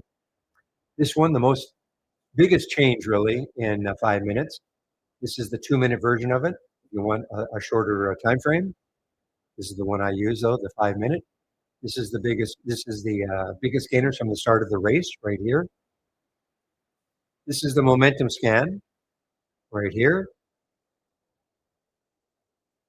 Now, if you load my momentum scan, if you load the momentum scan from my homepage, it'll look a little bit different. You'll have it. You'll notice that your stocks, as they make new highs, will be in repeating format. In other words, this is what I'm saying by repeating. You see the symbol over and over and over again. In this particular case, if the stock keeps making a new high, what I've done with this one, I said, you know what, just show me the first time. First time the filters are met and the stock makes a new high for the day. These are all real-time alerts, so I know the time. Now, I did a reboot, so this is not exactly the same as, because obviously I was getting alerts right at 9:30. Why would I do this? So I can I can go back in time and say, okay, what happened from that first alert? I know the time of it, I know the price of it, what happened from there. And this is what I'm talking about, the abnormal option.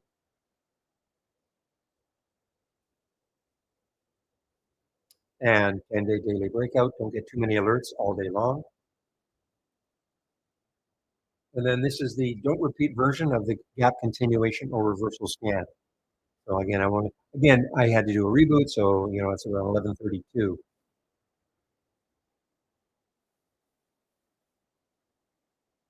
But I had this one doesn't start alerting until 9:45, and that's by design.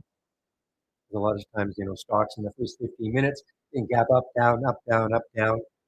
Not that after 15 everything is settled down, but certainly a lot better than in the first 15.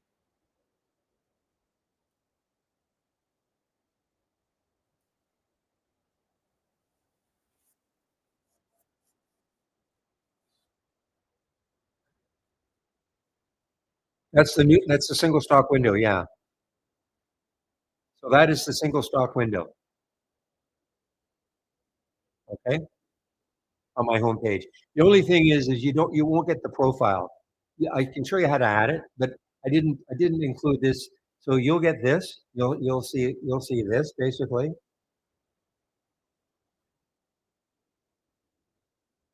Remember, it's all customizable. This is what I want to see. It doesn't have to be what you want to see.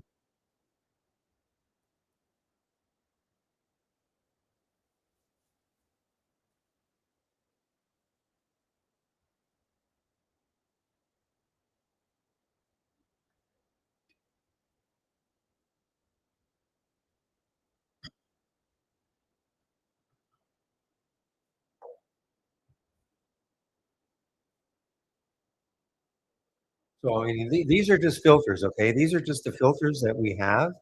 So if you click on configure, I mean, these are all the filters that we've got. And that's so you can customize a single stock window, to give you the information you want. This just happens to be the information I want, not necessarily what you want either. Okay.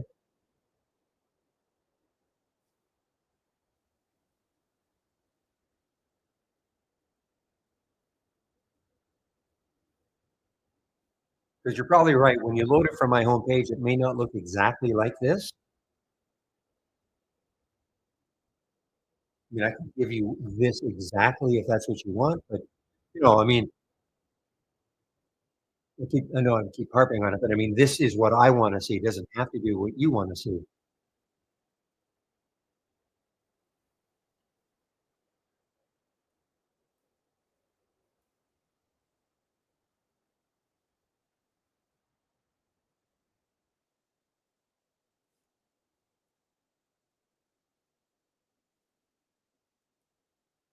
So again, on my homepage, if I scroll down to the scan section, and then here it is, a single stock window. But again, it may not look exactly like this.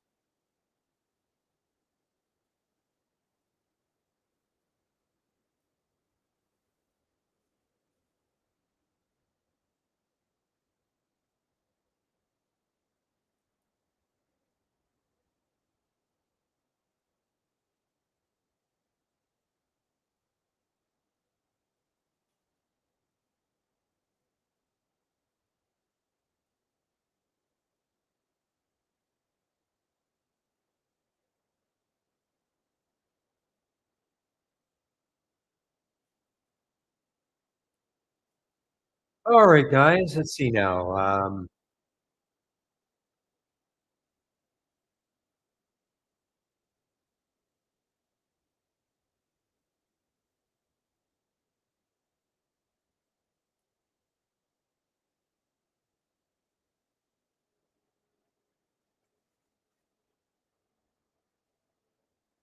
So I want to see if there's anything. I haven't seen this one all day. PLG. Let's take a look at PLG, or actually PMI. So PMI just look at this one. This could be interesting. PMI. The high this month was 529. Well, this month meaning this is the first month or the first day of trading, of course. So 529. It started trading as PMI last month. Let's take a look at the weekly chart. See if I can find it exactly. So yeah, last week. Well, let's go to the daily chart. I don't really remember this one. So this started trading as PMI on Friday. Don't really remember this one, but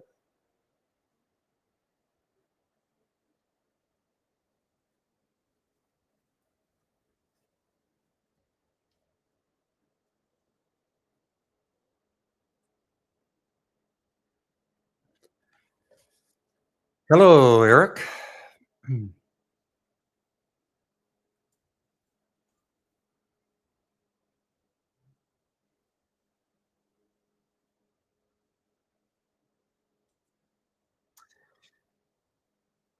Well, I'll do my best to answer. If it's an accounting question, I will not be able to help you, but if it's anything else, I'll do my best. Okay.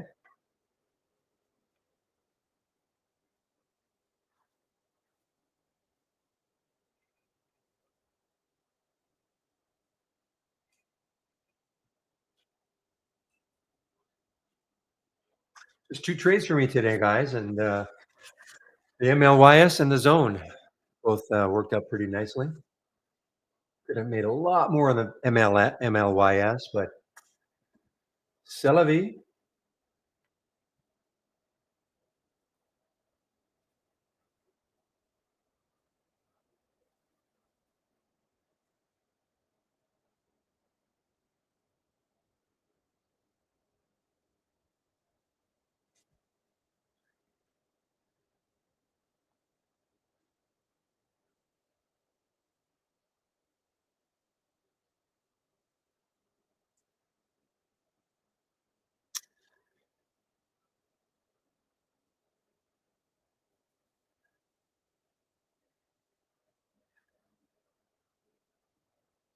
Okay, what about this ACIU? Ooh, that's pretty ugly looking.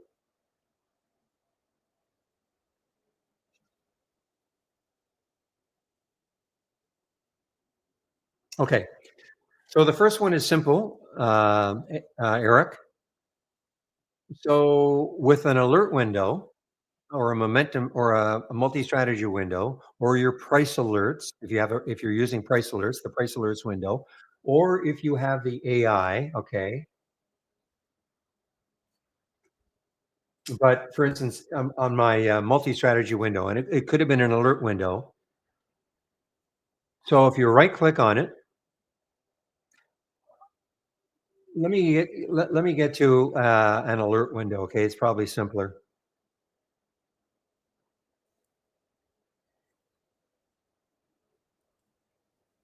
No, it isn't.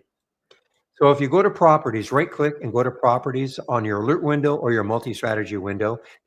More than likely it's just an alert window. Okay. So if you right click on your alert window and go down to properties and you see where it says actions, you check that. This is how you can then you check play sound and you set up the sound. So text to speech, if you do want the system to read out they read it out for you, then you've got two choices. You have female or male. Okay. So you would just check the text to speech and you can pick whichever one you want. You can have one alert window doing female, another one doing male, if that's what you want. Or you can always just use a custom sound. You click on the use custom sound, and then you check select sound. And we have three folders here that have sounds in them. You click on the Mad Money. Here are the sounds that you can have within Mad Money. So, you can maybe, left click on one to highlight it. So I've done that with Catch Register. You can open it and then play it. And if that's what you like, then you can attach it to to the alert window that you started the process. But if you want it to be read out to you, you can have two windows that will read it out to you, one in female, one in male. The reason why I say two, the whole idea of sound alerts is that when you put a sound alert on a window, each window should have its unique sound. No, the topless windows don't have sound alerts. Okay, so topless windows do not have sound. It's not. It'll never happen. Okay, topless windows are constantly. You know, you drive yourself crazy. So it's not a matter of being fixed. It just doesn't happen. Okay.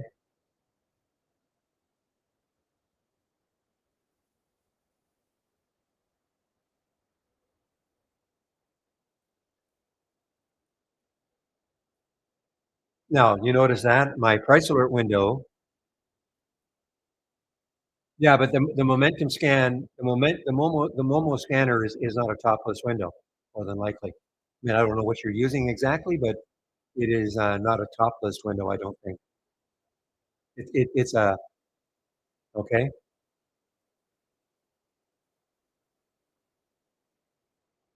You're talking about this. This is not cannot be a topless window. This is a topless window. This starts upper left hand corner is the T. This I don't know what it is for you, but it'll either be a multi-strategy window or an alert window, but it is not a topless window.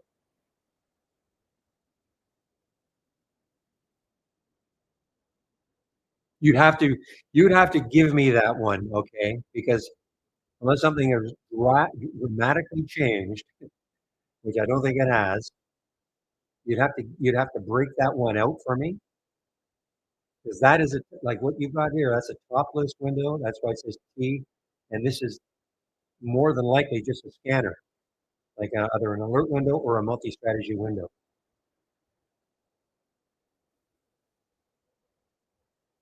Okay, you know how to give it to me. I would take a look at it. Yeah, it's an alert though. An alert. It's an alert. That's like it's this. It's like this.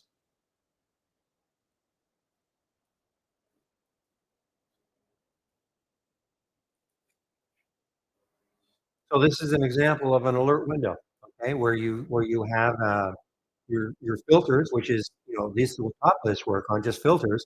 But then you've got a trigger. Yes, Eric. The reason why the above one, I don't know how they're joined exactly, but the reason the above one does not give you an alert is because it's a top list window. Top list, in the upper left-hand corners, it has a T in it. Top list windows do not alert you.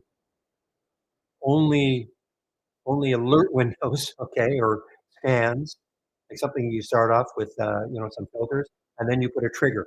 That is the alert, okay? Yeah, you can tell it's a topless window just because it started, well, not now, but it had a T in it in the upper left-hand corner, so that therefore that is a topless window, okay? So A windows, M windows, if you have our AI, the AI also, and also price alerts. The topless windows are typically used for things like show me the stocks that are up the most today. Show me the stocks that are down the most today. Show me the stocks that are moving the most in 5 minutes. This is an example of a topless window. It's just a different way of presenting the data. Okay. As opposed to if I give you a whole set of parameters, minimum volume and all, you tell me every stock that meets those parameters based on a trigger that I'm using. In this case, the trigger I'm using in this case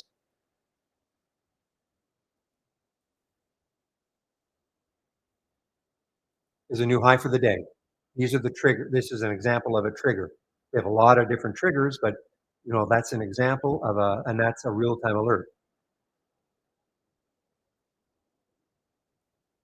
Your second question, unfortunately, you cannot do it. You can only work with the data points we have. Okay, so we don't even have EMAs. Okay, so you don't have. We have SMAs, but you can only work with the data points that we actually have, and we don't even have EMAs. You can put them on your charts, but we do not have EMAs at all. Well, we have, sort of. They're called custom alerts, okay, or custom filters. Excuse me, custom filters. So let me just show you. But if you're looking specifically for EMAs, you can't do it.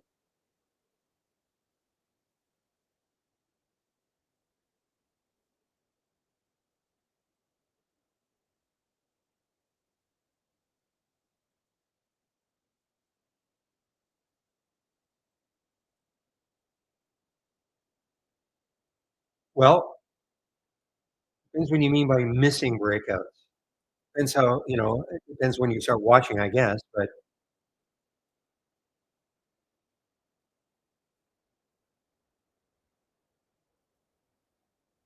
these are the SMAs we've got. Maybe you can find something. But again, these are you're looking for a cross. Yeah. So these are crosses, but on, not exactly what you're looking for.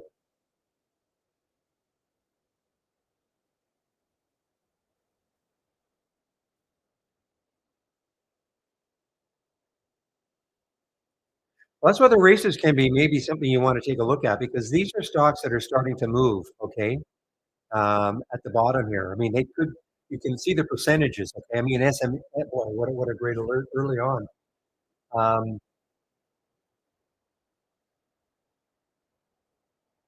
it depends. When you say 30 cents, I mean, it depends on the price of the security too. I mean, if it's a $10, $10 or $20 or something like that, a 30-cent move is not necessarily the end of the world. If it's a $1 stock, sure.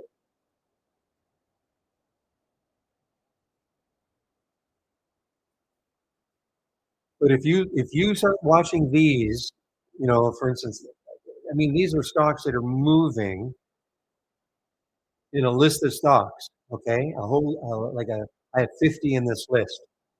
I'll just to show you what I'm talking about. And at the beginning of the day, these could be just starting out. Could be just starting out. The other thing too is that I mean, depends if it's already moved 30 cents or a dollar, it could be because it already did that in the pre-market. So you'd have to be watching those in the pre-market also. But but the beauty of this,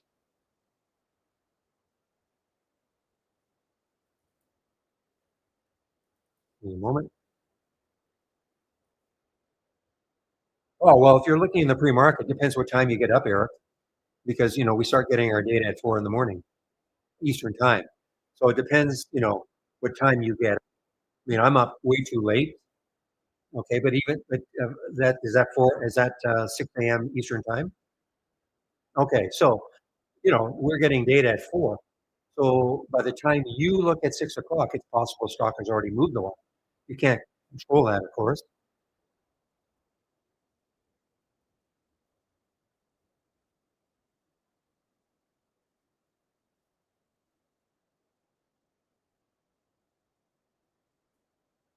What I use,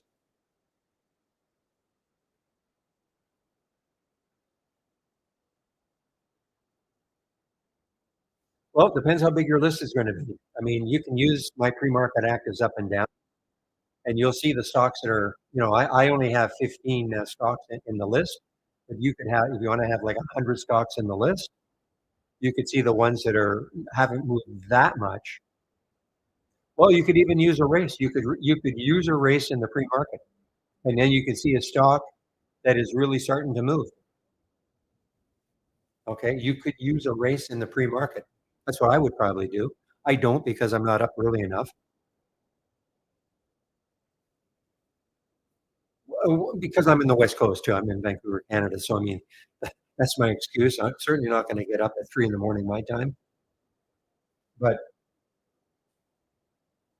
so the SMA crosses, if you click on,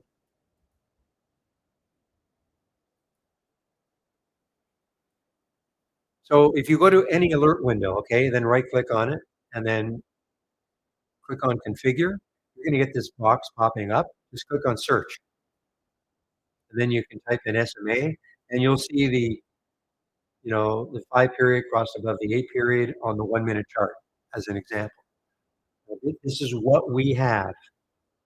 If something here makes sense for you to use, and you can try it. Oops.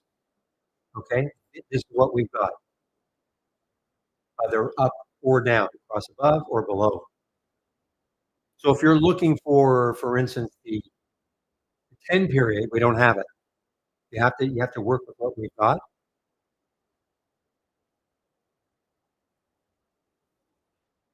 And that's a trade-off, When the company started over 20 years ago, they felt, well, most people probably would not want to have to learn a programming language in order to create a scan. So they tried, to create a lot of different real-time alerts and all those different filters. So for the majority of our customers, they could find a way to combine them to give them the type of scan they were looking for. Okay, but we're not we don't have absolutely everything. Now, why AMA? I don't know. That's something I've never understood. But you know what? You can bring that up with our CEO tomorrow when he's in our YouTube room.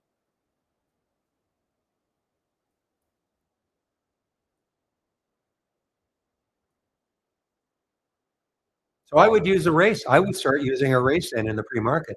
Then you'll start to see stocks moving up. All you have to do is create your top list window of what you might want to like the price range you want, maybe a minimum volume that you want.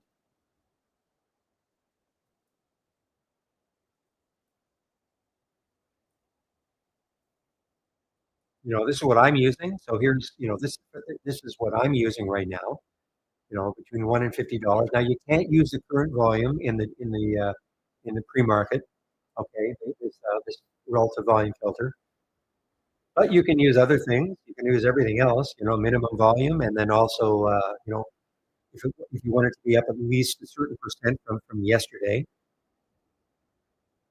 then you can run a race on it. And then what you'll see is you'll see the stocks as they're moving up. You can try that. All you have to do is start the rate. Like when you load trade ideas, start the race. So let me just show you. Let me duplicate this, okay? Just to show you.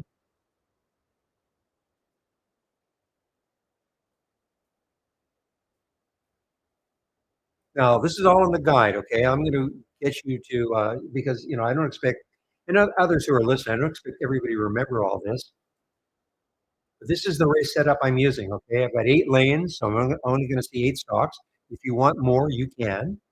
I'm running 4-minute races. If you want to run 1-minute races or 2-minute or whatever time frame you want.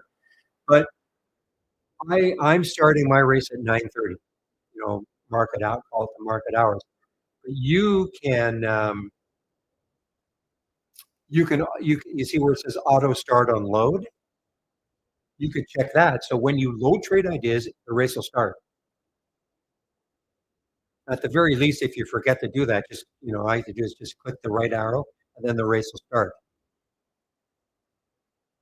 But now it's up to you to build your top list of what you might want to see in terms of a price range, a minimum volume, how much you'd like it to be up from yesterday.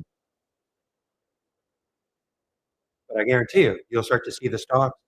You start to see a stock moving up, click on it immediately, okay, and see what's happening.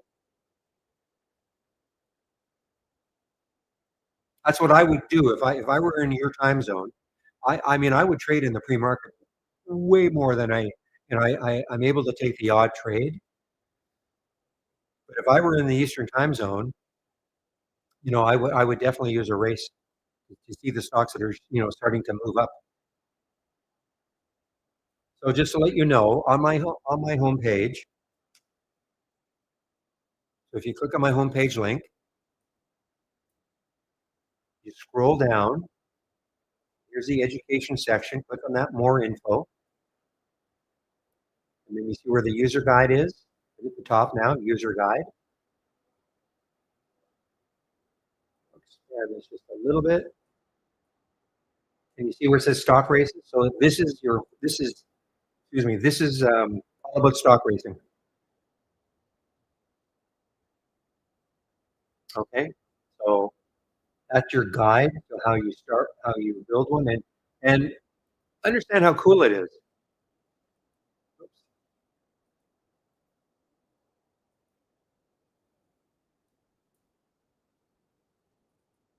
Because this is now I'm limiting it to 50 stocks. Okay, if you want to have more, you can, but I'm limiting it to 50 stocks. Okay, if you want to have more, you can. I wouldn't go crazy because the more stocks you have, if you only have one top list doing this, it's probably okay. But you've got about 100 or 200, but it's a lot. But, what's so interesting about it is that when I click on what I'm doing is I'm sorting on the change from yesterday's close. So right now, oops, right now HWH is up 306% from Friday's close, right at the very top, and there's SMTK, etc. That's fine, but what the race does, it doesn't care whether it's near the top of this list, all it cares about is that when the race starts, it just wants to find the stock that is moving the most in this list of stocks, this big list of stocks, what is moving the most. So what if bingo right here, BNGO? Haven't seen this one for a while, but it's up. What is it up? It's up 5% from Friday's close. But what if all of a sudden, for whatever reason, bingo started to move? BNGO started to move. It was up 6%, 8%, 10% since the start of the race. Okay, because what this is doing is since the start of the race, this SMTK has moved 7%. So it doesn't care where SMT now it happens that it's near the top, but it could have been it could have been math, it could have been PMI. It was just all of a sudden starting to move from when the race began. So it could be anywhere in this list of stocks. Now, you got a list of stocks. How are you supposed to find that? You would never. I mean, unless you're staring and you see a stock starting to move up the list. Well, that's crazy. But that's what the race does for you.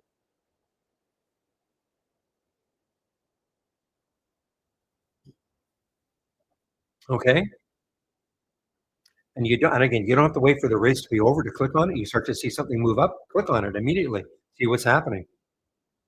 You might be just at the very beginning of a big move. No, don't tell me I accidentally.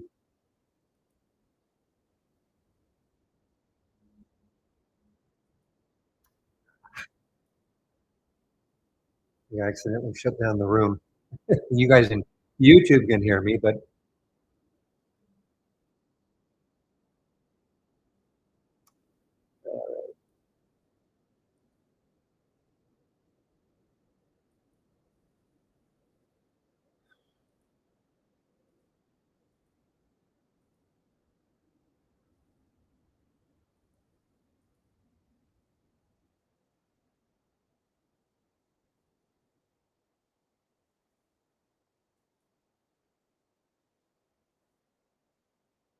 all right. Sorry about that, guys. I mean, again, it was a tab. I shut it down. So just give me a moment.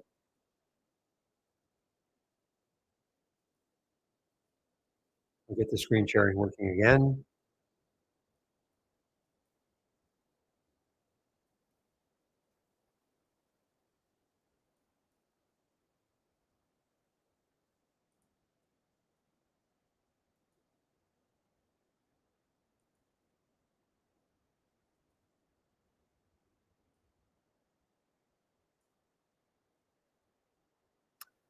Okay, so when you say how does this medium work, are you talking about how does trade ideas work? Exactly. And welcome, by the way. I see that you're. I'm going to say that might be German or Germanic language anyway.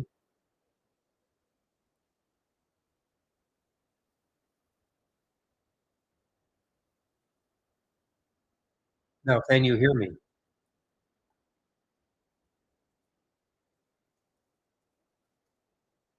No, no, I'm not. You know better than that. Can you hear me? 161.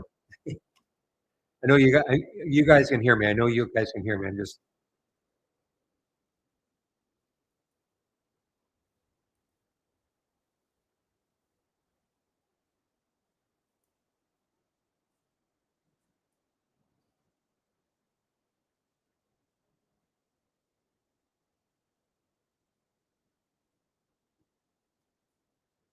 Well, I'll have to wait.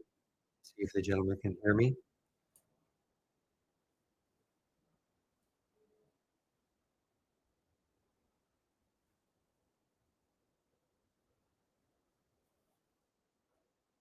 Yeah, I'm a little rusty on. That's got to be I want to say a Germanic language. I would think, based on what little I know. Dutch? Okay, thank you. Well, that's sort of Germanic.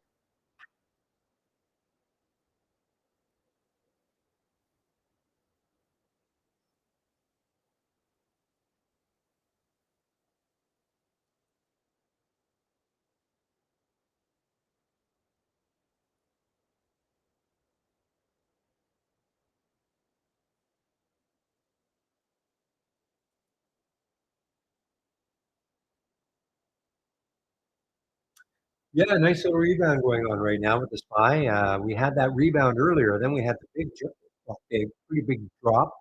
Now we've got another rebound going.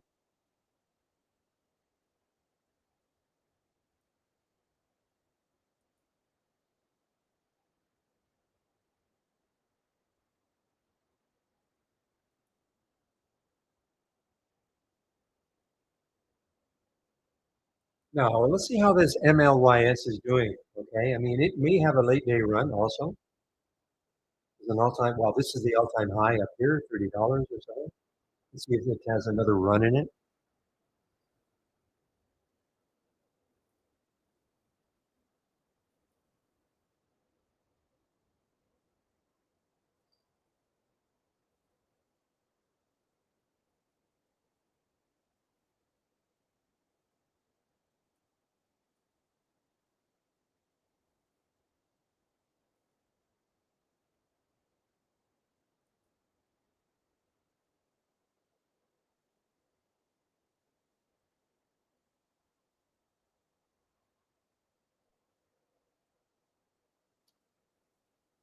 Okay, guys, let's see. Anything new? This Yosh I've seen all day, but YOSH.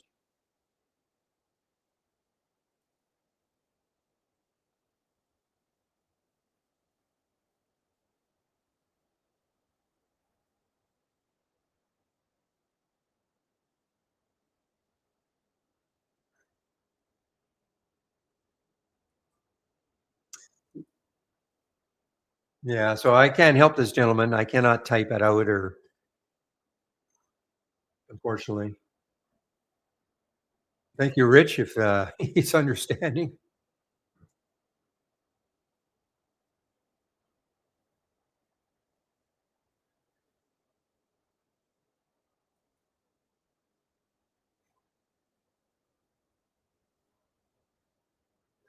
Boy, this SMTK, guys, I mean, that was what I mean, it was a look at the 15. I mean, on the 15, it looks a lot nicer than on the 5. That little break right there at 122 and almost straight up until it finally had that pullback here from 122 to 235. Wow. Have to watch this one tomorrow, guys. I mean, this might be, I mean, it got into the 200-day moving average. You got a little bit above it. Let's take a look at the weekly. So 250, it got, what did it get? You got up to 234. So depending what happens tomorrow, I don't know if there's any specific news on this one today, the SMTK.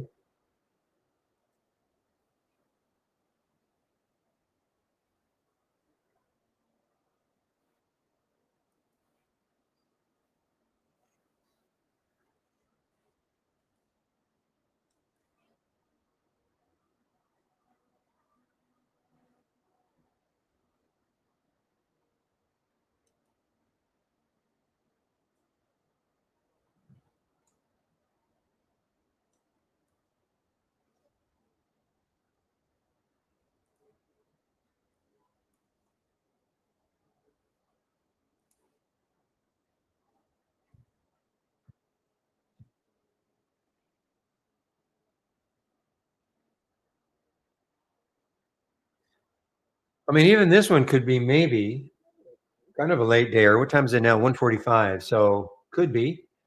I mean, it's holding the VWAP. The high of the day was 235. Problem is that 250 is the next high. So maybe even if it took out the high of the day.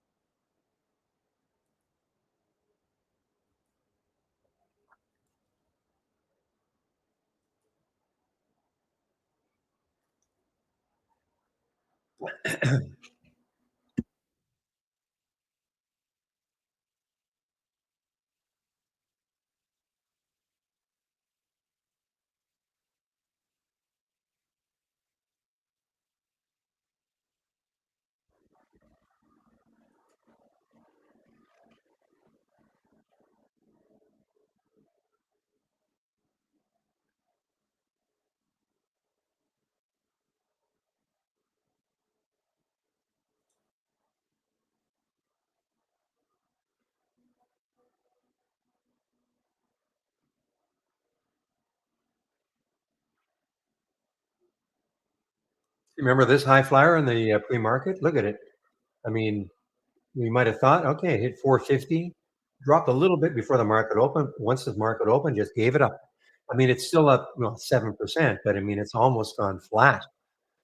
And that's remember now, at one point this was up at 445. Tremendous percentage move. So just because we see these ones moving in the pre-market doesn't absolutely mean that they're going to continue once the market opens. And they had news. I mean, it did have some news, trading higher, some kind of a patent.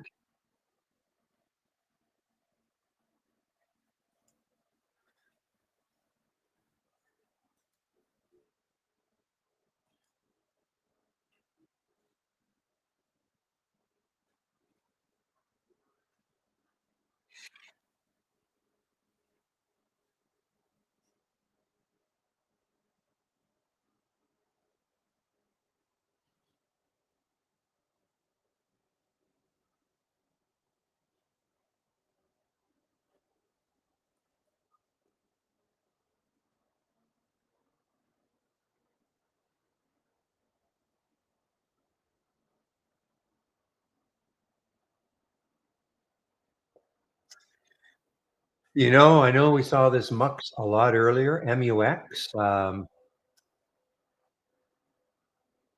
probably in this area, well, 50 cents ago, reboot.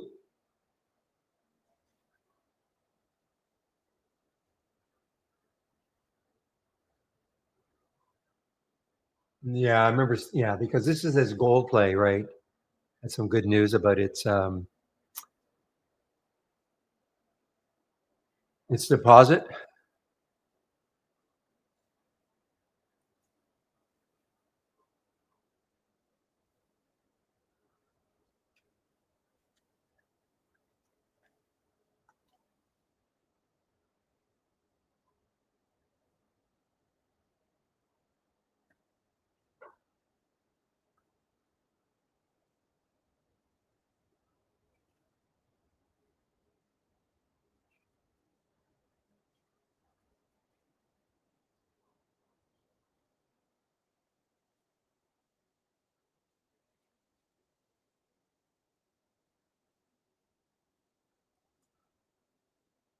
So this FBio guy is probably something to watch tomorrow. I think when I looked at the monthly chart, there was yeah. So you can see what it did. It got right to that monthly high of a 307. Got to 308. This has stalled it for a bit anyway. And so I'm going to reset that price alert and see maybe a 310. Because if it might take it out tomorrow. Because if it does, look at the room it's got on a monthly chart anyway. Over a dollar, well over a dollar to the next high.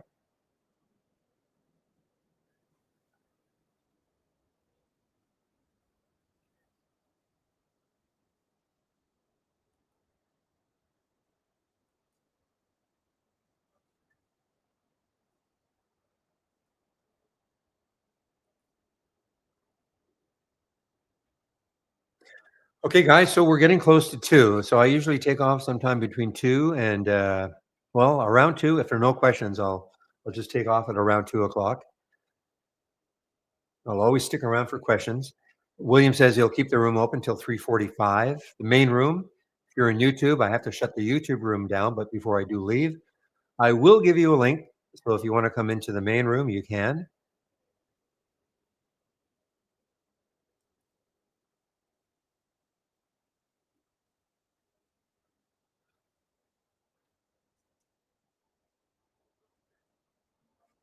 Or this catapult, this KPLT, what a base.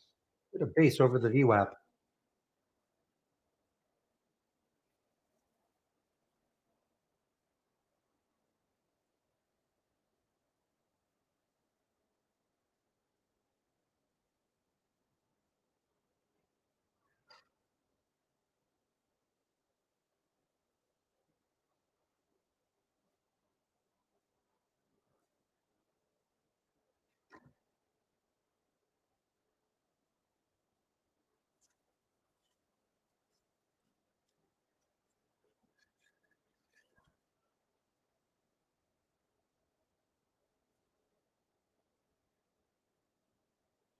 Yeah, so RT, I don't know if you've been practicing trading at all using our simulator. I'm talking to RT in our YouTube room.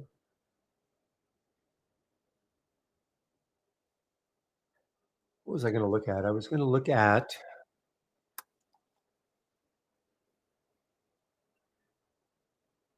I don't remember now.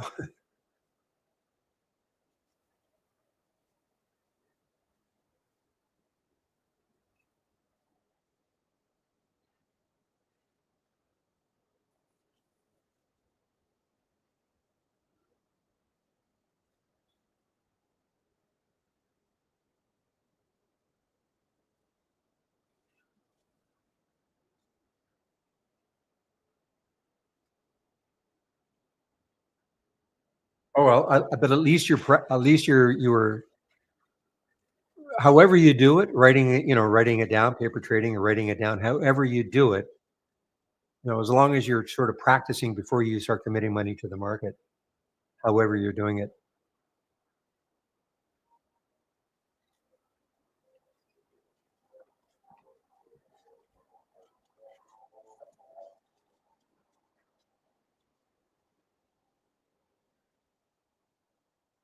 Give me one.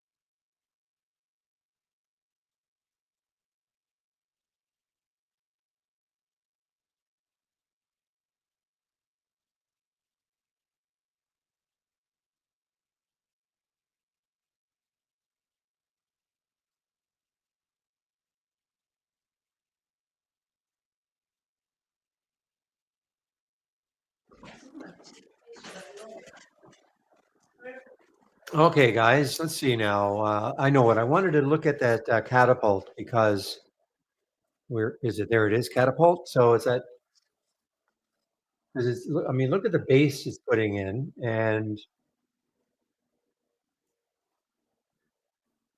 yeah, on a monthly chart, it's got some room. Okay, $21. I'm not saying it's going to happen today. It may never happen, but you look at a monthly chart. This KPLT has some room over $2 to that next high. Let me get a weekly chart up just to see if there is anything closer. Probably not.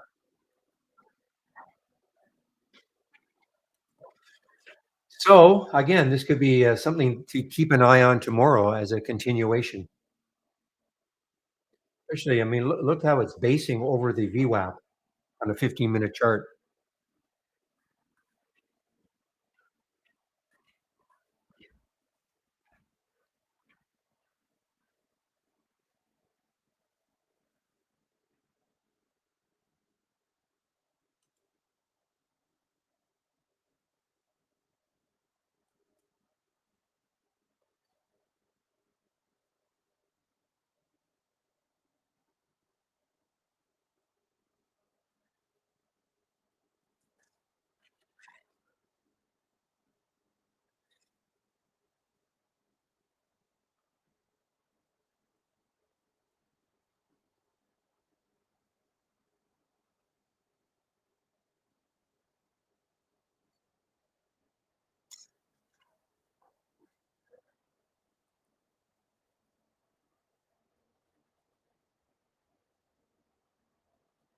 Boy, here's another one. I mean, another crazy one. The BYX. This is one of those. Yeah, there's probably one day that it did this. One of those China stocks that just collapsed in a day.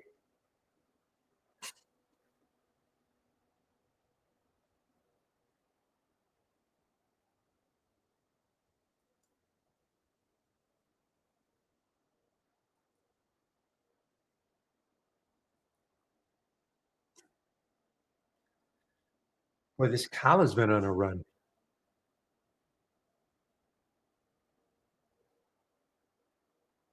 I don't really think I've seen this one. It's never going to show. Well, never. It will not show up in this momentum scan because Has to be at least 20 relative volume. It's only 4.9. So plus the volume, overall volume is too low. But what a run it's been on. And you can see with the lower volume, look at the spread 1266, 1296. Bad.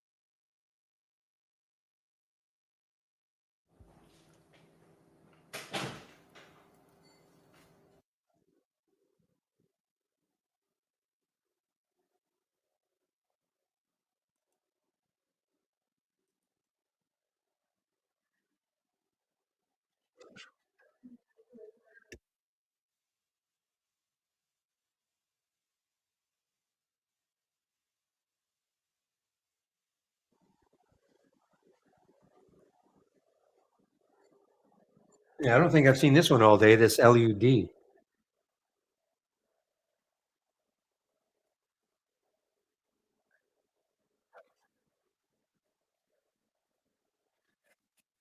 pretty ugly. I don't know why I'm seeing it right now. Because, well, it had a little bit of a pop, but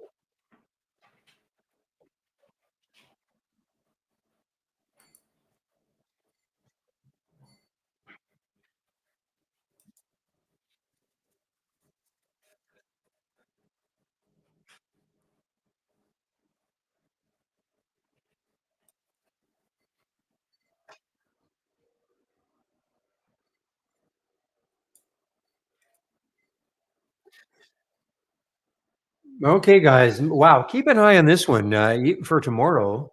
ZOOZ. Okay, Zoos. Keep an eye on this one. Look at the room it's got on a monthly chart. 438 Israeli stock. I didn't realize it. It had earnings. Pre-market had earnings.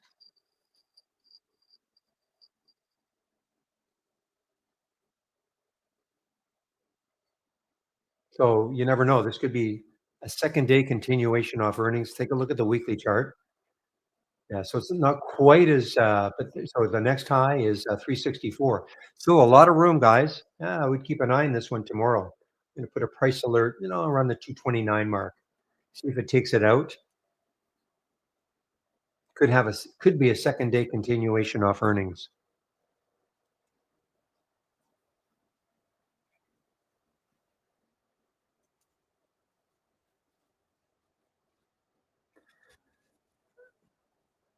Yeah, that is in a beta. Okay, Rick, that's in a beta that you guys don't have yet. You're talking about that purple line, then it's in an R. And sometimes you'll have an S for support. It's in the beta, and you don't see it all the time. I mean, it's not an option.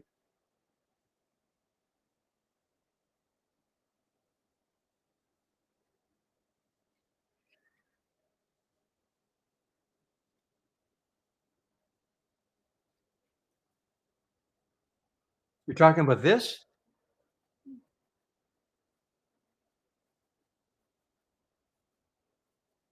I'm pointing at this on the CYTK? No. Okay. It said R?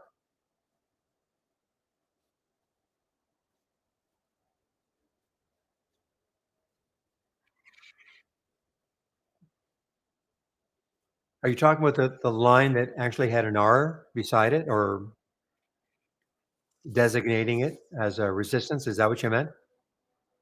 Or is there something else?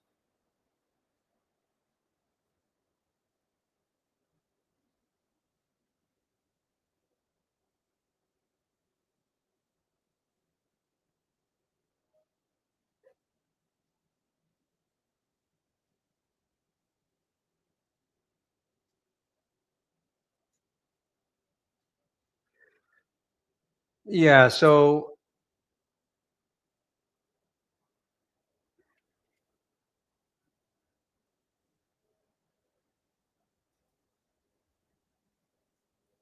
Yeah, so this is in the description. Okay, that's what you're talking about, right? Yeah, it's in the description. Yeah, but it's only going to happen when you click on an alert and it's a new high for the day. Okay? So it's in the description. I don't ever look at it, but I mean it's in the description column.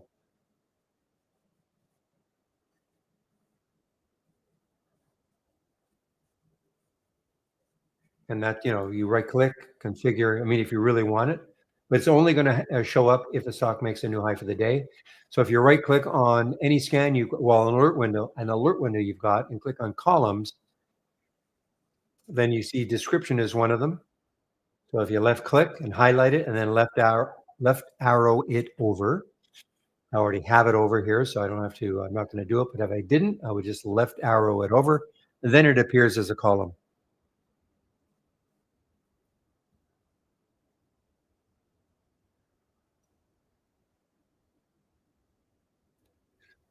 And as Pepe says, having that column, even though I'm not really looking at it, allows that red line to appear, which is showing you where the next high is on a daily chart. So again, if I click on a weekly chart here, no, I can't even see it on a weekly. So it would have happened. So sometime in this month, which is in February this year, there was a daily high sometime in that month.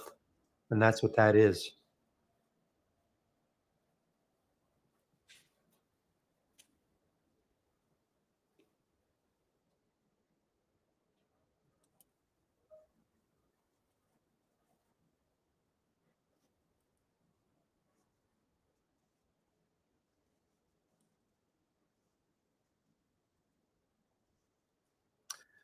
Okay, guys, it's 2:04 right now. Again, I can stick around if there are questions, but if there are no questions, I'm going to head out. A few things I want to do.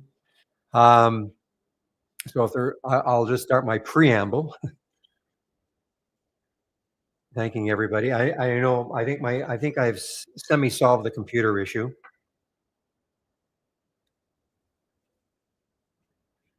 And so thanks for all the help all day long. The room will open tomorrow. Chris Varley will open the room tomorrow. The main room will open at around 7:30 Eastern time. Okay, tomorrow. I'll get on the mic at about 9. I'll open the YouTube room sometime between 8:30 and 8:40. When I leave, I do have to shut down YouTube, but the main room will still be open until about 3:45. Nobody's on the mic and no screen sharing, but there's still activity in the room. So for those of you who are in YouTube who still want to talk trading and all,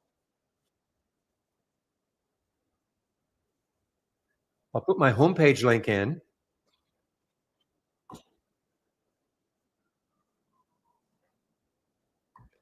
Okay, I put my homepage link in, and if you click on it,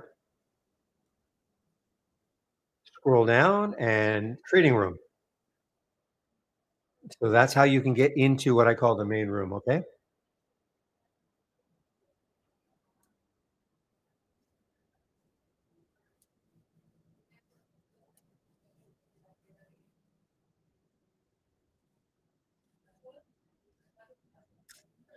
All right, guys, don't see any questions, so I think I will shut down. I'm going to keep the YouTube room open for another 30 seconds or so, just in case somebody hasn't clicked on my link.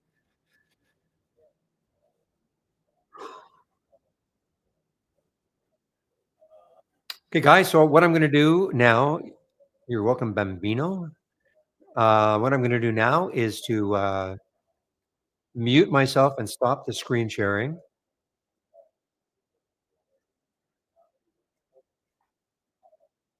Okay, now I'm going to shut down the YouTube room.